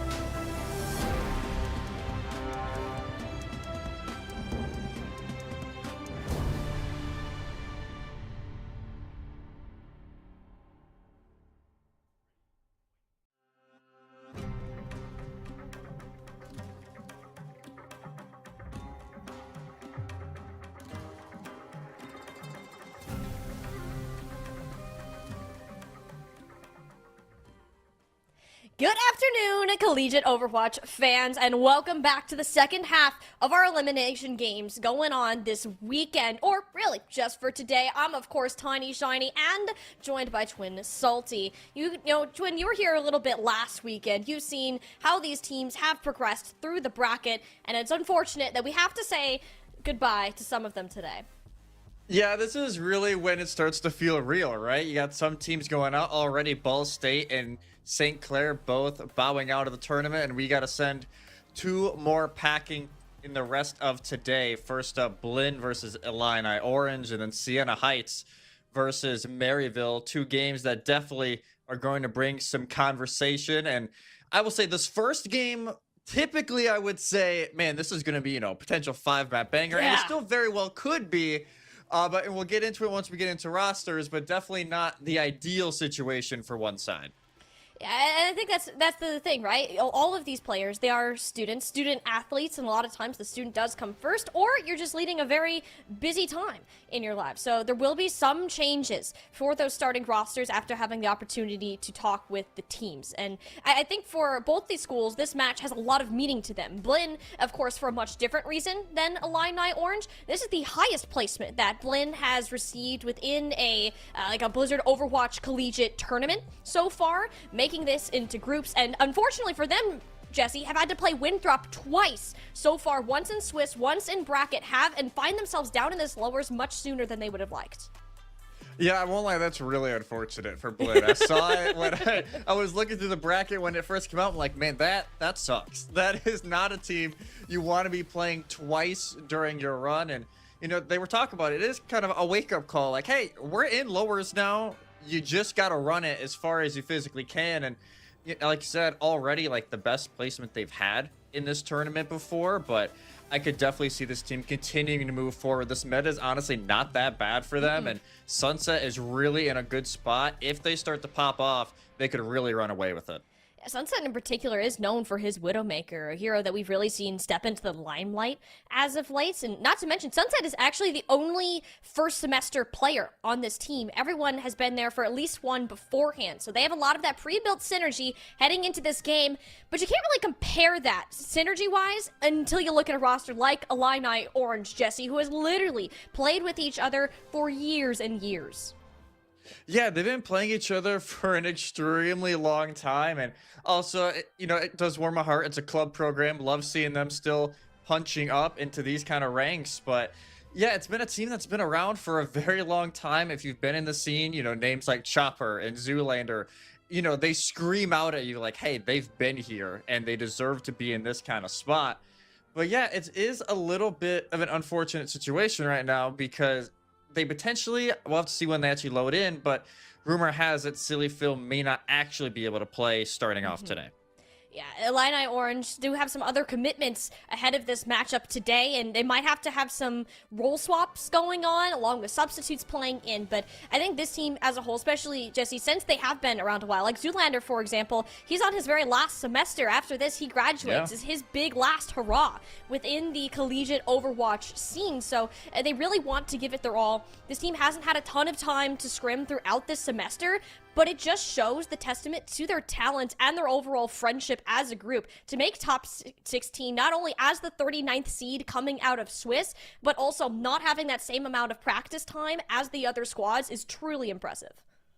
Yeah, especially in a meta like this to where it can really be down to the very fine margins of how you play these comps. The fact that they're still having those kind of results is quite incredible. And we give a quick look at our map pool. It is very much like the OWCS style to where, yes, we're going to start on control, and then it is loser pick. You just can't return to the same map type. So after control, the loser, let's just say, for example here, just for an example, Illinois loses, they can pick push, flashpoint, clash, escort, hybrid. They can do whatever they want, and that really does kind of go into the fact that losers really can even up the score because of the fact that it is purely in their control. Unfortunately, that hasn't happened today. We are on a bit of a Overwatch streak. We'll see if this game can break it. I will say this map does often set the tone for a lot of how the rest of the game will go out. Control, each team is on an even playing field, but also you have teams that it can get a little bit silly. Try some different strategies, and Oasis is often a good map to start because it forces teams to showcase their flexibility. Yeah, we even saw it a little bit earlier. You're going to see a whole lot of looks. I don't think we're going to see the MAGA that we saw from St. Clair. I think that was definitely a St. Clair special that sadly for them did not work today as they lost in their previous game to Bellevue. But we could see, the Orisa Rush come out. If we're going over to City Center, we could see a dive, whether it be the Winston, Devo, or even, I guess, the Wrecking Ball is getting thrown around again. Or even some of the JQ that we've seen occasionally in some maps. So this really does open up the line of interpretation for this meta. How are teams wanting to adjust, and especially for the Illini Orange going into this, with them maybe not having, the exact roster that they've been playing with this entire semester, maybe they get even a little more creative on how they're trying to patch up those holes. It's all kind of this waiting game. What are you going to expect from your opponent? What are you going to do just given those circumstances? And it does seem for now, yes, that swap will come in. Snake 2, aka Zoolander, who's typically a support player, will be moving over to that DPS slot where Surge and Factual will take over in the support. So Illini Orange, they did make that roster change up, and we're going to see how that plays out. Because as you said, Jesse, this is a very comfortable meta for Blinn, just given their hero pools. Yeah, it's a very good meta for Blinn, right? You can just have Hutch and Regime kind of just chill in the backline, do their own thing. Their chemistry is one of the best in Collegiate right now for double support. And Sky Sniper on the Pharah. We got Sunset Widow as well. It's almost a little bit of like an ISU look here with having a Widow on control. It could work. And already Balance is already having the brunt of that damage right in their face. Sunset knows that he's good. I met him once at a collegiate land tournament and was talking to him, and he spent about a solid 5 minutes just hyping up his Widowmaker to me. I'm like, all right, dude, let's see it. And he really can put on those performances. Are you going to do it against this composition and a Genji dive in your face? It's asking for a lot. Regime essentially is going to ask, as his personal bodyguard, sending Snake 2 running. Illini Orange have a lot better point presence in this scenario. There's a lot of waiting for Sunset and Sniper on Blinn to actually get that elimination, which hasn't come through yet. Yeah, it just hasn't so far. Illini just trying to hide underneath, trying to play out of sight of Sunset, but that can only last so long. Yeah, that's balance going down there. So even if you end up losing Sunset, not having a tank for Illini Orange, that will go ahead and signal flip for Blinn. Yeah, Blinn flip it on over. Like you said, Illini, they can't do anything without balance here. Now that's going to go over to the Diva, but because of the fact that they don't have that tank, Factual gets taken out. And Illini will now have to do another reset with the stagger going through on the Snake 2 as well. So going from bad to worse for the Orange, and now eventually we finally have kind of a settle down on this point. It's going to be kind of awkward here for Sunset. It's not like they're going to have a lot of great looks. And especially, like you said, Snake 2 is going to be in their face a lot. And now that Valence is on the Diva, they're going to continue trying to press up, but it does leave the backline a little open for Haluk and Sky Sniper to push it. Will be a very brutal Ray out of the punch. And Blinn College can kind of push forwards with it. For Illini Orange to spawn to their own. Chopper zoning with the Deadeye. He's very well known for his hit scan presence as well. Bit hasn't necessarily been in the kill feed so far. Luke soars to give up a lot of space. Illini Orange can now move themselves over to this objective. Illini understand they have a ton more damage to put towards this tank. Luke almost seeing the brunt of that, but it wasn't for that Javelin followed up by Sky Sniper. The synergy of this team can be on point for plays just like that one. Sunset cleaning up another. The Buccaneers keep control. Yeah, Okay. Buccaneers hold control. Do they get Valence out of Meg? No, just barely not. I think that honestly would have been the end of this point in its entirety. But this year for Illinois, as Chopper makes the swap over to the Cassidy, they don't, or I guess to the Sojourn, trying to figure out in the fly here how they want to do this. They don't really have a whole lot to work with. You got 4 ultimates here for Blinn College. They can just ult up, and it's going to be really hard for Illinois to push through. Yeah, like how do you cross with Sunset Sights being over there? It's a nail biter. Anytime you have to peek your head around, there's just 4 check marks for Blinn. They have all of the advantage they could want. Looks like Illini does escape out of the Terror Surge though, so a lot of those tools are gone. Illini Orange, specifically Snake 2, chance to strike back, Dragon Blade in the air, but those couple of swings looking meager against the Mace of Regime. Blinn College were on it from the start. You can really see how comfortable they are on this particular set of heroes. Yeah, this is why they've been climbing the ranks right now in the community rankings, right? As 112 go in their favor. And again, maybe with Illinois' normal roster, that's a little closer, but they're just so comfortable in this right now. Like, this is one of the best metas they could ask for. And very much in a meta that, we've been saying it time and time again, like anybody can be anybody, it feels like, depending on the day. And we've seen way more upsets up and down the bracket than we typically have.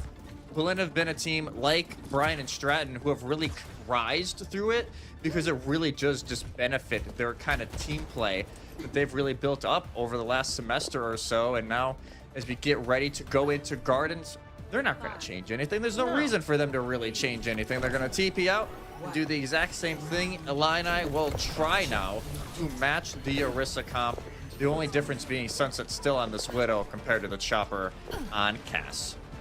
A bit of an outrange, but if Illini Orange are careful, they can play in certain positions that kind of disregard any of Sunset's presence, but with the sightlines entirely, it's just not easy to do. You want to get Chopper in a spot to succeed. We know the star power that he has from his time in TSM and OWCS, but even now you can see that Illini Orange are recognizing the threat that is this sniper player. Snake 2 going in, but it was hiding. I think Regime was hidden around a corner, baiting out their Widowmaker for the kill, because if you don't contest Sunset, this is exactly what happens. Woo!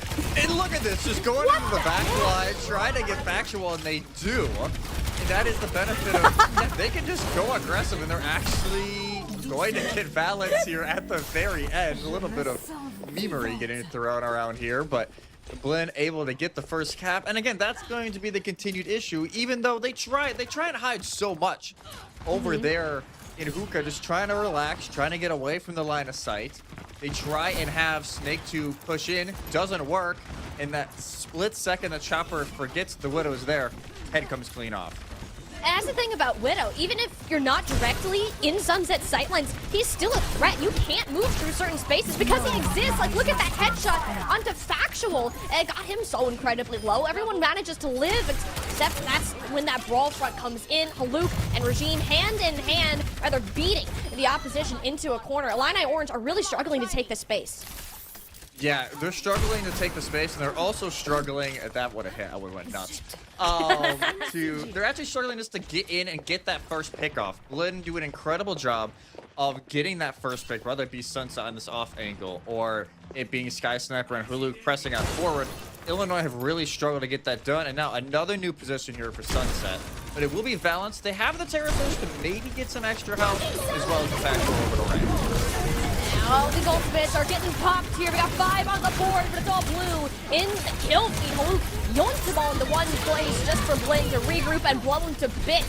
The Illini Orange attempting to rally behind Surge with their own ultimate. Yeah, it's just not enough. You're down too many players, and I think they're trying to hope to make something out of that point flip. It's not working. Something has to change, and Chopper knows it.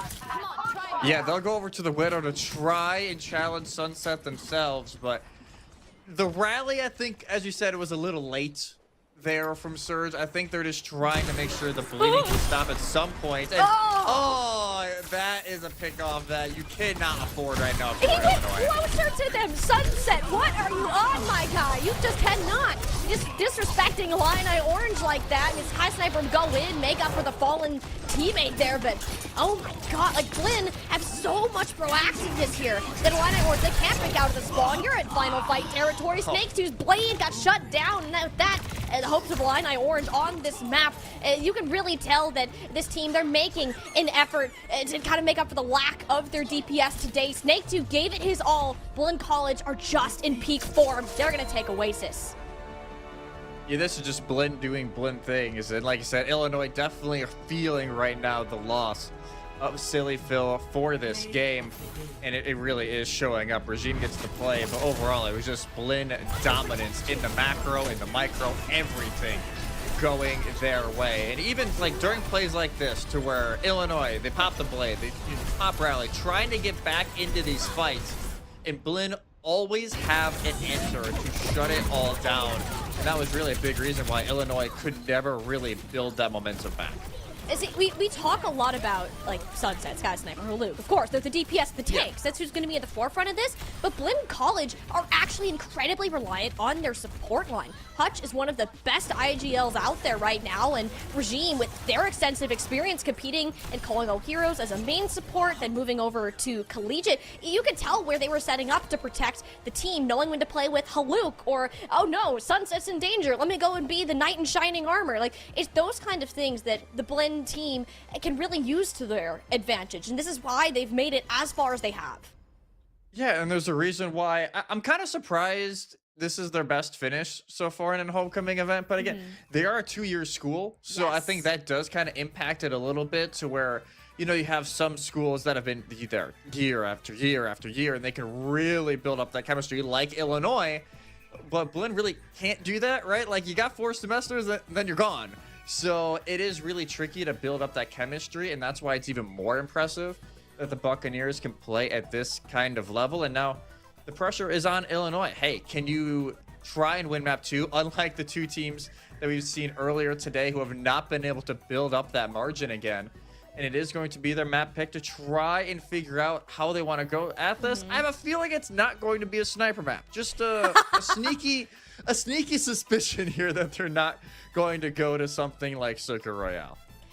The one thing with Sunset is he's insane, any sniper you put him on, but he doesn't expand too much far outside of those specific heroes, so Illini can actually do a decent amount of damage depending on the map pick they go for, and I expect it to be something like a Flashpoint, like a Clash. New Junk City will be the next location where they can hopefully exploit more of this brawly style and negate the threat that has been Sunset so far. Yeah, it's like, granted, we've seen Widow occasionally on this map, but I think that's definitely more of like an Illinois State thing than it is like an actual meta thing on this map. So maybe we see more of the Junker Queen that we've seen evolving throughout the meta, or we just stay with the Orisa. I could see it going either way. It is definitely more based on the comfortability on these two teams. But yeah, this is a map that typically you're not going to see a Widow do very well. And that is why they're going to go to this. And even if they try and run the Widow, it's so much easier to close the gap on a map like this than it is even over on Oasis, where sometimes you really have those long sight lines. Yeah, you have to be able to find a way to exploit that. But at the same time, Jesse, if you're gonna run a Widowmaker on Oasis, what's stopping you from doing it on New Junction? True. Like, a lot of it, like, as much as Illinois State, yes, they have been the team to mainly pull out that type of strategy, but it's just because they have Lethal, and Lethal is right now the best hit scan player in Collegiate, and we know very well that somebody like Sunset is hunting for that title. If you have a strength within a certain player and you want to use it to your advantage, what's necessarily stopping you? I'm more curious on what Illini Orange want to set up on. It seems Snake 2 is very intent on playing this Genji. We saw Valence start with the Zarya to hopefully have some of those bubbles, but it was really hard, right, to nail down these players who was on a Pharah that was way up in the sky, or you have the Widowmaker who's off with the Brig on another angle, and you can't necessarily close those gaps as much as you would like. So hopefully the change in play style that New Junk City often forces can allow Illini Orange to find a more comfortable pace with their mixed-up roster today. Okay, interesting. So yeah, they're gonna go the JQ, which I think, honestly, especially on this map, is a pretty good idea. For now, Sunset's teasing the Widow, but I'm not gonna harp on that too much. It could be a little bit of a bait going on here from the Buccaneers. Snake 2 being on the Venture. I know you are very happy. I'm to see very this, happy. I'm happy camper. but I do think they've kind of crept back into the meta, specifically on this map, because it is really easy to use their movement abilities and bounce all over the place. So I don't mind the idea, but they are going to Called stick it. it. Okay, so Called it. Snake 2 will have quite a job on their hands once again to try and shut down Sunset, as they will go the complete opposite way to try and ensure Illinois do not know what is going on. They have the... Oh, Sunset's like on the close side. I don't think they have any idea that he's there. No! Oh no, Factual just floated right on past this flank. Oh, this could mean disaster, but the shot goes wide. And this is what's important. Illini will win these fights if they can fight Blinn 5v4. You have a player advantage. You want to take that before Sunset can get sit up. So you need to decide if all of your eggs are being put into the basket of the team fight or the Widowmaker on the side. And they win the team fight 9 times out of 10. Yeah, they can just take that 5v4. It's like, all right, they're not an issue, right? We don't got to worry about the Widowmaker. We can just push in it, and the pick, especially because it was Regime right away, that just decided the whole fight, because the Brig can no longer help the rest of the team try and fend off Snake 2 in Valence, just trying to press into their face. And now Sunset, they will give up on the dream of the Widow working here on New Junk City. They're going to go over to the Cassidy with the hit scan near, and that it works better in this time. Yeah, a lot more consistent damage output, and you're not nearly as worried about Illini just steamrolling you again, unless Valence just goes in there dead set on murdering Sunset out for blood and will come up with that win. The pacing that Illini Orange has set is so drastically different from Oasis. They look so much more confident on this JQ. They look so much better on the JQ because they're not worrying anymore. Like, it almost felt like they were overthinking it a little bit on Oasis, like trying to think of all the variables at once and then making a decision. When, especially on this competition, you just gotta go. You just gotta do it. Oh, they're going, that's for sure. Chopper, and they got some speed on the Deadeye there. Chunks about half of Luke's HP, but he'll scoot away to save another day. Can't say the same for Regime. Valence, Surge are in there, and they're not leaving until it's all Illini in the kill feed. This is a much better start from Illini Orange and shows us why they're still able to make it this far, even without their main roster. Yeah, that is the kind of answer A that we haven't really seen today in the first two games. But this is the kind of answer we needed to see here from the Illini Orange. Punch right away, 100-0 in the first flashpoint. You gain a great advantage. And yes, you had to use a ultimate during that, but you're still going to have the ultimate advantage for the most part going into this second point. Having, you know, the ultimate here for Valence. You can just go right in. There is no Kiriko for Blinn, so you don't got to worry about a cleanse or anything. Oh! Already, right, another. The trade is there, though, so it is a 4v4. It's these orbital rays that'll be the tail of the story, but no, it's all Chopper. He's throwing Blinn through the blender. The first time he gets to show his face in this series so far, and I'm sure Blinn don't want to see it again. Yeah, Blinn are like, okay, Chopper is woken up here. Time to maybe reset. As, yeah, this is the Chopper we know. We've seen it in OWCS, how well they can play. It was a little bit of an expensive fight there for Illini. They do use both support ultimates, so that could come back to bite them here in this next fight, as Rally will eventually be up here for Regime, and Hutch still has that orbital ray in their back pocket. I think for Blinn here, you can't use everything. Maybe use 2 to 3 ultimates, as long as Illinois used 1. Then you're in an okay spot and you're not putting yourself at such a disadvantage. Oh, but I mean, Snake just can't get away with that type of flank. He was sitting in the back line with that tectonic shock for so long, and you're already down Sky Sniper. Blinn College can't even make that first move. Regime attempted to compensate. Same goes for Luke, and they get the brig caught in it and balance as well. Chopper's dead-eye. They got nothing done. Everyone from Blinn College was way too far back to get caught up in his crosshairs for a 3rd time. Illini Orange have used a lot of those resources, so even if Blinn end up losing this is a great start to them. You force the Illini to use all of their tools and only end up using 3 of theirs.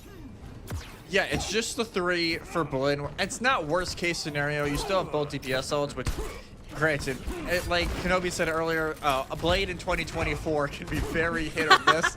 and the Deadeye is more used for space more than anything else. So it might just be to delay, but Illini, with how long that fight took, 91% on the flashpoint, they just got to win the 1. They're going to try and put Balance in a position here just to ult early and win the fight quickly.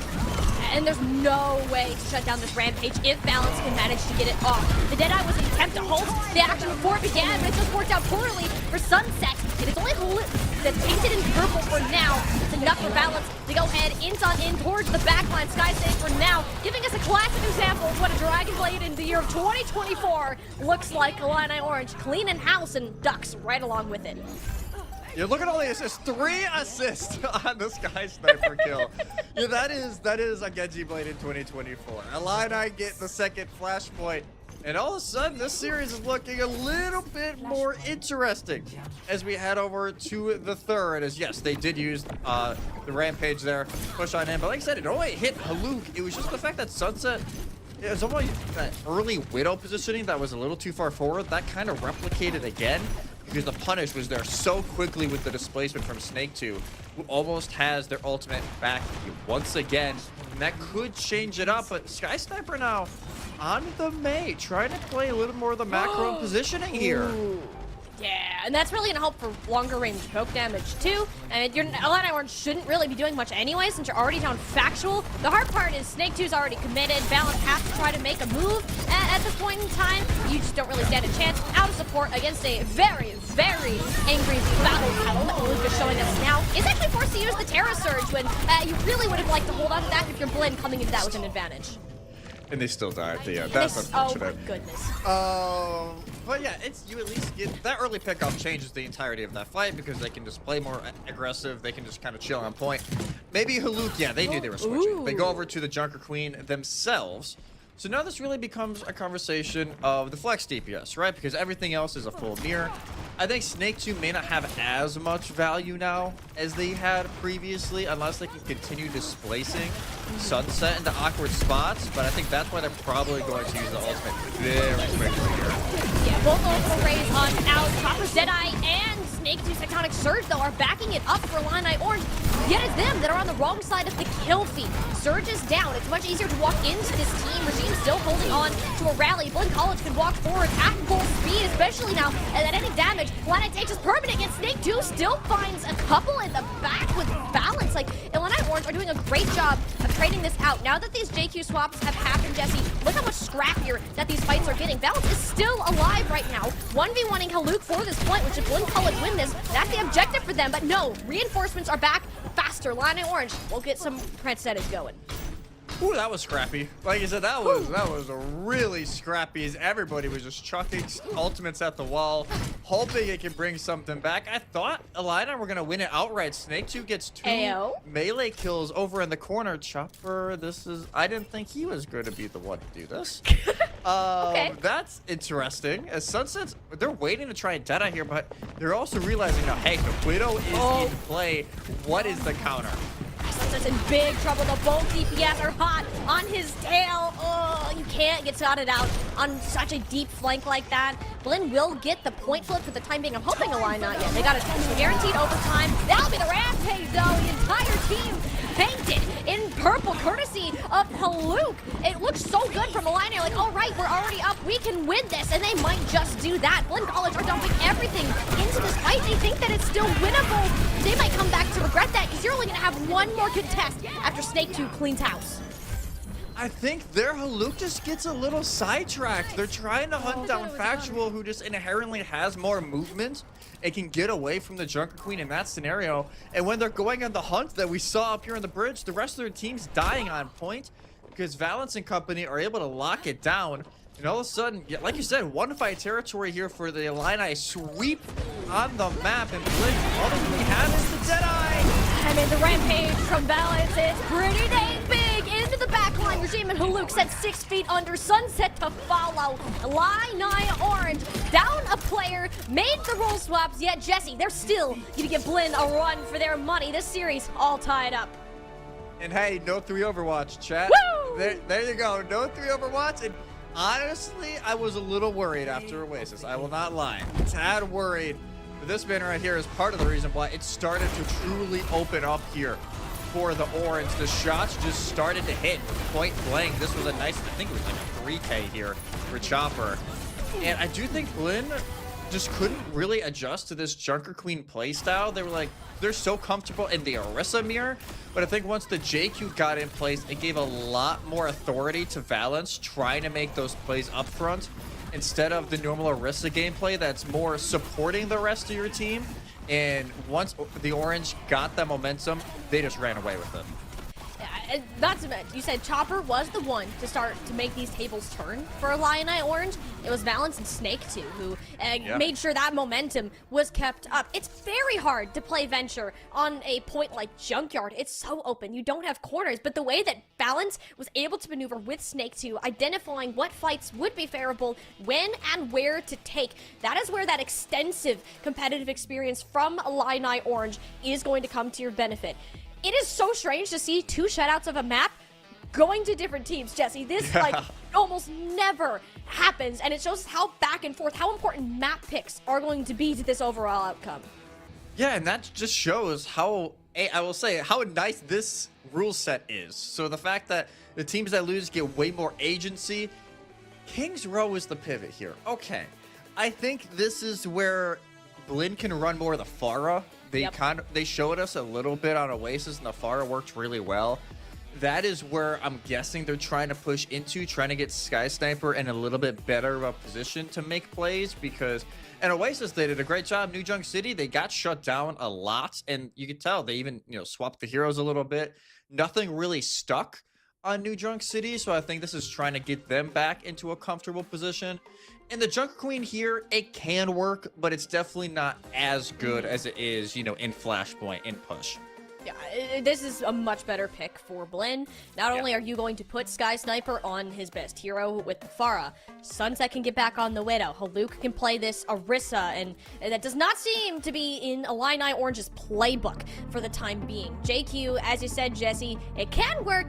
It's not going to be easy. You are actively putting yourself at a disadvantage if you're going to roll out on that hero. And we can see the difference in play style and confidence from Valence just by swapping heroes alone. It's going to be, you really can't replicate that on King's Row. This has to be Illini Orange going back to the drawing book, identifying what went wrong on Oasis, and making those adjustments for King's Row. Yeah, you just have to continue with that momentum. And like you said, Valence looked like a completely different player.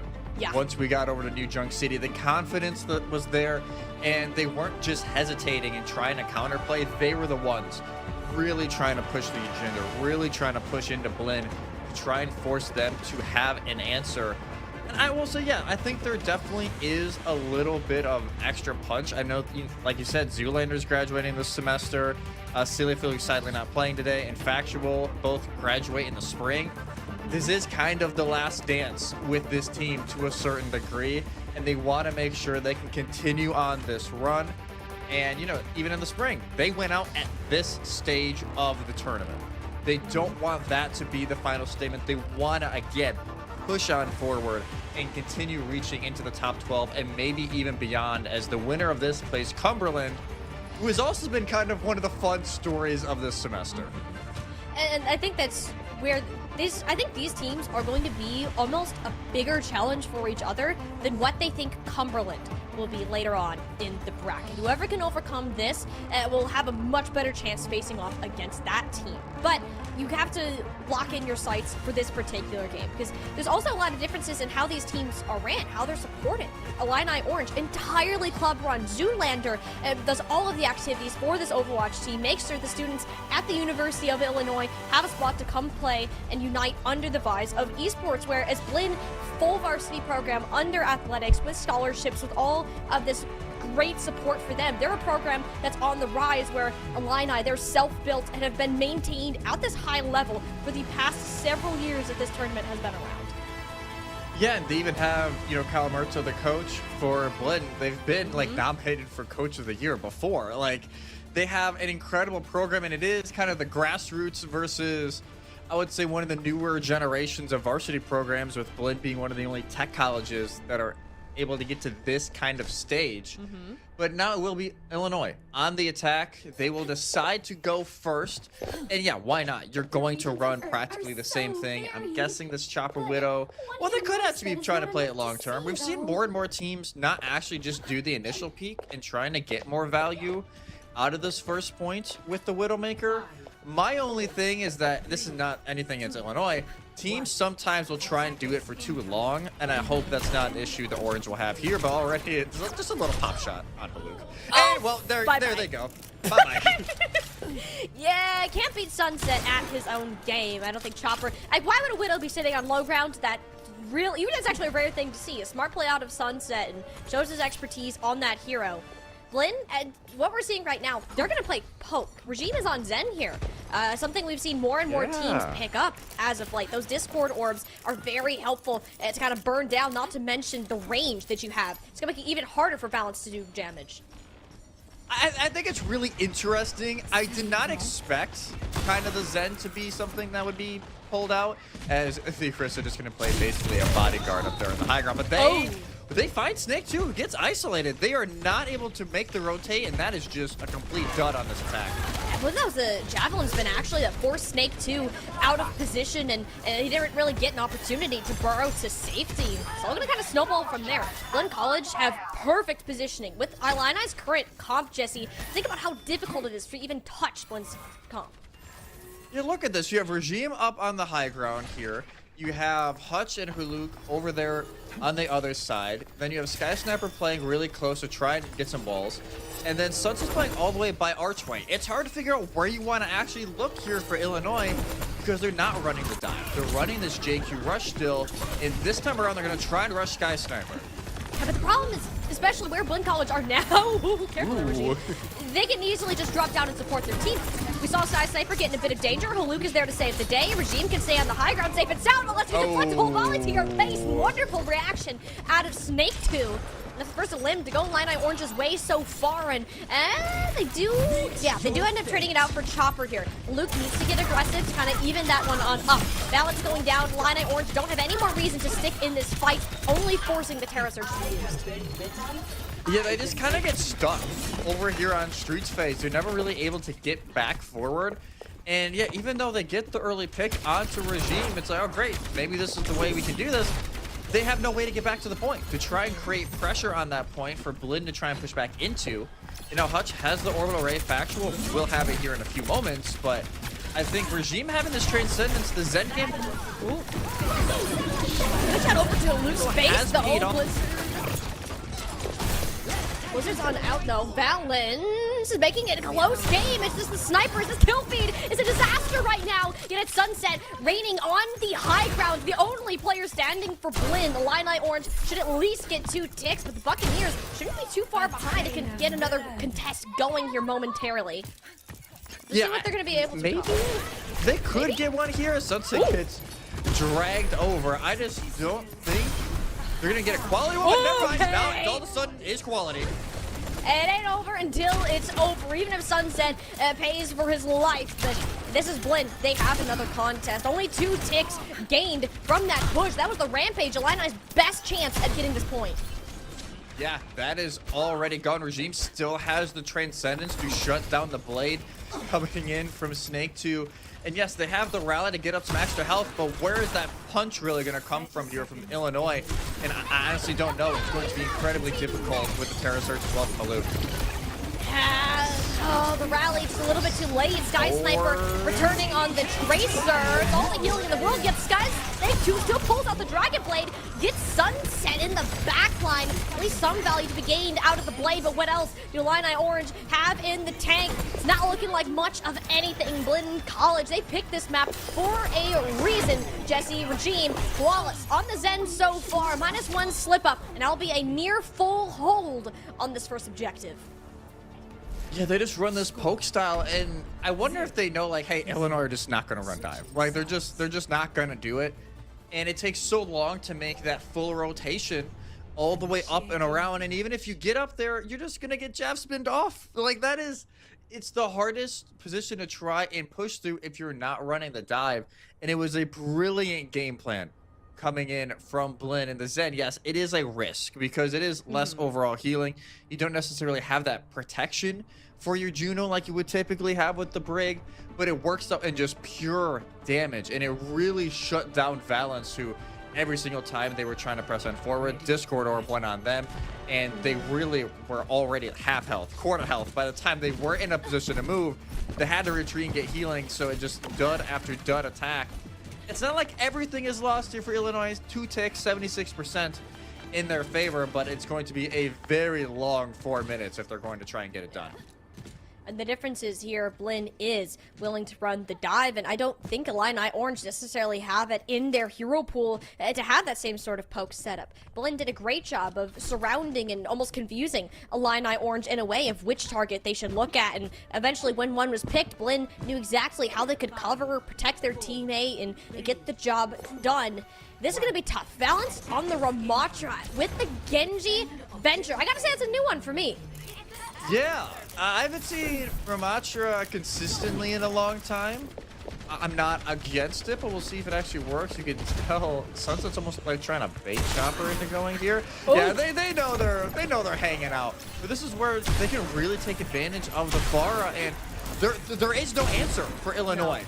Against it, maybe factual, but that is going to be pretty minuscule. No, this is terrible. This Sky Sniper is, again, known for the far. Blinn picked this map, I think, specifically for their plan on attack, to put Sky Sniper on this hero, Sunset on his signature Widow, and Illini Orange and Chopper swapped off the hit scan at perhaps the wrong moment. Your best option, once again, is to focus on this tank, on these supports that are going to be much easier to grab rather than a Sunset or Sky Sniper. But you gotta do it quick before they start cooking, because once those floodgates open, it's gonna be hard to bail your way out. Wonderful shot out of Sunset, fouled up again. Illini Orange without their DPS players. Blinn College not needing much more, especially with how slow these players are dying. There's not gonna be an opportunity for a full recontest, let alone one at all. Illini Orange gave it their best shot, but Blinn College have proved superior when they get to play their own game. And again, map picks do pay dividends. Blinn 2-1 now heading into the 4th, but they just loved this composition, right? They can just play poke. They trust everybody to win their 1v1s, and they just put their players in the best position possible. And Haluk was just a menace every single time when they were on defense. When Illinois tried to push on through, punish, punish, and punish, and that was exactly what they were able to do time and time again. A brilliant display there from Blinn, and a great way to get to match point. I love what I'm seeing out of this team, and this is a squad, the school that wants to make noise, even if they are just a 2-year institution showcasing the amount of talent that they have recruited, but also managed to get on the same page as well. Continues to impress every time we see them step up on the battlefield here, and they've come to take names and take map wins along with it. Flashy plays across the board, and I do think they did exploit Illini's hero pool in this map pick specifically, knowing that it wasn't going to be their favorite choice. You have to look ahead towards this next map, Jesse, and you have to imagine it's like a clash or even potentially a push map in here. You cannot allow yourselves to get put up against that amount of poke again. I'm gonna throw Runasapi, maybe. I'll say Runasapi is like a bold guess to go out right now for map 4. I could also see Clash pop up. I think the issue with Clash is that, you know, I guess if you go to Hanaoka, maybe the Widow isn't as great. If you go to Throne of Anubis, Widow could maybe work here and there, but it also could lend itself to the Pharah. It is a really tricky situation now that Illinois are putting themselves in, because they can't go back to Flashpoint, where they looked, that was exactly what their best composition was.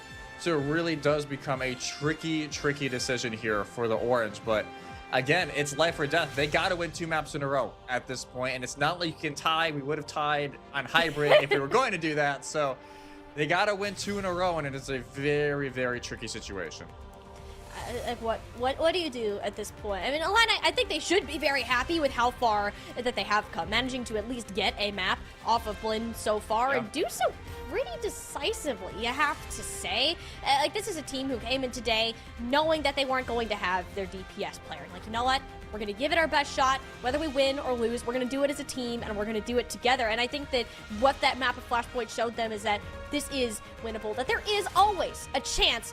But you are coming down to the wire. One map separates them from getting eliminated from this tournament, and the Blinn School from moving on to the next round. We're going to go ahead, take a quick break, and come back to you with a continuation of this series.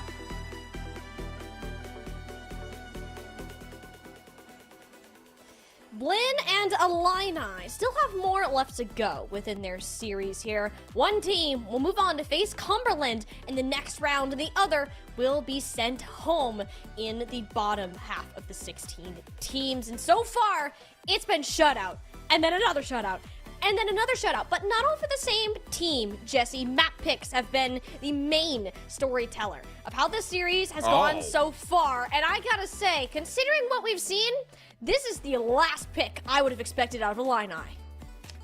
Yeah, this is a little bit of a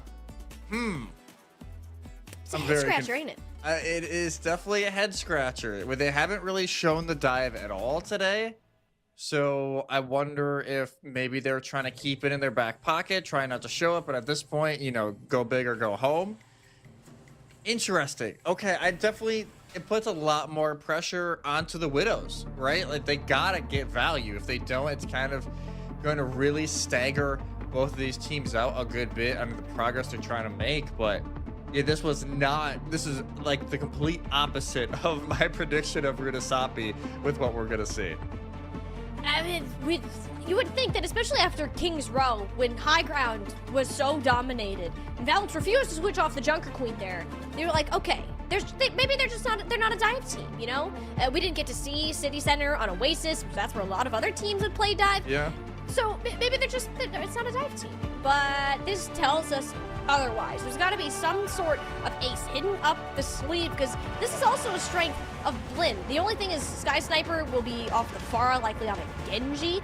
Instead, Sunset gets to stay on his signature Widowmaker. The supports between both of them, Hutch and Regime, are going to be perfectly happy with whatever combination they end up on. Like, what are Illini planning? Are they just putting everything on Chopper, say, hey, go kill? Like, is that what we're coming down to? I think that might just be their idea is like Chopper go crazy and just try and bring it back that way. I want to see what they're at least teasing for compositions before I get too ahead of myself, because there could be a lot of ways of going at this, and they will be on the offense first, and they are teasing the dive. So maybe this is just something they haven't felt comfortable enough. They didn't maybe feel good enough about it on King's Row, but they will show it here. Blinn, yeah, there's really no real shock here, but they will go the Tracer instead of the Genji, which we've seen more leaning, like you said, towards the Genji as of late. Love the animation of, you know, with the Sleep Dark gun. Just spinning. There's like a Beyblade going. But I do think Illini, they have something ready, right? Like, they are obviously feeling very good about this composition to try and force a map 5. As they're gonna have a last second swap here, unless that's just to give Chopper some protection here with the DM. We'll have to see. Either way, Illini are gonna do the classic thing, TP your supports across the way. Valence did also go through said TP. So it looks like the D.Va is a for sure lock, and Snake 2 returning over to that Genji that he's been on for most of the series so far today. This is new. As you said, Illini Orange will do their best to prevent Haluk from getting up close and personal, but more often than not, at least how these games have gone so far, Chopper and Sunset are going to be in the spotlight. Yeah, it's a whole lot of pressure on them. I also think it's a whole lot of pressure on the other DPS, right? Snake 2 and Sky Sniper, how can they fend off the opposing attacks onto their DPS? And Chopper almost dies, but Snake 2 dies instead. And that is actually big. I was watching Hutch and Regime. They got hit with a nade from Factual downtown. And, Hutch! Well, you're dead anyways. It doesn't really matter. You cannot be just hard scalping in front of Chopper's Hide Square. You will lose your head. And that's, again, did you see that at 3? Hit with another bio nade. The timing from Factual isn't there, but he certainly got an arm on him. Yeah, the timing, just wasn't great. Sunset now will just sit all the way back. They have to play super relaxed because they don't have that Ana to play with the sleeps or with the bio nades. None of it. They don't have any of it for now, so they have to give up this space. And Illini Orange, they've made the full rotation over to that side room to try and get that mega room control, and so far that's exactly what they've done. That was gross. That was pretty gross, Sunset. There's another one. Catches Chopper trying to sneak up on his 6. Oh, wonderful plays. This is what we're talking about. Blinn College, they can just fall back onto these DPS whenever it is needed. And yeah, they'll be go ahead and clean up. I'm assuming a bit of a stagger onto Balance here. The one disadvantage of playing a D.Va. Yeah, this is going to be unfortunate. Do they get it? Unlucky. Oh, almost. I wanted to That see is- the pancake. They're gonna have to wait, what, another 15 seconds on top of it? But yes, the cart gets to a decent point, 60 meters and counting, but is now going to start to regress as the Illini Orange do try and back up. That's an angle? I guess so. What? I don't know what head you're going to be hunting through that, but, you know, you learn something new every day. If you're going to watch Sunset, apparently. And Blinn do have a ton of ultimates to kind of head into this. Assuming the Widowmakers don't start us off with a bang. Instead, be Haluk receiving a nano boost. I believe that was a Bionade thrown in too. Hit full Snake 2 and Factual Illini Orange can't even respond with their own. Nano Balance is just opting to let himself get demaxed and reset for one more shot. Yeah, they do force out the primal rage from Haluk, so it's not the worst case scenario here. But Valance, again, is going to get staggered. Chopper's kill on the Sunset really isn't going to do a whole lot quite yet. But it does give Chopper a little bit more freedom to push forward, as they're not worrying that during the transition here, Sunset's going to take somebody out. And that is why they're going to pop the Inversight. And this is important for Illini Orange. They've been taking dry fights every time so far to save up for this one. The problem is they went way too early, all curled up in a corner for Hunt and Haluk to crash the party. It's just balance. A one-man army here uses the self-destruct in this. It's just you, my guy. I mean, you'll get the remech back, and you just gotta pray you can stay in mech until your team recruits, but they're not. That was another fight Illini Orange could have taken, but they just opt to forego it. Yeah, and it was a massive Bionade from Hutch as the rally starts on from Surge. The Nano from Factual goes on to Surge, but they're not able to actually get that bump of healing because of it due to them being antied. And now that really puts Illini Orange in a tough spot. Yes, they have the Dragon Blade to try and play off of, but there's just been so much going wrong for them this entire attack. I mean, you save up for that one fight. It bursts into flames. Snake 2 being your last hope, and you're fighting into a regime who's got a nano boost in a small room. Man. Not a fun time for Illini Orange. No one even to get on the cart. I mean, things just kept going wrong and wrong again for Illini. Blinn had great setups, especially on Hutch. Those nades were the definition of their defense. It felt so much like King's Road, to where the Illini Orange just never could push in and actually get pressure onto Hutch on the Sunset. And it just kind of stuttered anything they tried to do. And granted, I got to give credit to Haluk as well. They were always in the mix, always there with the pinch, especially over there by Mega Room. Every single time Illini Orange tried to push on through, Haluk was there to isolate the healing and to help get those 1 or 2 pickoffs or that DMAC, and it really to shut down anything the Orange tried to do. They are going to stick with the Wrecking Ball. Okay. Interesting. I think this is very much like word is going to bring chaos. It's what has worked this entire weekend. We even saw St. Clair. It worked for them over on Oasis City Center running this kind of composition, but Blinn, I'm not going to take that into too much right now. Yeah, it'd be fun. Oh, it would be fun. Oh, they're swapping. They might be actually doing this. They're gonna TP a Haluk onto bridge and have him insta pin over. Really? Like, is this? I think so.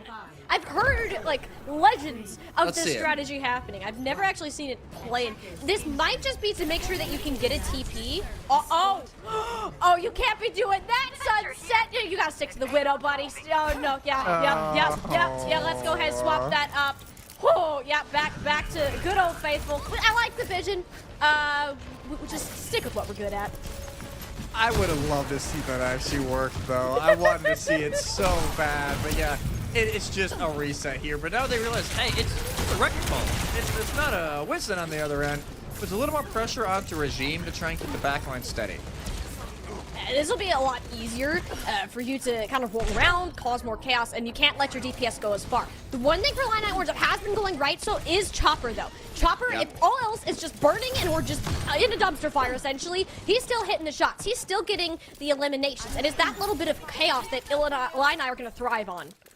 Yeah, Illinois need to have that kind of value now every single fight. That card already going to be just under 30 meters away from the checkered flag, and that's all they really need to work with. Sky Sniper, their foot just gets hit a little bit there. I would say the sleep so far have been great on the balance. Look at that already.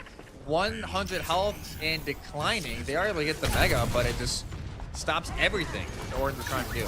I mean, the hard part with this point is that you just can't stay on the high ground if you have a wrecking ball. So Blinn College get the better positioning basically for free, and you're relying on somebody like Chopper hitting a shot, but both Widows will be alive. Can't say the same for Sky Sniper, who's sliced in two.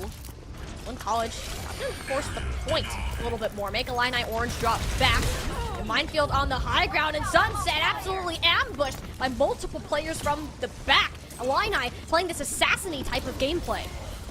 Yeah, they're just trying to almost force out resources early from Blinn, and then whenever somebody maybe just goes a little bit too far away, typically it's been Sunset or Sky Sniper, they're able to get the punish. They try to do the same onto Snake too, but they're able to get out in time. And Balance is just getting more information to help with these fights. The Nano goes in, but what a boost! That was not only the whip shot, but also the headshot from Chopper forces the nano boost out. But yeah, they're already in the back line. Regime caught Snakes you off guard. Luke and Sky Sniper can just jump in onto the back of these supports. There's no tank to help heal for them now. Blinn College, a team, a program on the rise, and they're going to continue their rise through the tournament. They're going to take out Illini Orange 3-1. Illini Orange, sadly, the final hurrah for Zoolander will be a top 16 finish. But for the Buccaneers, one down in the lower bracket for their hopes. Many hopefully to go, but they got a tough order ahead of them tomorrow against a surging Cumberland team. But just when it all seemed to go wrong in the beginning of that, right? Haluk, like you said, headshot, forced. Yes, the nano goes through, but they're only at half health to really work with. But then all of a sudden, everything continues just to go their way. They're able to isolate everybody up there with the Primal Rage, gets that extra damage in, and seals this map off, and Sunset just went absolutely nuts. We're watching a Sunset highlight reel right now. Really That is the replays of this game, and he really just did things like this throughout the whole series. Blinn College understand how good this rookie sniper is. This is his very first semester playing on a collegiate team, and he is really starting to make a name for himself so far, even with the likes of Chopper, a well-established name throughout collegiate, throughout OWCSU. Name it. Blinn College have played their own game. They've made their opponents adjust to them, and that is one of the biggest strengths that you could have as a team. And typically, you don't see it from these kind of rising schools. It's from the ones that have been around for a couple of years, or that they've had a maintained roster. No, a lot of this is new. A lot of this for Blinn is experimentation, but it's so confident that they're able to take out the experienced likes of Illini. And I think it is, they've kind of had a trial by fire for Blinn, right? They had to play Winthrop twice during this tournament already. They lost early in Swiss to BSCVA, who, you know, we've seen during this tournament, they're a lot better than what a lot of people were expecting them to be. They were always kind of like, maybe like a top 12, top 8 team. They've kind of been circling in that range for a while. Right now, they're already guaranteed top 6. So I think BSCVA has really been a standout team as well. But that really was a trial by fire in this tournament for Blinn. And now when they're playing teams around their rankings in the previous times, they've been showing out. And yes, this was an Illinois team that didn't have their full roster, but this is still an Illinois team with a ton of experience, a ton of reps. And, you know, they still got a map off of Blinn playing their style. It was just Blinn. Their style triumphed overall.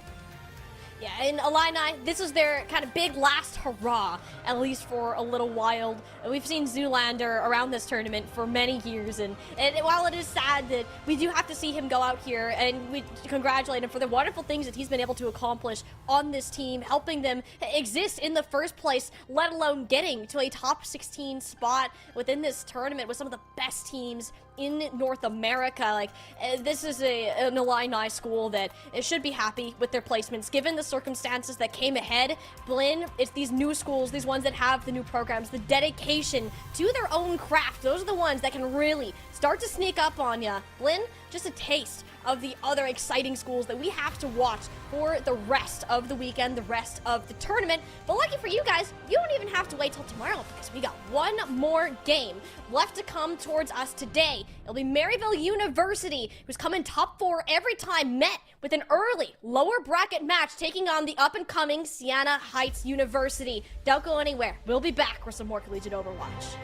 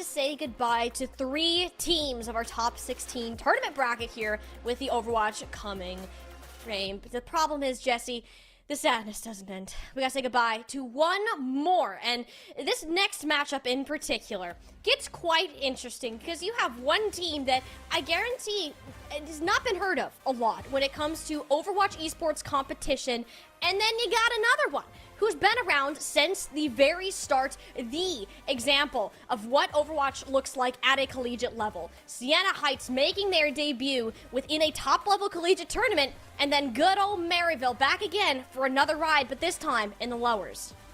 Yeah, I won't lie, it's really weird to see Maryville in the lowers round 1. It is incredibly odd, but you know, they did get taken out early. Sienna Heights almost pulled the upset on Northwood during the round of 16, just fell short on map 5, losing 3-2 to Northwood, who eventually beat the team that Maryville lost to, Fisher, in that upper quarterfinals. So 2 teams obviously wanting to have some sort of rebound from a disappointing game on Sunday, but there's only, you know, one team that can really do that. I will say Maryville are entering this game as the favorites, right? Like, they have to be. They were second place in the spring for OWCC. They went through uppers for that as well.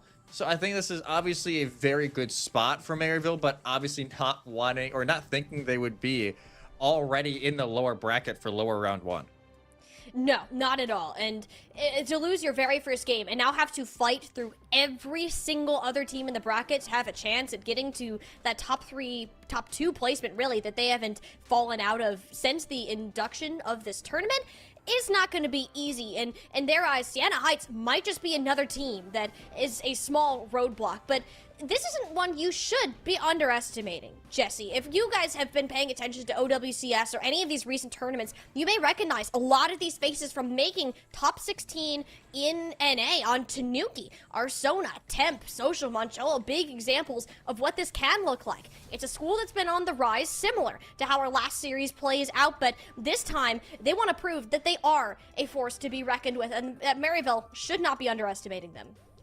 No, I think the days of underestimating Sienna Heights is over, right? Like, they've been out here enough. They have already played Maryville before. They played them about 2 weeks ago in a separate tournament qualifier, and they took a map off Maryville. But obviously here, you got to do more than just take a map. You got to make sure you get the 3, continue your way forward. But already, like you said, the highest placing they have ever had in an official Overwatch Collegiate event. But they're wanting to continue pushing higher. And for Maryville, like I said, again, weird to see them here in the lower round 1. It's a team and a roster that there are a lot of familiar faces that you're going to see, but they have to go on the run now. There is no excuses. You can't have any more hiccups like you did last Sunday. You just got to run through the gauntlet.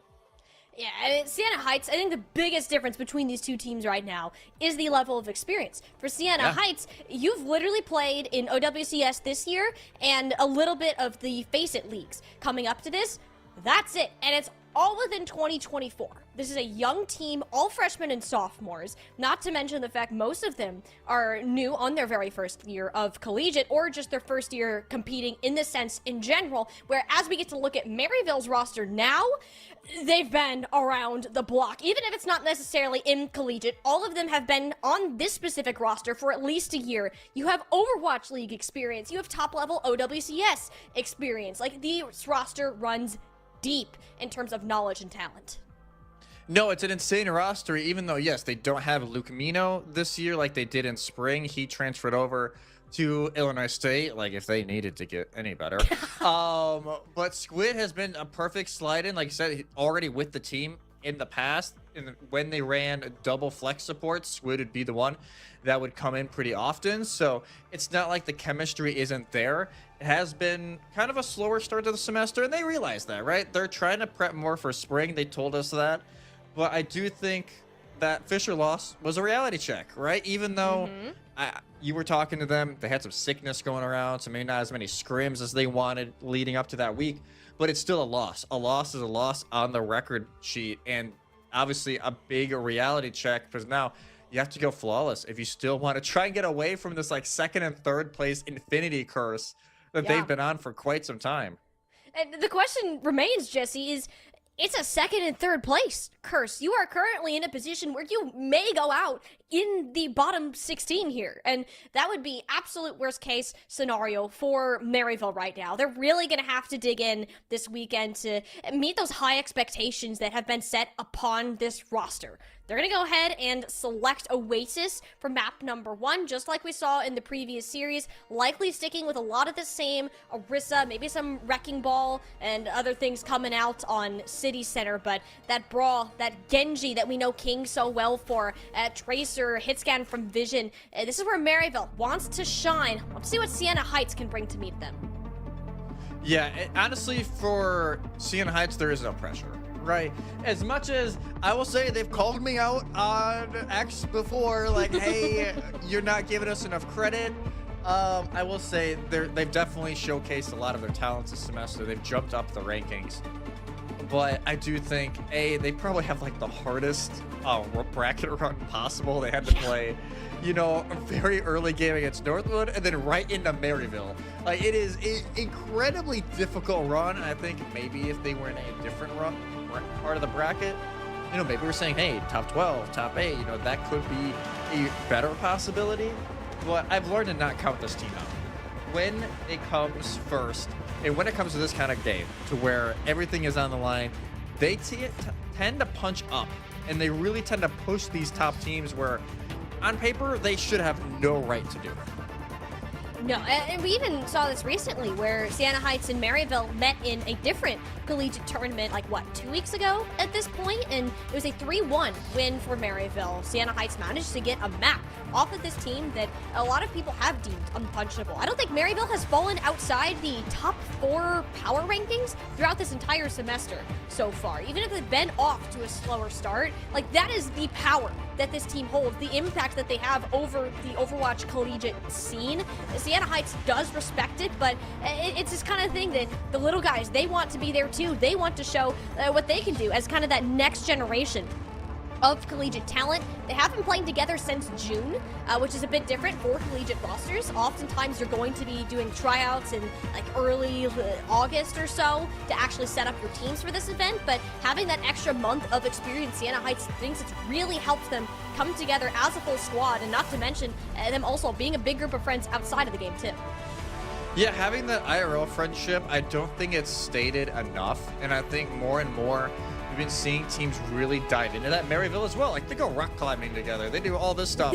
It's been awesome to see, but that is the kind of, you know, coordination that really shows here, right? If you have the familiarity with the entirety of your team, if you have that respect and knowledge, like, I know they're going to do exactly what we need them to do in the moment, there is no doubt, right? So that is going to be a big benefit here to Sienna, but it's not like Maryville doesn't have that on their side as we start getting ready here for University.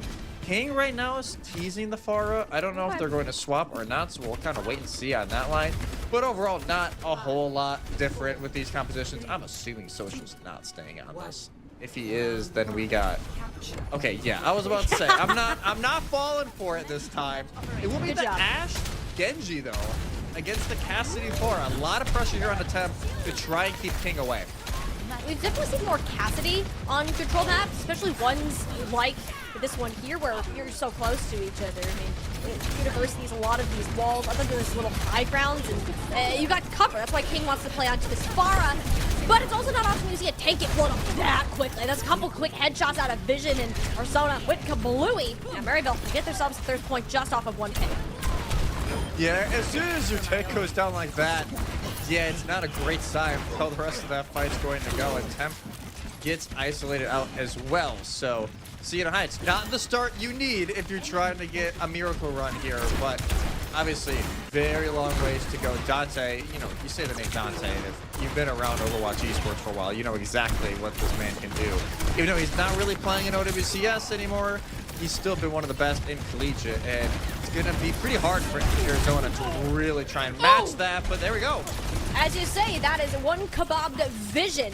Maryville down a player for the first time in this map so far. What can Sienna Heights manage to make of it, though? Everyone is so elusive. I mean, the Saints have backed up to such a degree that it doesn't seem another elimination can be confirmed. Dante getting relatively low, but they regroup behind Squid, who already has an orbital array. Maryville can push back into this quickly.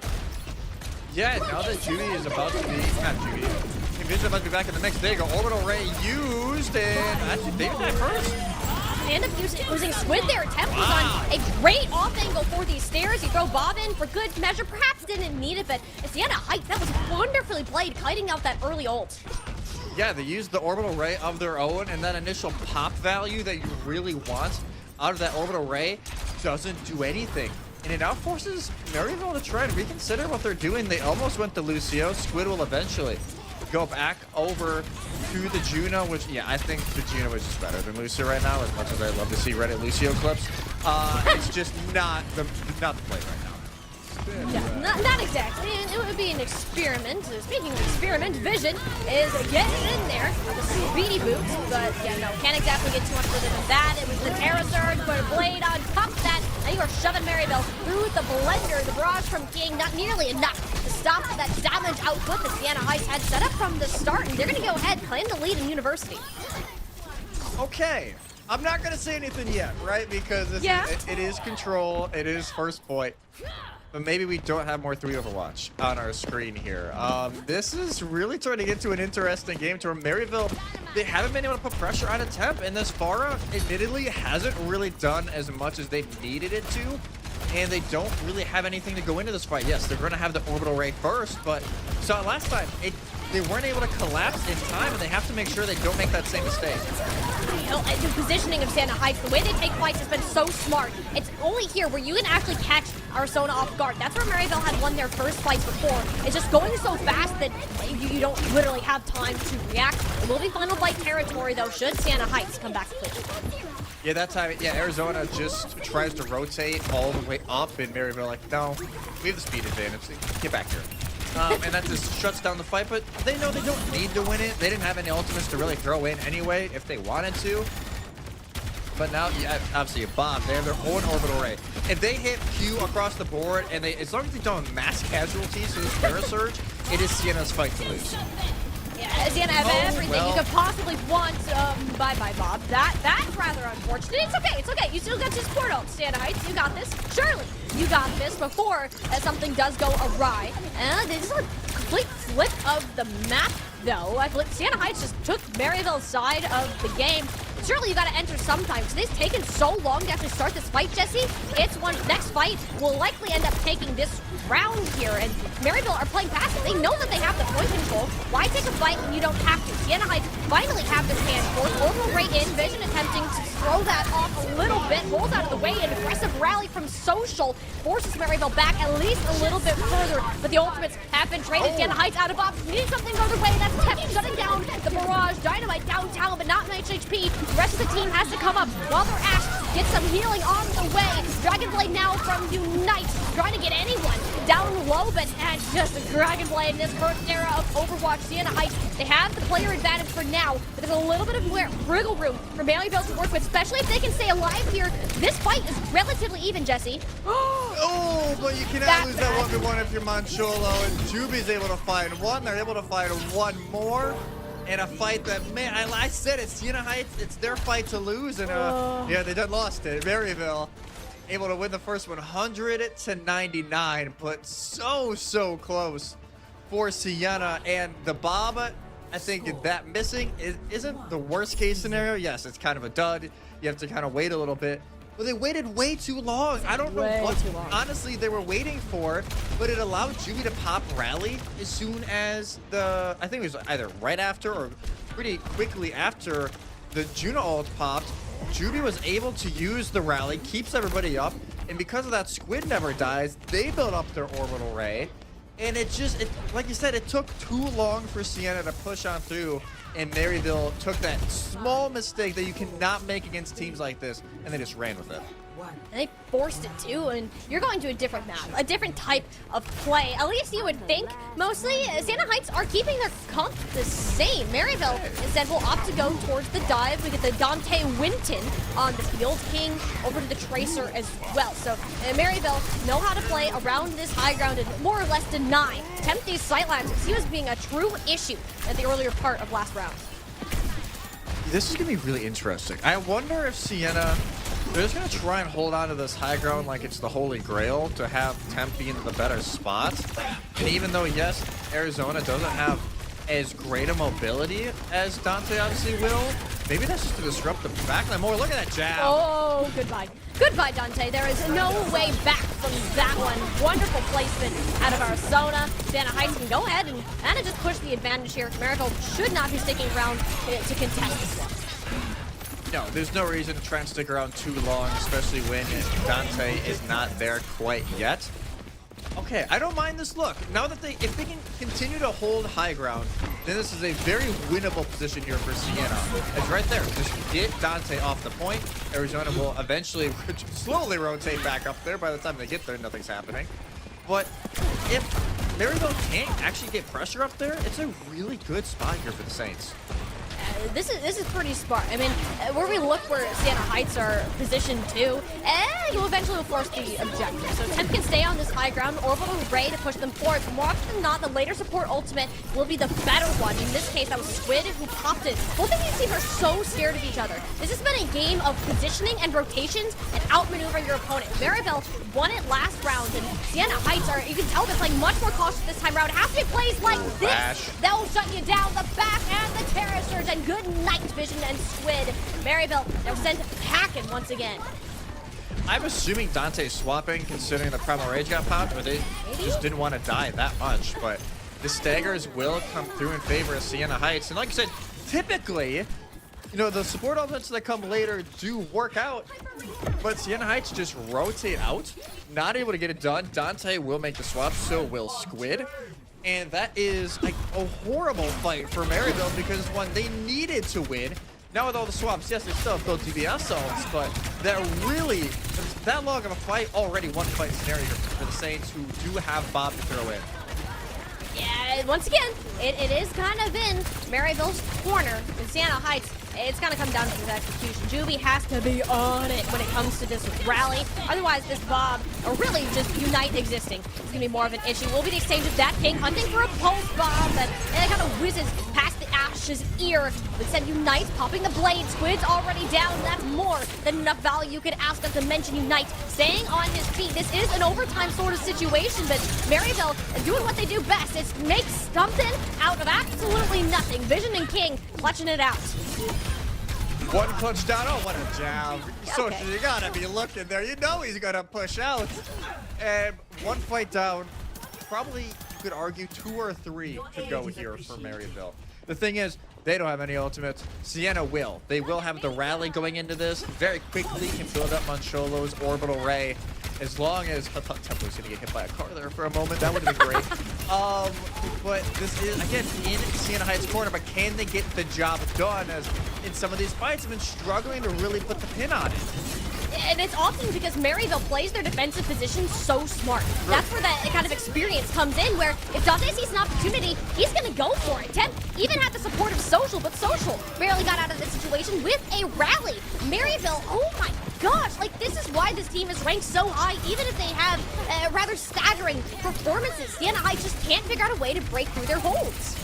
And every single time, they just find the one little blind spot of the attack. Temp finds the pick, though, out of spawn on the Widow, and it will be the Terror Surge as well to bring everybody together, and it forces the retreat. King gets punished. Oh no, Maryville, they went ahead and overstepped themselves. A couple ults to try to compensate for it. It just appears that Sienna Heights, the damage has been done. An Orbital Ray here, and just the most powerful ultimate you could possibly have with this comp. Sienna Heights will get a point flip on over. Juby stalled it out for a little while. King will be back to contest, but the question is for how long? Do they get there? No, they don't get there at all. Oh no. Wonderful outplay there. I mean, Arizona, just so does why Arissa is just the CC demon. Might have whiffed the javelin, but the spin, you had the nade, you had everything. Could have possibly wanted to shut it down. And I mean, Jesse, this is exactly what we were talking about. Sienna Heights really can fight with the top dogs if they're given the opportunity to do so. They are one of the few teams in Collegiate right now that truly can punch up. And it just seems like they do play better. They play at the level of their competition, and yes, that's also kind of went against them a couple of times in the past, to where they've played kind of down to their opponent. And, you know, we've seen some mysterious losses and map drops in other competitions. but this is the results that you can really get. Again, this is the team that pushed Northwood to a 5-mapper. And I know Northwood, I would say Northwood are slightly under Maryville right now, at least for me personally, but they're showing it right now to Maryville what they can do, and a lot of it is, you can see Maryville, they're not as comfortable on this Ashe, and Temp is really taking advantage of that range difference, and now we'll be up to Vision to try and match it. Temp has been running the lobby so far. We're used to seeing Vision have a lot more presence than he does current. He's such a good hit stand player. We just haven't seen it in a way. Perhaps needs more time to wake up, but the alarm clocks are going off, buddy. You got to get in this one now, especially losing Juby that early. Sienna Heights' biggest thing so far, Jesse has been capitalizing on Maryville's mistakes. Yeah, and again, it's just uncharacteristic for Maryville. Again, you hear the name, you think, man, they're going to make some great plays. And then they're just making some simple mistakes, but honestly, both teams have been victim to it so far. And it's been each round, whoever's made the least amount of mistakes has won it. Yeah, I mean, at this point, too, it's also just Temp outshining Vision when it comes to this Ashe. And if you're not able to compete with the range, you're pretty much just down a player. You gotta respect it, but the one player who could deal with it is down, so it's just more staggering out of Maryville. They gotta slap a Band-Aid on this one to get a regroup going. At this point, you need more than a Band-Aid. You're going to need heavy adhesive right now to try to stick something on to cover that wound, because every single time, especially with Sienna Heights being the underdog, every single fight that they win, the momentum is amplified, and that is a very good save. Parkour! Oh, Temp, the reaction time on that. You can see the panic in his eyes there after that javelin came through, but all right, the Ashe is still on his feet. He's been the win con for this team so far, and will be the main factor in burning Dante to a crisp. This orbital ray fight, Sienna Heights did expend more, including Social's rally, so they should have won it. But with how quickly this is snowballing, Maryville aren't going to have many more good chances at this. No, they're going to have one more fight, and because of the fact they use Orbital Ray, they try and use it to save Dante. Dante was maybe 50 to 100 health, somewhere in that range, but it doesn't work. Dante falls right before. Sienna Heights is continuing to press forward because they had the rally. Juby's still 25% away, and all of a sudden, one fight territory, Maryville shaking their heads. Like, what do you do at this point? You force Temp to rotate, great, that's one thing, but now you gotta win the fight. Where does that plan come from? This character down to Dante, Monchalo, nowhere to run, but it's at the cost of your tank. This is worst case scenario, King Vision, they have to clutch it out now, but what else do you have left to pull? It's all Pink, it's all Sienna Heights coming up with the eliminations, and Jesse, I fell victim to it. I underestimated Sienna Heights along with most of us. But they're gonna do what no one thought they could. Take map 1 off of Maryville. My mentions are gonna be nuts after this game. Sienna, hey, they've been talking the talk all week, right? Like, they're like, hey, do not count us out. We know what we can do, and they've just been kind of a victim of their own. Yeah. Oh, there we go. I'm back. There we go. Welcome back. They were so mad at me that they cut on my internet there for a second. They've been a victim of their own performances at times, but that is what we think they can do at the very top. They take down Maryville in map 1, and after the first round, honestly, it looked like they could have won it there too, but it was maybe, I think, a little bit of nerves got to them. There was some really simple mistakes that were going on. And yes, I know Maryville, this is a relatively, team that has had some health issues recently. They're not scrimming as often because of that. But you can't, this is not a result you can have in map 1 when you're already trying to erase the memory of people from dropping your own a 16 game. This is just nuts. And like to think from, when we started talking about this game, like even just in preparation for it, it's like, well, this is going to be a sweet, like we didn't even give Sienna Heights much of a chance because you see the name Maryville and you think of the domination that they have, and they absolutely can't. And we saw it in the first round of University, the amount of respect that these two teams had for each other. Like we were just playing a glorified ring around the rosy for like 90% of that round. Like that's just what was happening. That's the respect that they have for each other because they do know that they can fight toe to toe. And if you make too many slip ups, then it's really anybody's game. When two teams are so even, it becomes less about these star plays and kind of teamwork that are happening, and more onto who's going to mess up first and who's going to capitalize on it first. It was Maryville for the entirety of University, and then Sienna Heights cleaned up their act and almost flawlessly took away the following 2 rounds. It's not like Maryville are out of this, Jesse, but it is certainly a shocking breath that you have to take. Cold water splashed on your face from this first round. I know we've said Maryville, you know, they have the second, third, fourth place curse. I hope the curse isn't like trying to go a little bit of overdrive this fall. This would be quite a shock that would be sent through the entirety of collegiate Overwatch. It was a very similar shock to when, you know, Rutgers doesn't make top 16. ASU does not make top 16. This could send tectonic shocks across the entirety of the scene if Maryville, of all teams, go 0-2 in double elim phase. But obviously, you know, that is very much potentially in the future. They have plenty of time here to bring it back around, and maybe something they're not completely used to having is a map pick, which, again, not something they're used to having. I wonder what they're going to go here, because I think Sienna Heights, just in the mirror, they looked more comfortable and they made less mistakes. It's just that simple. Honestly, I don't know if this map pick is going to so much depend for what you think is going to be worse for Sienna Heights. Maryville needs to pick something that is good for them and that you know you can play well. They think that's Hollywood. Putting Dante perhaps back on this Winston or maybe a Diva later on. That's a look that we did not get to see. Arsona was exclusively on that Orisa, which really can be exploited if you're not willing to show that flexible muscle. We know it is there. It just seems to be a change of pace. We don't like this kind of back and forth. We're going to try to force somebody to mess up. First, we want to pick up the style of game. We want to force more ones to happen. That's what this pick of Hollywood tells us. Yeah, they're definitely trying to force the dive, I think, here. They're trying to force the dive, a little bit of poke as well, which I cringe a little bit just because of, you know, what we just saw. On Oasis, they were losing the poke battle a lot of the time. But I think they're going to put Dante in the best position possible, right? They can run the Doomfist. They can run the Winston. They're one of the few that can run Doomfist, like, whenever they want, honestly, right? Like, the Dante Doomfist is maybe one of the best in the country right now.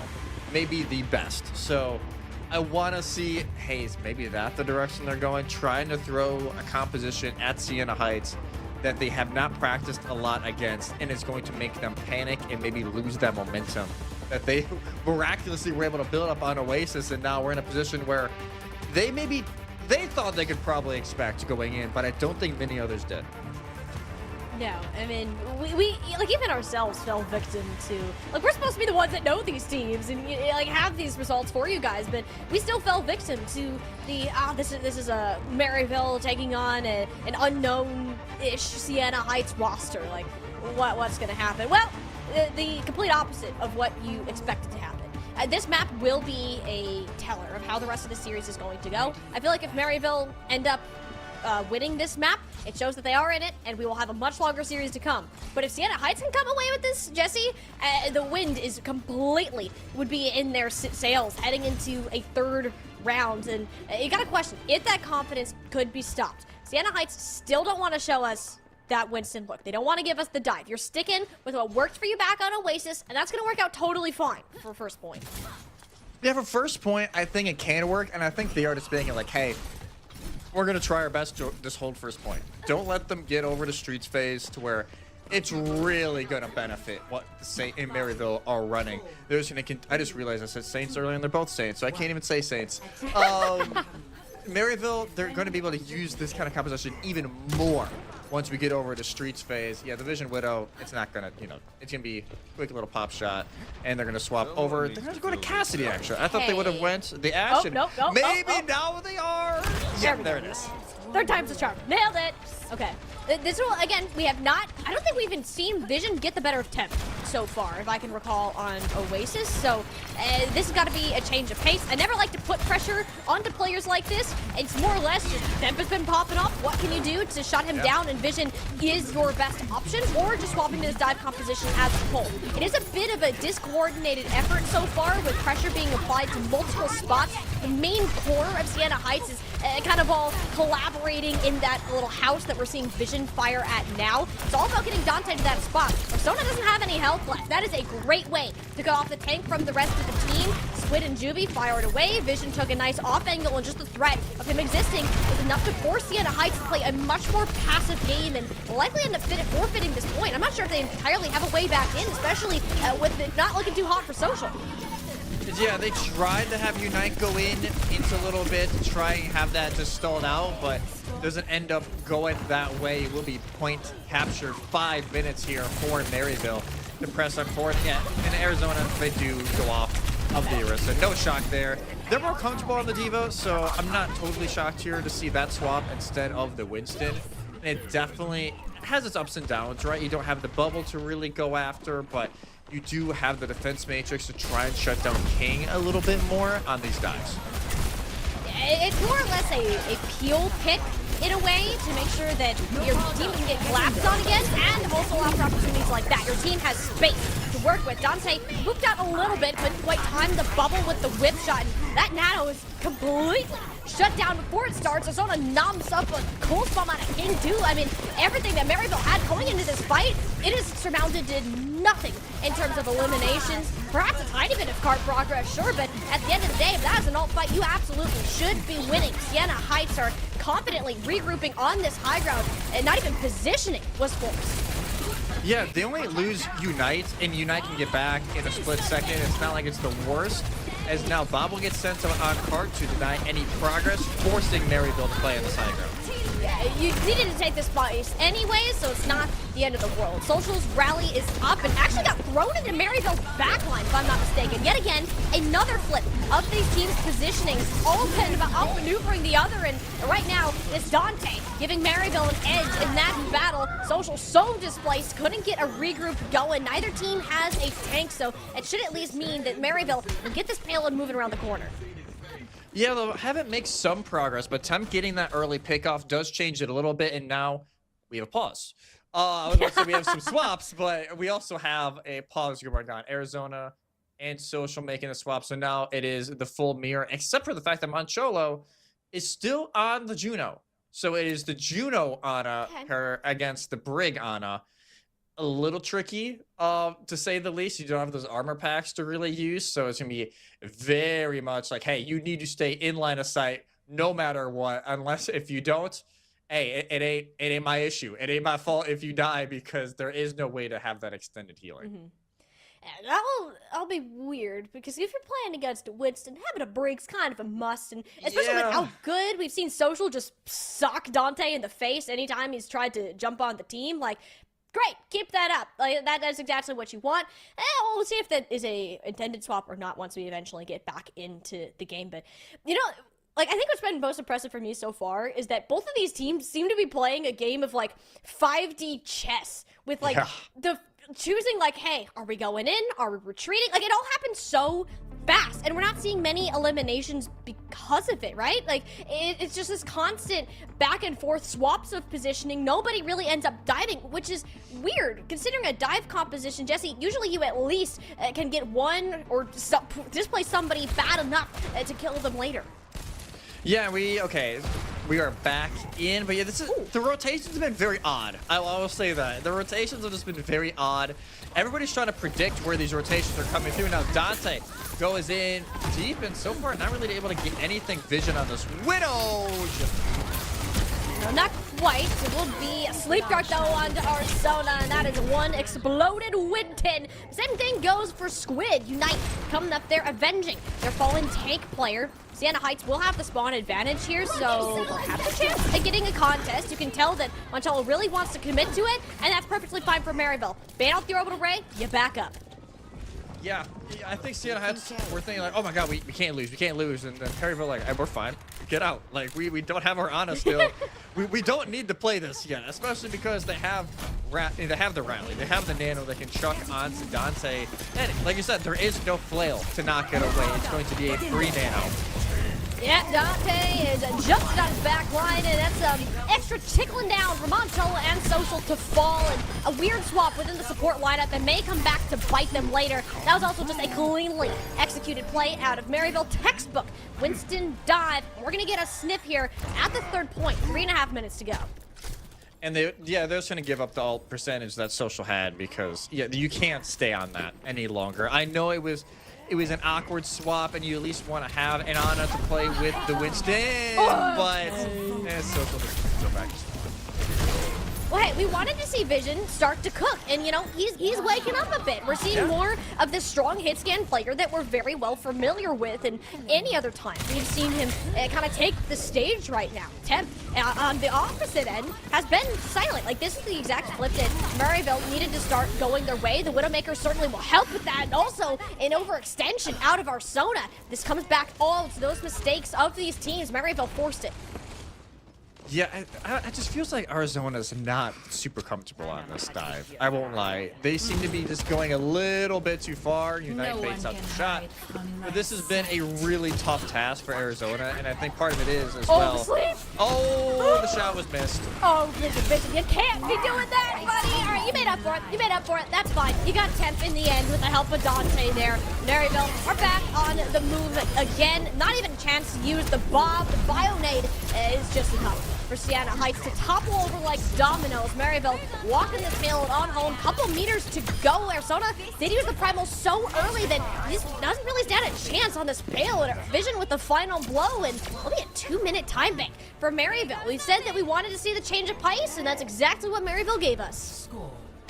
Yeah, they just continue to press up, and like you said, all the pressure and momentum that Sienna Heights had, completely gone. Right, like just gone completely. Temp wasn't able to do anything during that. Vision, like you said, woke up a little bit more, and I think part of it as well is everybody on Maryville seems way more coordinated on the dive, and it's kind of a joke that we get thrown around. Like, rush, a lot of teams can run really well. Dive, a few teams can run really well, and I think that was kind of showing there from Maryville, like, hey, we know we can run this. This is our bread and butter. We want to put Dante just diving in with no hesitation whatsoever. And it's just worked out perfectly for Maryville. Over 2 minutes on the time bank, and now a tricky spot here for Sienna to try and fight back from his Maryville. There's no reason to swap off anything. They're just going to go back to the Vision Ash instead of the Widow because it can be maybe not as great here on this first point. I'm just laughing thinking back to when Dante first swapped off of his DPS and started playing more tank, and like anytime we pull out the Winston, it was inspirational, you know, to say the least. Like, we never like, oh man, Dante's going on the Winston again. It's not the Doom, it's not the Orisa, but he's really stepped it up on this specific hero, and he's the leader for this team in many ways. And to see this level of comfort and kind of outmatching Sienna Heights when it comes to the composition like this compared to what we saw first map has been a major asset towards Maryville. Yeah, like this is the Maryville we know and love, and we know what they can do on this. Arizona, they're just gonna, they're gonna stick to the Diva. I think stick more with comfort. They tried to force the Winston to try and do the full Winston mirror, and it didn't work, right? Like, I don't think they have enough reps on it, or at least not against a team like this, where they got punished time and time again by Squid. So going the Diva gives them maybe a tiny bit more agency and is more comfortability here to try and disrupt this. But Temp, they've given up on the Ash, and we have another pause. Pause our watch. Let's go. Actually, not really. But you're not a. No, I say not a let's go. What are you saying? It's less exciting. Less exciting. You know, we get a little bit of room to breathe. You know, just take a chill pill for a bit. And honestly, for Sienna Heights, that might not be the end of the world. Like, they seem to be struggling with how to counter this out. They are definitely a brawl team. We know Arizona does play that Diva quite a bit, but in comparison to how well that Orisa seemed to just click with the team on Oasis, this has been a much different type of map. Like, Maryville really made a good selection based on what we've seen so far. I wonder if this series really is going to turn into the fact that, hey, who gets to pick the map? Because it really is going to be, let's say if Sienna does lose this map, they're going to send us to some sort of rush, right? They're going to send us to a flashpoint. They're going to send us to a clash or push, something like that. So Maryville just can't run this, right? And if that happens, Maryville could send us to Watchpoint Gibraltar on map 4. So it really could be just this back and forth, and who is going to be able to break that. It is a tech pause. Discord is having an attitude. Me too.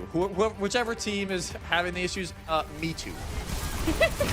Well, at least it hasn't lasted too long. They are pretty quick to get back into the action, which I don't think Maryville are too thrilled about. They've already lost Vision, and Dante is going to fall shortly after. Sienna Heights were already pretty deep into that engage that you couldn't back out. You kind of just had to run with it when the pause timing came in, and Arizona is showing the kind of damage that a D.Va can offer, even healing for the team here. In these last couple of moments, Sienna Heights making quick work first point.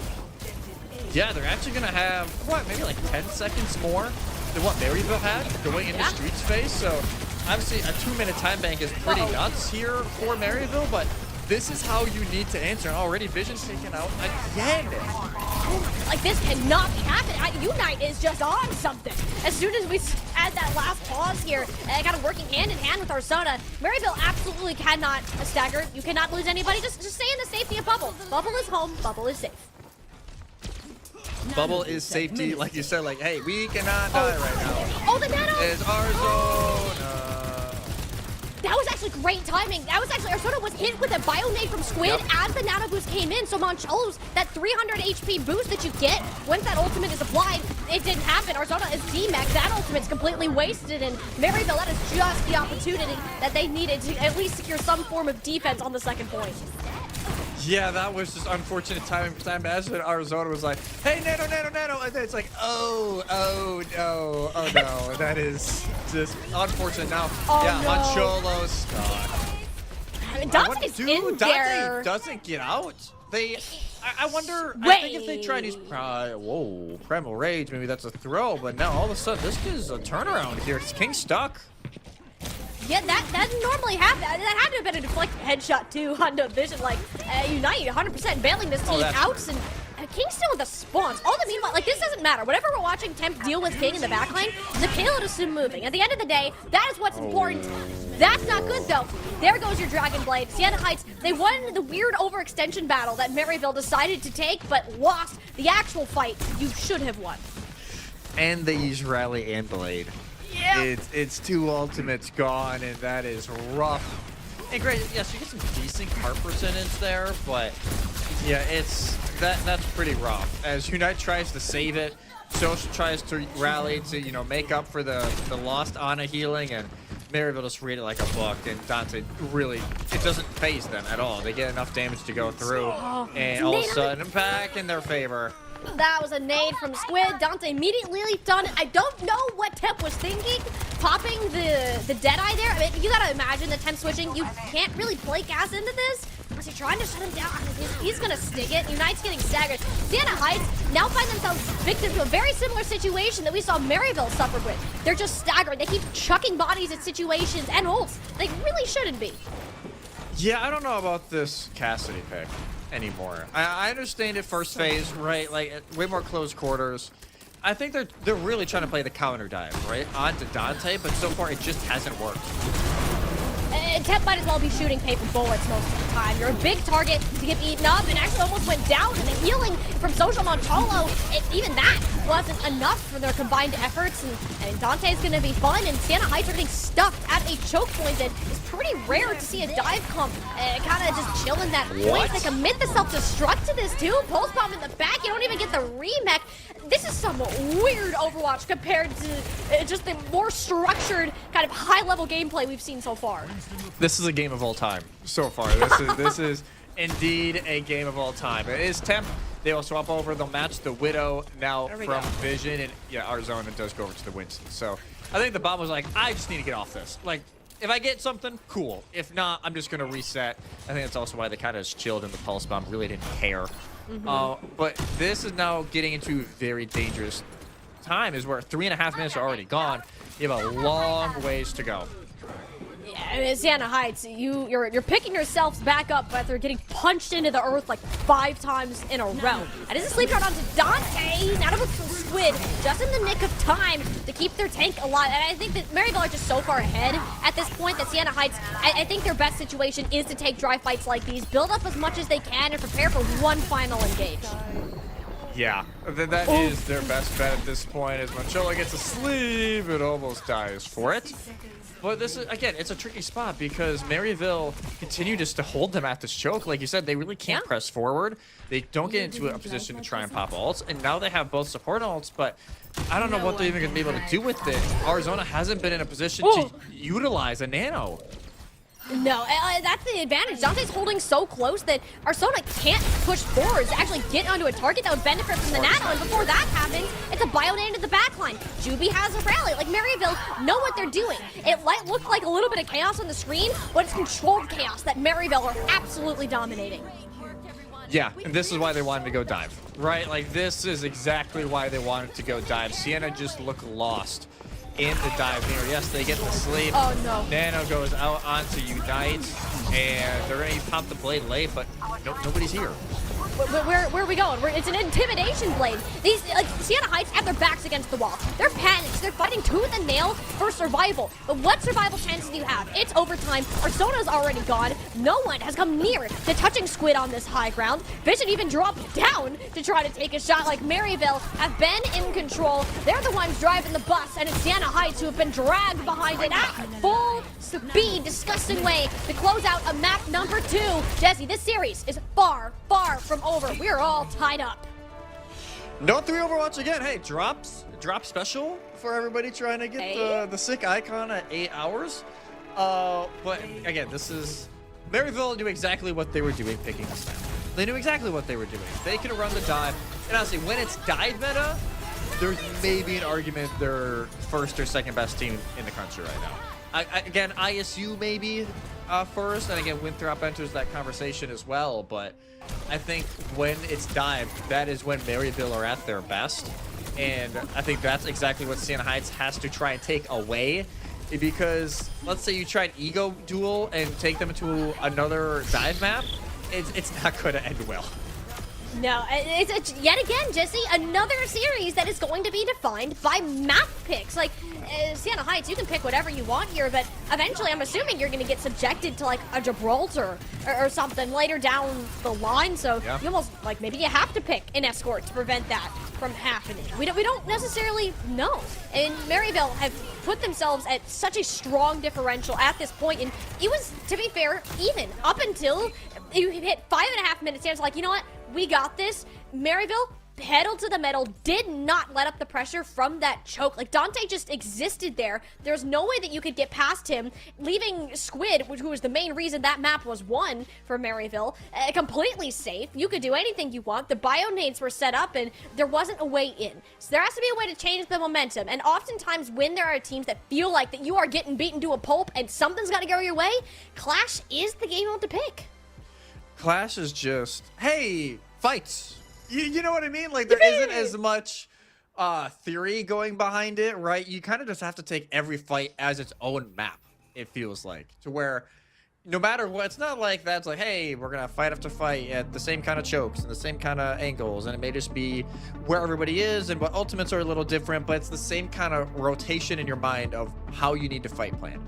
Hanaoka is, you have to take each and every single fight. You have to think differently because the context is always going to be different, and you know the severity of you winning could be increasingly different. So I like this pick here on Hanaoka, and inherently it's Rush, right? It's going to be either Orisa or Junker Queen. Like, one of the two is going to be picked here for both sides, I would assume. Yeah, this is a no-dive zone, not allowed here. Turn your Winstons right back around and come back another time when we pull like a Gibraltar. Hanaoka, you want to put Arizona back on this Orisa, mainly because it provides stability for this team. I think there's just too many moving parts for Sienna Heights to necessarily comprehend. And while they have been finding a ton of success in OWCS, they started playing, back in June, as we said. You're not there yet. You are a team of freshmen and sophomores that are new to the collegiate scene, are new to college in general, learning how to balance all of this out, learning how to work with some new implemented factors that weren't necessarily on those prior teams that you were on. And I don't think that that has clicked. You need to keep it simpler. You need to find a way to take these a little bit slower in a way. We've seen extremely slow gameplay on Oasis, and this is what Clash is likely going to enforce, but with a little bit of chaos thrown in. Yeah, just a little bit of sprinkle, which seems pretty poetic, considering the tournament that we've had in this year's Homecoming. The chaos, it seems to be amplified just a tad from the Overwatch gods. But like you said, this is going to be, gotta keep it simple. You can't overcomplicate it. Oh, okay. I was wondering if they were going to try this because Arizona's played Ryan a ton in the past. Is this going to be the... Wow. Okay, so if they run this, right, if this is what they're trying to stick with, I think if you're Maryville, you just pump all your damage possible to Arizona because there is going to be a lot of issue. It's not like you have Jab Spit. It's not like you have Fortify to really regain some of the health back. You just have Rectangle. You have Shield. Like that is all you have to work with, and it can be a little bit easier to try and isolate and tear them down. Arizona is more going to exist to protect it and enable the team, whereas Dante's out for blood. He wants to get kills, and he wants to throw up his javelins and push everybody backwards, and overall has a lot more impact on the game. I will say Arizona has a stronger presence on the face of a battlefield and on an objective, and just having that shield, but it's kind of back to that story before. It was Temp shutting down Vision, and it's Vision who's found that arise, sticking with that momentum off the back of Hollywood, and when we saw these brawl comps in the past, that was the main differential. With that being solved for at least this first part of the fight, Maryville, a bit of newfound confidence. They're taking this slow though, not rushing things or overcomplicating it, which we've seen many teams fall victim to before. But because of the fact that they haven't really been able to find that second kill, you see Temp is back and, well, almost died as soon as he gets back, but they've not been able to capture this point yet. But yeah, Arizona they're a punching bag. A glorified punching bag, like quite literally. I mean, you do eventually get the pick on the King, so Sienna Heights can get themselves back into this fight, at least you would think. Yeah, there it is. Social, swinging a mace around, good old Knight and Squire duo, which I've had Greg and Ryan on the same team, and this level of competitive play is honestly a new one as of late, but I'm here for it. Arizona and Social know how to work together, and Sienna Heights only use Rally to close it out. Yeah, only the rally, and because of the fact that, like I said, Maryville don't close out the fight. Especially in Clash. We've seen games to where, you know, it was like point B on the Throne of Anubis. It took like 5 minutes because nobody could actually finish off a fight, and there was recontest after recontest after recontest. You gotta finish off fights quickly in this game mode, and that's what Sienna Heights is going to try and do. The issue is, a lot of times if you win that first fight, you lose the second, and then it snowballs. So they have to try and make sure that cannot happen here on game. And the problem is, you do not have the ults to do so. Unite is in the backline with the Dragon Blade. Your supports do not stand a chance. Slices them both to bits. Sienna Heights and Maryville, I think you just gotta back off. I'm not sure if they get a full recontest. Dante sends himself off the map, and yeah, this will be a second point now gained. But just if we've learned anything about Clash, losing the first 2 points means not a ton in the long run. If they get a tick onto E, then I think it's saying a lot, but like you said, Clash can turn around so fast, right? It can turn on its head so incredibly fast, and they're having to wait right now. Temp does die very late in that fight to Vision, so they can't really push in right away. But I think it's honestly an issue some teams have going into Clash. They play E and A way too early, when now is when you want to try and fight, right when it unlocks, not before. Yeah, and that's kind of, again, showcases the skill and knowledge that these teams have. They aren't going to take any fights if they don't want to. The goal often is to force as many ultimates out of your opponents as possible while using as few as possible. Temp gets shut down and gets no response out of Maryville. Worst case scenario for Sienna Heights right now. Maryville, they can play this game too. They know what their opponents are trying to force and aren't going to let them get it. Yeah, 0 ultimates used there from Maryville. It is the perfect fight, and now momentum swings back in their favor as Temp. They were thinking maybe the deflect is not there. Like, there's just maybe the deflect is gone from King, but no, the trigger finger maybe just a little bit too ready that time around. And now high ground as well, in full control of Maryville. 5 ultimates on the board, or soon to be 5 once Squid gets their orbital ray. Sienna Heights maybe can fight this back if Moncholo can build theirs, but it really will be just how many ultimates Maryville can throw in. I think the only way that Sienna Heights win this is if Arizona gets a massive Earth Shatter before or Maryville can pop their ults, and that's highly unlikely, especially given the positioning. Vision can go as far forwards as he needs to. With the Deadeye, a lot of the shield health is off of Arsona. Actually got stunned up, taken quite low, doesn't have the opportunity to respond. Dante sees his window, goes on in Vision to kill off all of the players that get caught up in his tank's range, and yeah, that's just real hard execution out of Maryville, what they're known for. The holy ultimates, right? Like They use 5 used from Maryville, only 2 used there from Sienna Heights. So all of a sudden, we're in a best of 5, right? For best of 5, the rest of the way. Sienna Heights, they're gonna have plenty of time here to try and regroup. And the Earth Shatter, it's almost like an intimidation factor, because a lot of the times right now, you're not looking for, oh my god, they're gonna get a 5-man shatter almost every other time. If you get 1 or 2 that you can actually capitalize on, that is the value that Arizona's trying to find in this. I just want to see our son pinned to the back line so bad. It would be so fun. And honestly, they've been very passive. It's again back to this like slow respect that these teams are falling into, because they know that you can kind of topple over from a mistake that you make at any point, and they're taking very few risks as a result. The Deadeye from Temp.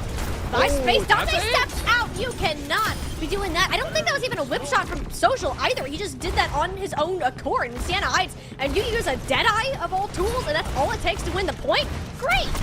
That's a bargain. That's like if you find something in your drawer and you're not sure if it works for anything, and then it works for like the exact thing you're trying to fix. It's perfect. Or like, it is the perfect feeling right now for Sienna, because if they win D, they're in a beautiful spot to win this map, as they'd only need 1 more the rest of the way. And Unite didn't have to use Blade. Arizona still has the Shatter online. In Vision, yes, they can use Deadeye here to try and wait out the Orbital Ray from Squid, try to wait out the Terra Surge from Dante, but they gotta find some aggressive punch here. And that's not been Maryville's thing so far. They're very much a patient team that waits for their opponent to mess up, but you wait too long, you might be laid flat on your backs, or rather not. Everyone stand back up. The Earth Shatter didn't get a whole lot done here. The Orbital Ray is kited, and that's where that patient playstyle for Maryville plays up. They let your opponent use absolutely everything in the tank, make sure they get no value, and come in with a well-executed strike. Social unites, King slicing everyone down to size. Maryville, this is their game. Sienna Heights are just playing into it. Yeah, that was perfectly called out there from Maryville. Just because Blade goes in, it's like Juby knows exactly what to do, shuts it down completely. Unite not able to do anything, and Arizona as well with the Shatter doesn't do anything. Yes, it shuts down the Deadeye as a threat, but they needed to get some sort of pickoff or at least displacement with it, and all they really did with it was buy time. Now Temp, again, they've been quiet since map 1. They haven't really been in the conversation. Sienna Heights, if they're going to try Mountain's comeback, they need Temp to show up. Yeah, especially this map has gotten closer and closer. Each team has 3 points right now, and Maryville see another ultimate advantage. You'll get about half this point before Sienna Heights even consider contesting. It's just King. That's that mistake that Sienna Heights wanted to do, overstepping his bounds, caught in every CC available.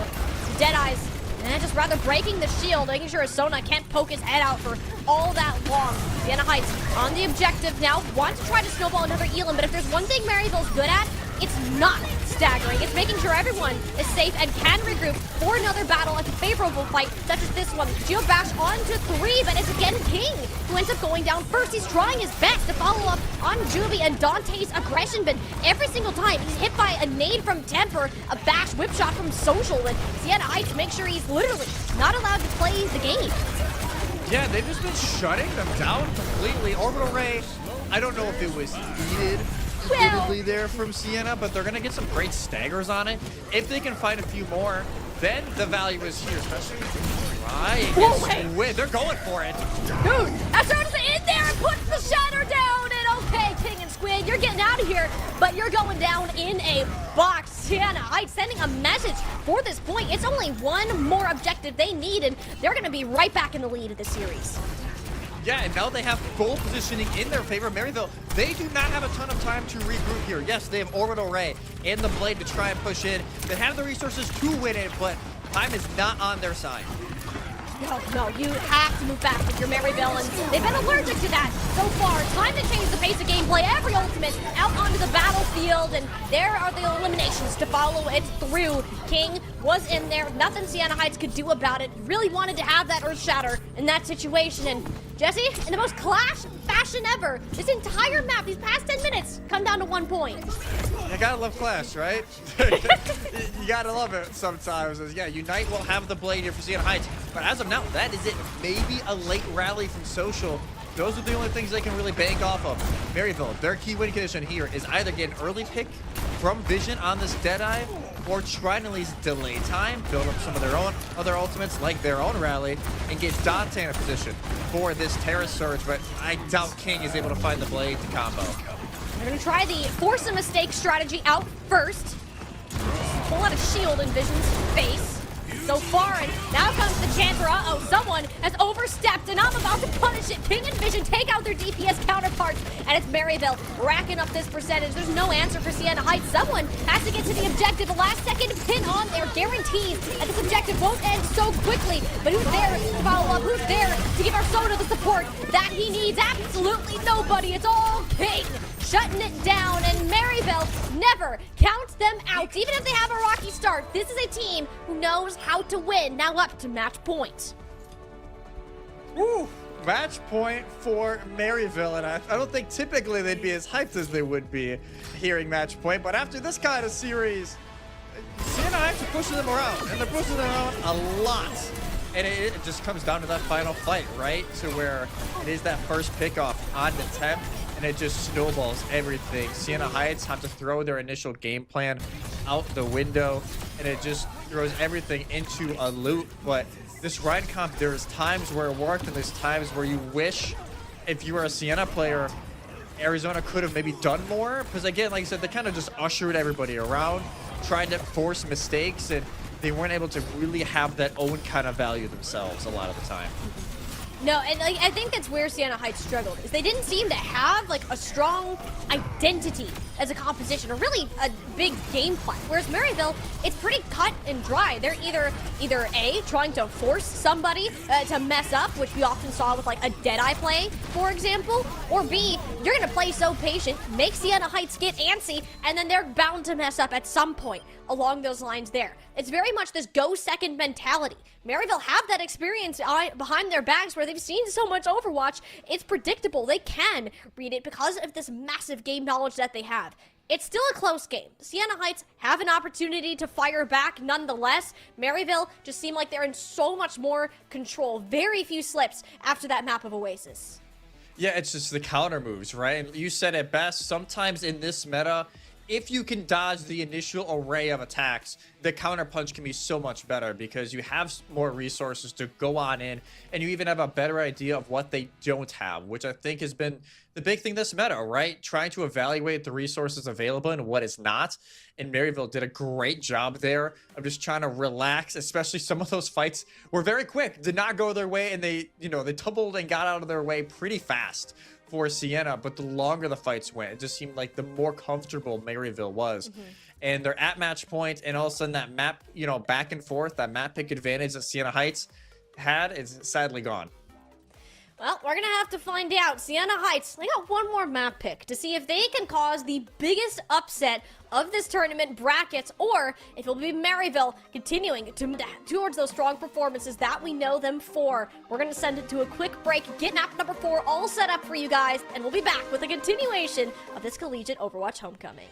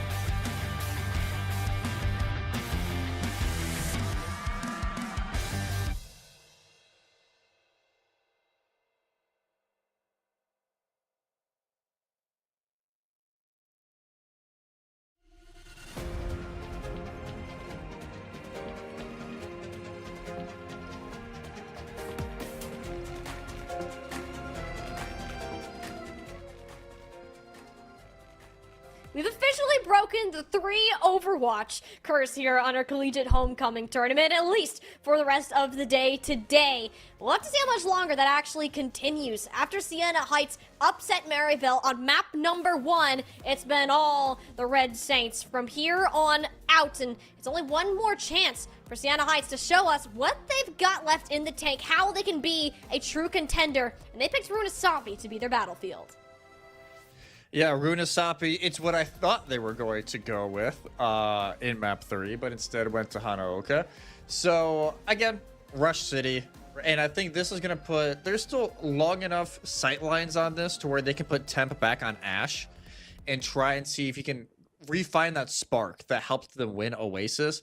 Because in Hollywood, he got shut down a ton. Hanaoka, he had his moments, and I think it was more Vision really canceling out the rest of the members of Sienna Heights more than anything else. So here, you got to see something pop up from Sienna. They got to find that spark once again.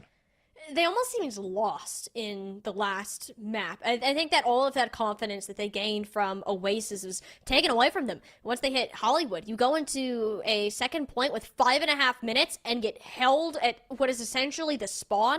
Like, that's not a feel good. That killed any sort of hope that they had of winning that map, of winning that series. And honestly, it seemed to carry through into Hanaoka. They looked scared. They looked so overly cautious that it almost ended up costing them a lot of those fights, a lot of the game. And in the end, it did end up costing them the game. Maryville has found the weakness, and it is their name. It is scary to look at and to see on the other side of a push map, of any map that we head on into. You got one more chance for Sienna Heights to stabilize themselves. They've already shown that they can be a team to be reckoned with, but do they have the opportunity to pull up the upset of all time in this collegiate bracket? In a season full of upsets, can there be another one to add into the mix? And they have a pretty tough task ahead of them, and I said at the end of the last map, the one advantage they had was if they kept alternating. Or like whoever picked the map 1, they would have that final map 5 pick, aka they could avoid going to Watch Point, which I have a feeling if Sienna Heights wins this map, we're probably going in that direction.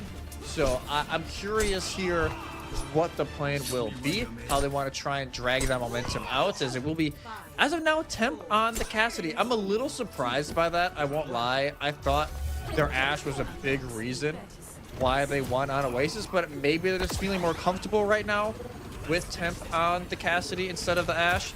So that will be the only change. Vision's going to have that slightly more, the slight range advantage against Sienna, but it will, everything else is going to be that flat out mirror.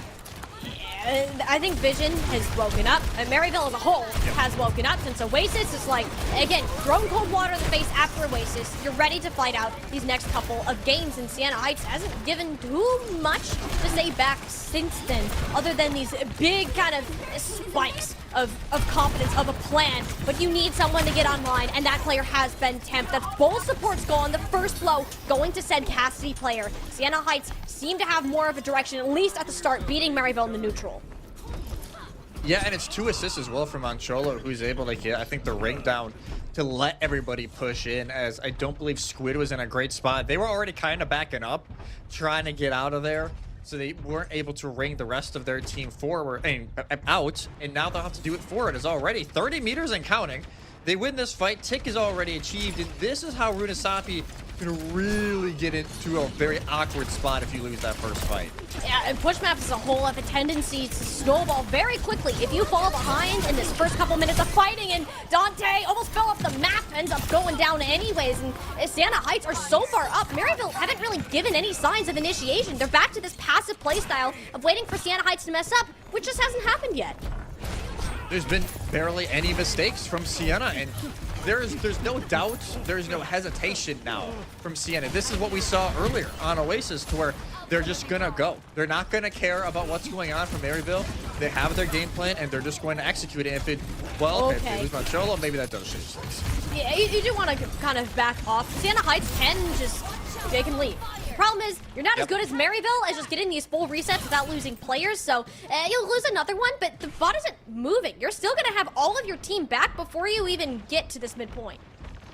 Yeah, because Unite's able to get the wave respawn with Mancholo, so they're able to actually use that ring to get back into the fight. Even before this, the bot is able to get back towards mid. So a great recontest actually here from Sienna. Maryville just opted to not get the objective moving there, and then they come back to fight us. You have the whole team back. You're already down vision, and unfortunately the rally doesn't go your way, but Dante, King, they have to burn literally everything that you have to make sure that Maryville can go through. That is another 5-ult fight from the Saints.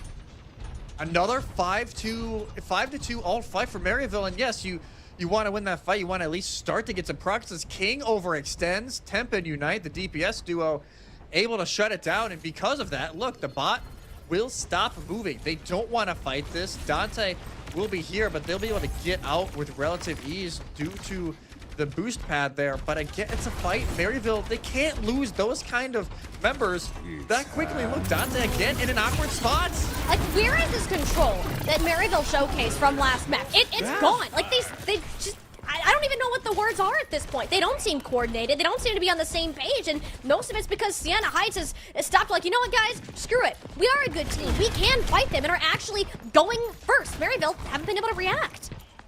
Their composure's gone a little bit. And maybe that's me, like, stretching by saying that a tiny bit, but it seems like some of the respect that they heavily gave them during maps 2 and 3, once they got punched in the mouth during that first map, it's kind of fell away a little bit. It seems like this is very much more like, we're kind of just going to do our thing, Maryville, rather than we're coordinating everything. And it seems like they're getting maybe a tad comfortable during this map. It pushes a map type.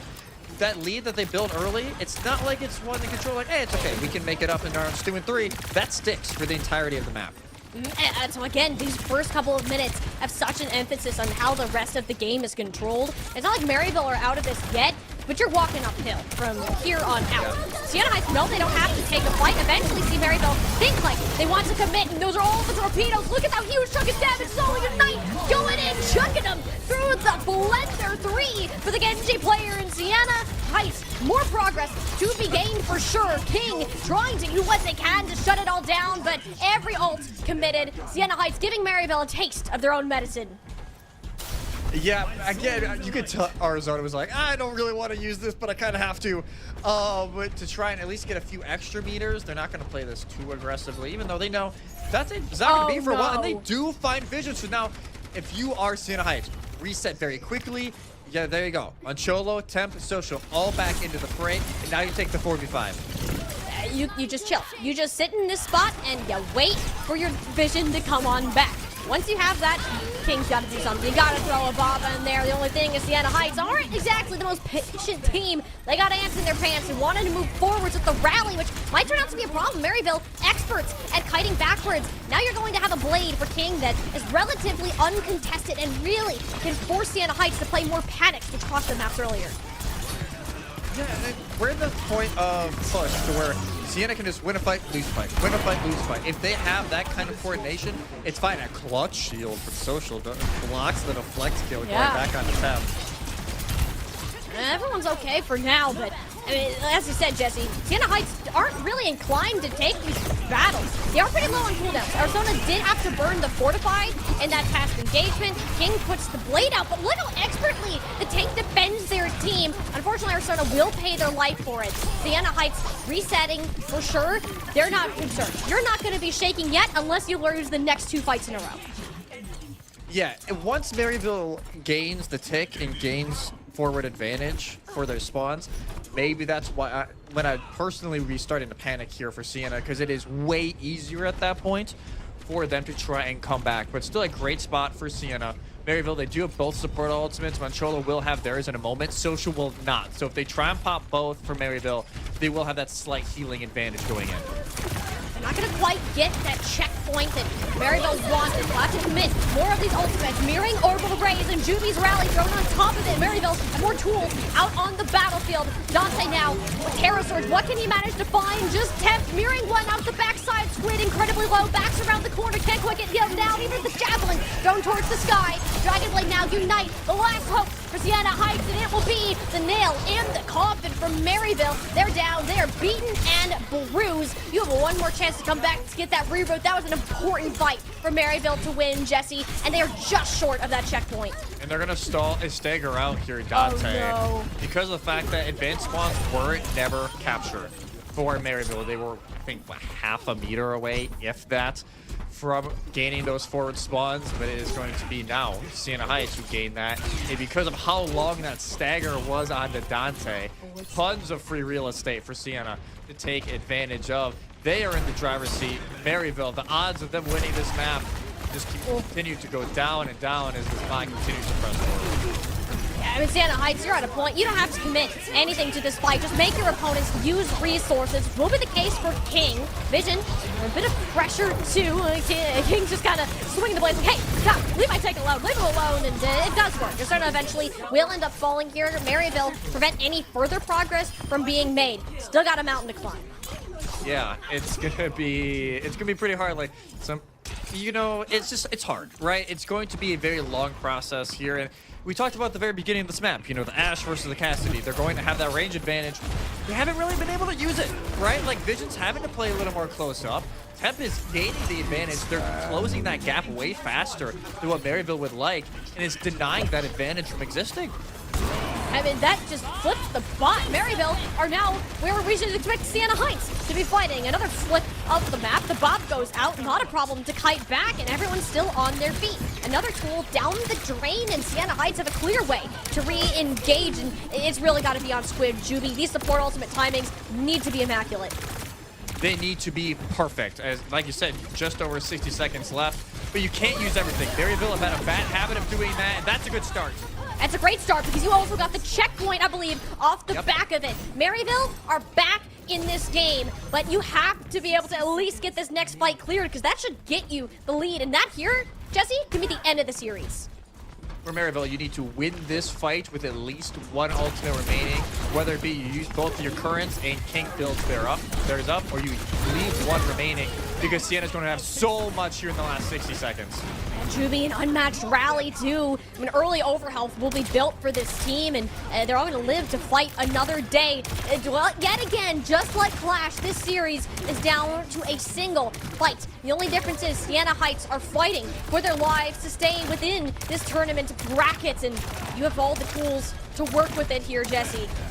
Yeah, this orbital ray is going to be make or break. If they can get value out of this, this will be the end of this map, and we should go to map 5. If they can actually get the value out of it. They're just stalling this out. Both teams want this to be the last fight of this map. And then no, it will be. It's come down to an ultimatum, but who has the better execution, the better results? Sienna Heights, they got the toolbox to make it happen. But where are the players? Dante, an expert at keeping this team alive. The Terror Surge canceling out the ult entirely, but it's Unite. Dragonblade towards the high ground, slices King in half, does the same with Juby. And Sienna Heights are going to defy the odds once again, taking Maryville to a map number 5. Right? Like, this is an absurd run from Sienna Heights. They push Maryville to map 5. And again, they gain that early advantage. And even though Maryville, they look more comfortable as the map goes on, that early deficit is just too much to try and deal with. And Unite, they really popped. I won't lie. They popped on this Genji during this map. And even though they didn't get the perfect combo there at the end, it looked a little disjointed from Sienna, as both teams are really trying to not make that first mistake during that final fight. But they're able to find King isolated on the high ground. Vision shortly after, and everything else crumbles for Maryville shortly after. But now the power returns to the hands of Maryville. They will have the final map pick, and we will either go to Escort or Flashpoint, as those are the only 2 game modes remaining here for them to pick from. Yeah, if you're Maryville right now, I'm less concerned about what the map pick will be. I'm more concerned about what the heck just happened. Because if you remember, within that first half of Runasapi there, I don't know what was going on. Like, it almost looked like that they weren't talking with each other, that they weren't They didn't have a plan. Like, they just let Sienna Heights walk all over them, and because it's push, once you fall so far behind, it's dang near impossible to get a comeback. Yes, you forced the ultimatum of a final fight, but it wasn't enough. The one way that they have gone through uncontested so far is dive. And Jesse, I heard that. We expected this from the start. If Maryville were going to get another map pick, it was going to be Gibraltar. Yeah, whether it be, you know, if Sienna Heights were able to clutch up Hanaoka, or in this case, them having to pick for map 5, this was always going to be the pick, right? Like, their dive looked so good on Hollywood. There was no other map that Maryville were going to decide. And it kind of enters the conversation of, well, maybe do Sienna Heights try and, you know, pick an escort map? But no, I don't think they do. I think with your season on the line, you go with comfort, even knowing, like, yes, map 5 could be difficult, because you need to win map 4 to even get to map 5. And that was the step that Sienna Heights took, and it was a pretty good showing on Runasapi. And I think the momentum now, it's kind of an even game. Maryville obviously recognized they should be the favorites on this map. They've looked infinitely better on the dive, but it's map 5. Stress is at an all-time high. Mistakes are going to happen, and it's how you capitalize on them for both of these teams that will decide who gets knocked out in a top 16 finish, which at this point, I can say it's disappointing for both of these teams, and who's going to move forward against UCI in the next round. You mentioned that this is a stressful situation, that this is a make or break point mentally for these teams, Jesse, and we know Maryville. They've been at this for years and years at extremely high levels of competition, but Sienna Heights, they're fresh off the boat here. This is new territory for them. This is an opportunity to make sure that your name is remembered throughout the entirety of Collegiate, to have one of the greatest upsets that I think we will ever get within a collegiate tournament as a whole recently. But it also means to you that you can't let yourselves get in your own heads. We need to have that same confidence return that we saw back on Runasapi. It was like a switch had flipped between maps 3 and 4, and you better hope it's still turned on when you head into Gibraltar. You know you got your butts kicked by this composition. I'm gonna outright say it on Hollywood. Maryville have the upper hand, and they know it. Sienna Heights need to play like they don't. Sienna Heights need to, like, just forget that map ever happened, right? Like, Men in Black, memory flash, bang, gone. Like, forget it even happened. Because if you try and think back on that series too much, if you're dreading every little mistake that you made and what you could have done differently, you're gonna overthink yourself, and you're not going to be in the correct spot to try and get this done. But you obviously can't, like, forget everything that happened, right? You gotta have in the back of your mind just the core ideas like, hey, we need more support for Arizona, because they did get melted down relatively quick in a lot of those fights. You cannot afford to have that happen here in this series. And again, just continue to put Unite and Temp in the best position possible, because when those two are shining, Social's playing better, Mancholo's playing better, everybody's playing better for Sienna Heights, and that is what they need to be. Maryville will be on the attack first. Maryville will have the opportunity to set this pace, and honestly, you gotta think it's gonna be a pretty fast one.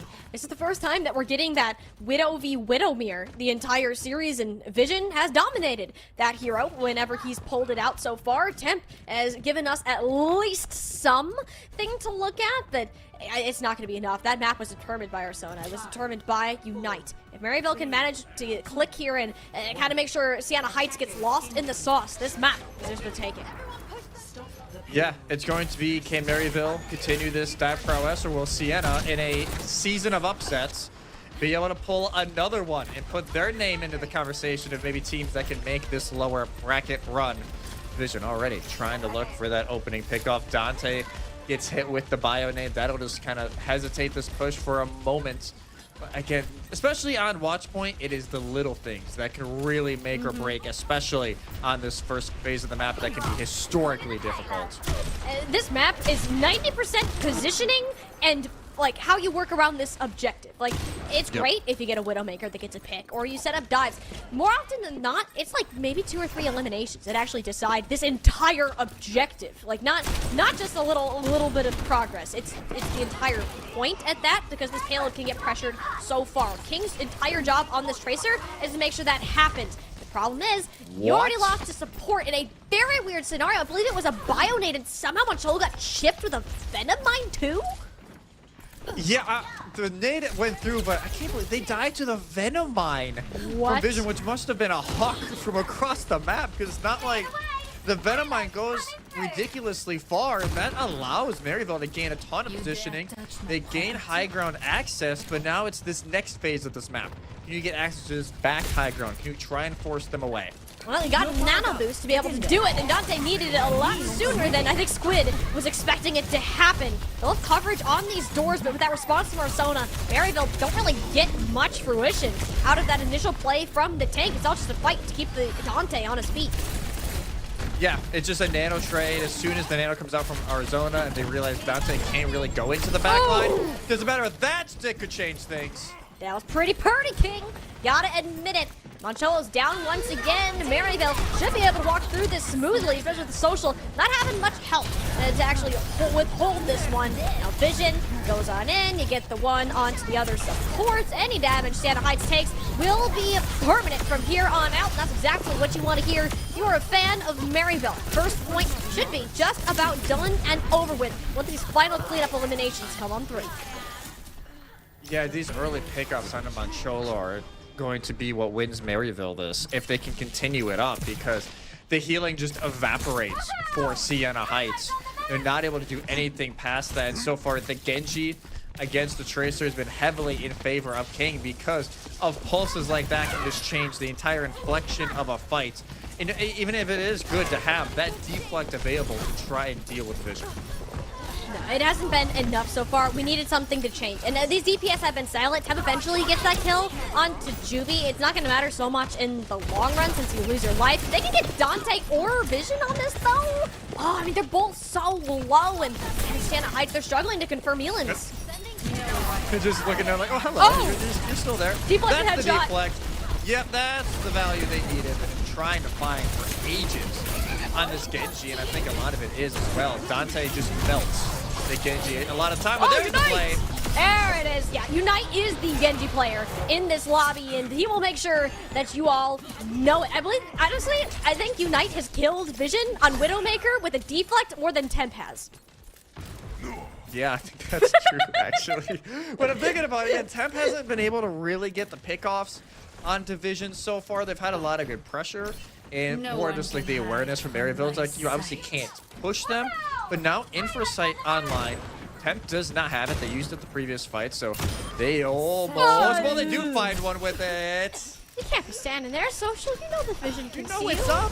You saw where you were shooting from? I mean, that's not great for Sienna Heights. You literally got a nano boost, and that's it. Maryville will just go ahead, you got a nano boost? Watch this. And it's just Dante can go leap up from this door. Arizona is left alone on this payload. Not really much that he can realistically do other than just stall time and let Dante have his way with the backline. King 1v1 with the Temp sliver of HP. There we go. Melee recall, and all the meanwhile, Maryville wrapping it up. More on the payload side of things. Last ditch effort with the self-destruct gets a whole lot of nothing. Maryville have made their way through the most difficult part of the map.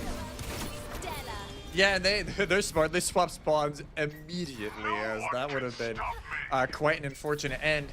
Again, this Winston versus D.Va, as they will swap to the Winston themselves, it just hasn't worked, right? The D.Va has not done enough to warrant the change sticking, and now it will be, again, can Arizona fix the mistakes they made earlier, as they do find an early trade? Yeah, that was another Bionade. Squid is setting up these plays so easily, not to mention King running around uncontested. Mr. Zippy over here on the Tracer, Maryville, and they're just picking up the pace. They're not letting Sienna Heights take the time to regroup and gather themselves. No, they cannot allow, because we've seen what happens, right? If you allow Sienna to kind of reset and have one good fight, momentum switches in an instant towards their favor. So you cannot allow to have that happen if you are Maryville. Already, Social just getting bullied over here at this corner. King almost finds the Ilios and forces rally. The King actually was the one that should be scared about getting out of that situation, and honestly, that's great. Maryville, no rally to work on them, and a disgusting shot from Vision, shutting down the Widow counterpart yet again. Sienna Heights last-ditch effort. You can tell that they're starting to get lost with all of this chaos. These skirmishes so far apart, drastically different from this brawl comp they are known to be comfortable on, and Maryville are exploiting that weakness to the maximum. Couple meters remaining here. Sienna Heights are staggered beyond belief. No win con in sight. Someone has to make it to the payload to touch. Unite swap over to the Tracer, and there's an angry Winton in the spawn room. Dante ain't gonna let anyone out of this one. Minute 46 and a full completion. The spoils of Maryville's accolades. In Maryville, when they get on the dive, good things happen. And Sienna Heights is, you know, as much as they've pushed Maryville this series, especially when it's the brawl, I don't know if they are quite there yet on the dive. And I think part of it is a lot of this meta hasn't been dive, right? You only see dive on maps like this, and you see it on like Oasis City Center or stuff like that, Hollywood, for example. You don't see it in a ton of maps right now. And I think it really is starting to bite Sienna because they try and go more comfort, and it doesn't work with the Diva. Then they try and swap over to the Winston, and they're just clocking everything that Arizona is trying to do on the Winston. They're able to read it extremely well. So now the question is for Sienna, what is the pivot? What is the change that is needed? Because obviously something is not going to plan. You gotta have this a full push to force the overtime if you want to keep your dreams alive. You know, it's they're just getting overcomplicating their plans. They're leaving people in spots, and they're allowing Maryville, specifically Squid, to strike first. We haven't talked nearly enough about Squid and the impact that he has had, because the main reason that this dive ends up working out is because of his nades that he always manages to land. When Sienna Heights are regrouping or trying to get set up for some sort of dive, he hits something to go with. This is more the play we wanted to see. This teleport is successful. Wait a minute, we actually get to see it plan out. The Mayball into the back line. It was glorious. I like the attempt. You get Squid, Squid for your troubles, but yeah, no, not quite the play that we're looking for. I didn't even mention it. I thought it was a bait. Yeah, I thought it was a bait too, but Vision gets Unite as they're trying to get out of spawn. Oh, that's pain. And granted, they don't have Squid, so they can't play extremely aggressive here, but they can still play up on this bridge and be perfectly fine. Especially now that they don't have to fear that Orion is just going to charge at them. True, you no more big old rectangle man to haunt your nightmares with that, but you have greater worries if Ursona's getting that much in your face. But look at that again, King and Dante, perfect peel, both the DPS are dealt with, and all Sienna Heights really have to show for it is this small bit of payload progress. Yeah, that's all they have, and now they're going to get staggered out. And at least those two fights felt relatively quick. But when Maryville has a time bank like this, they rolled once they got comfortable, and to have just under 2 minutes in their time bank, you cannot take too much time. But I understand it's watch point. It's a very tricky map to try, especially this point. It's incredibly difficult.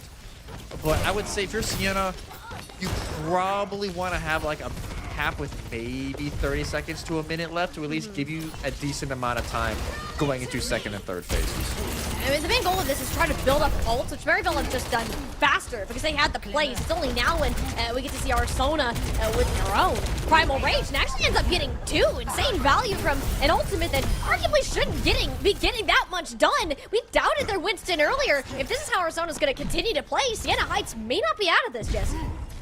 That's the adaptation and the improvement that they needed, because it was for a little bit there on Hollywood a tank down. Because Arizona couldn't put the rest of their team into a good spot, but now they're starting to at least feel a little better on this. Dante does pop Primal. And get the Primal out. It causes that much disruption where Unite gets caught out, and this payload now has to be contested. Sleep Dart onto Dante far in the backline, and it looks like Social's going to peel to try to take care of this Winston, which actually ends up happening. You're just kind of clustered in a small room, and you did it so strangely where Maryville was able to pick off these players as they were going to regroup. Arizona has to take advantage of Dante being gone right now. Kind of hard when you're a sleepy Winston on the payload, though. Maryville returning with Dante on his signature Doomfist just for a little bit of extra speed here, and suddenly this is looking like a much more comfortable situation. Manchalo got absolutely pancaked. Unite gets his head ripped off, and just like that, Maryville aren't about to give up first point. Yeah, they just get pinched in that back room, like you said. for Sienna, they just get collapsed on. Mancholo tries to push on forward because they realize, like, hey, there's still a Widow over here. We can't sit in this room because eventually they're going to hit the shot. Now you have Dante, one of arguably his best hero for the rest of this map, and that's why Temp will swap over to the Sombra to try and shut it down, but it is very much a last gasp effort as King is very deep in the back line here. I don't know if they can get out. They do for now. He's tracing. He's fine. He's fine.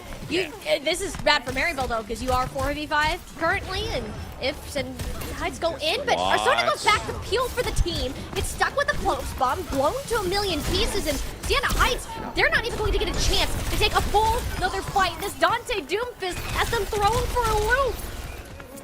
Yeah, like you said, they don't have time for this, Molly. They have 10 seconds to go. Somebody's got to touch. Yes, you have played.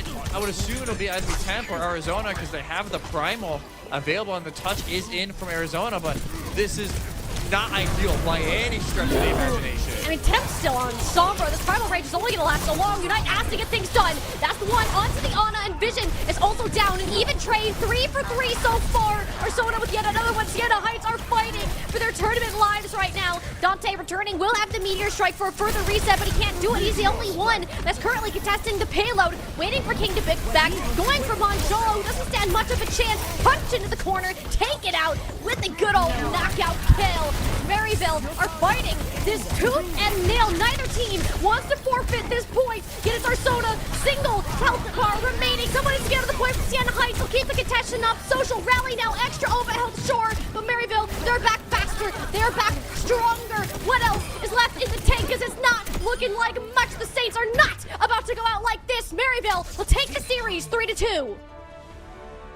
Oh man, that got a little close to continuing this thing on, but Maryville with the Dante Doomfist, what a way to end it. You might as well throw him on the icon hero.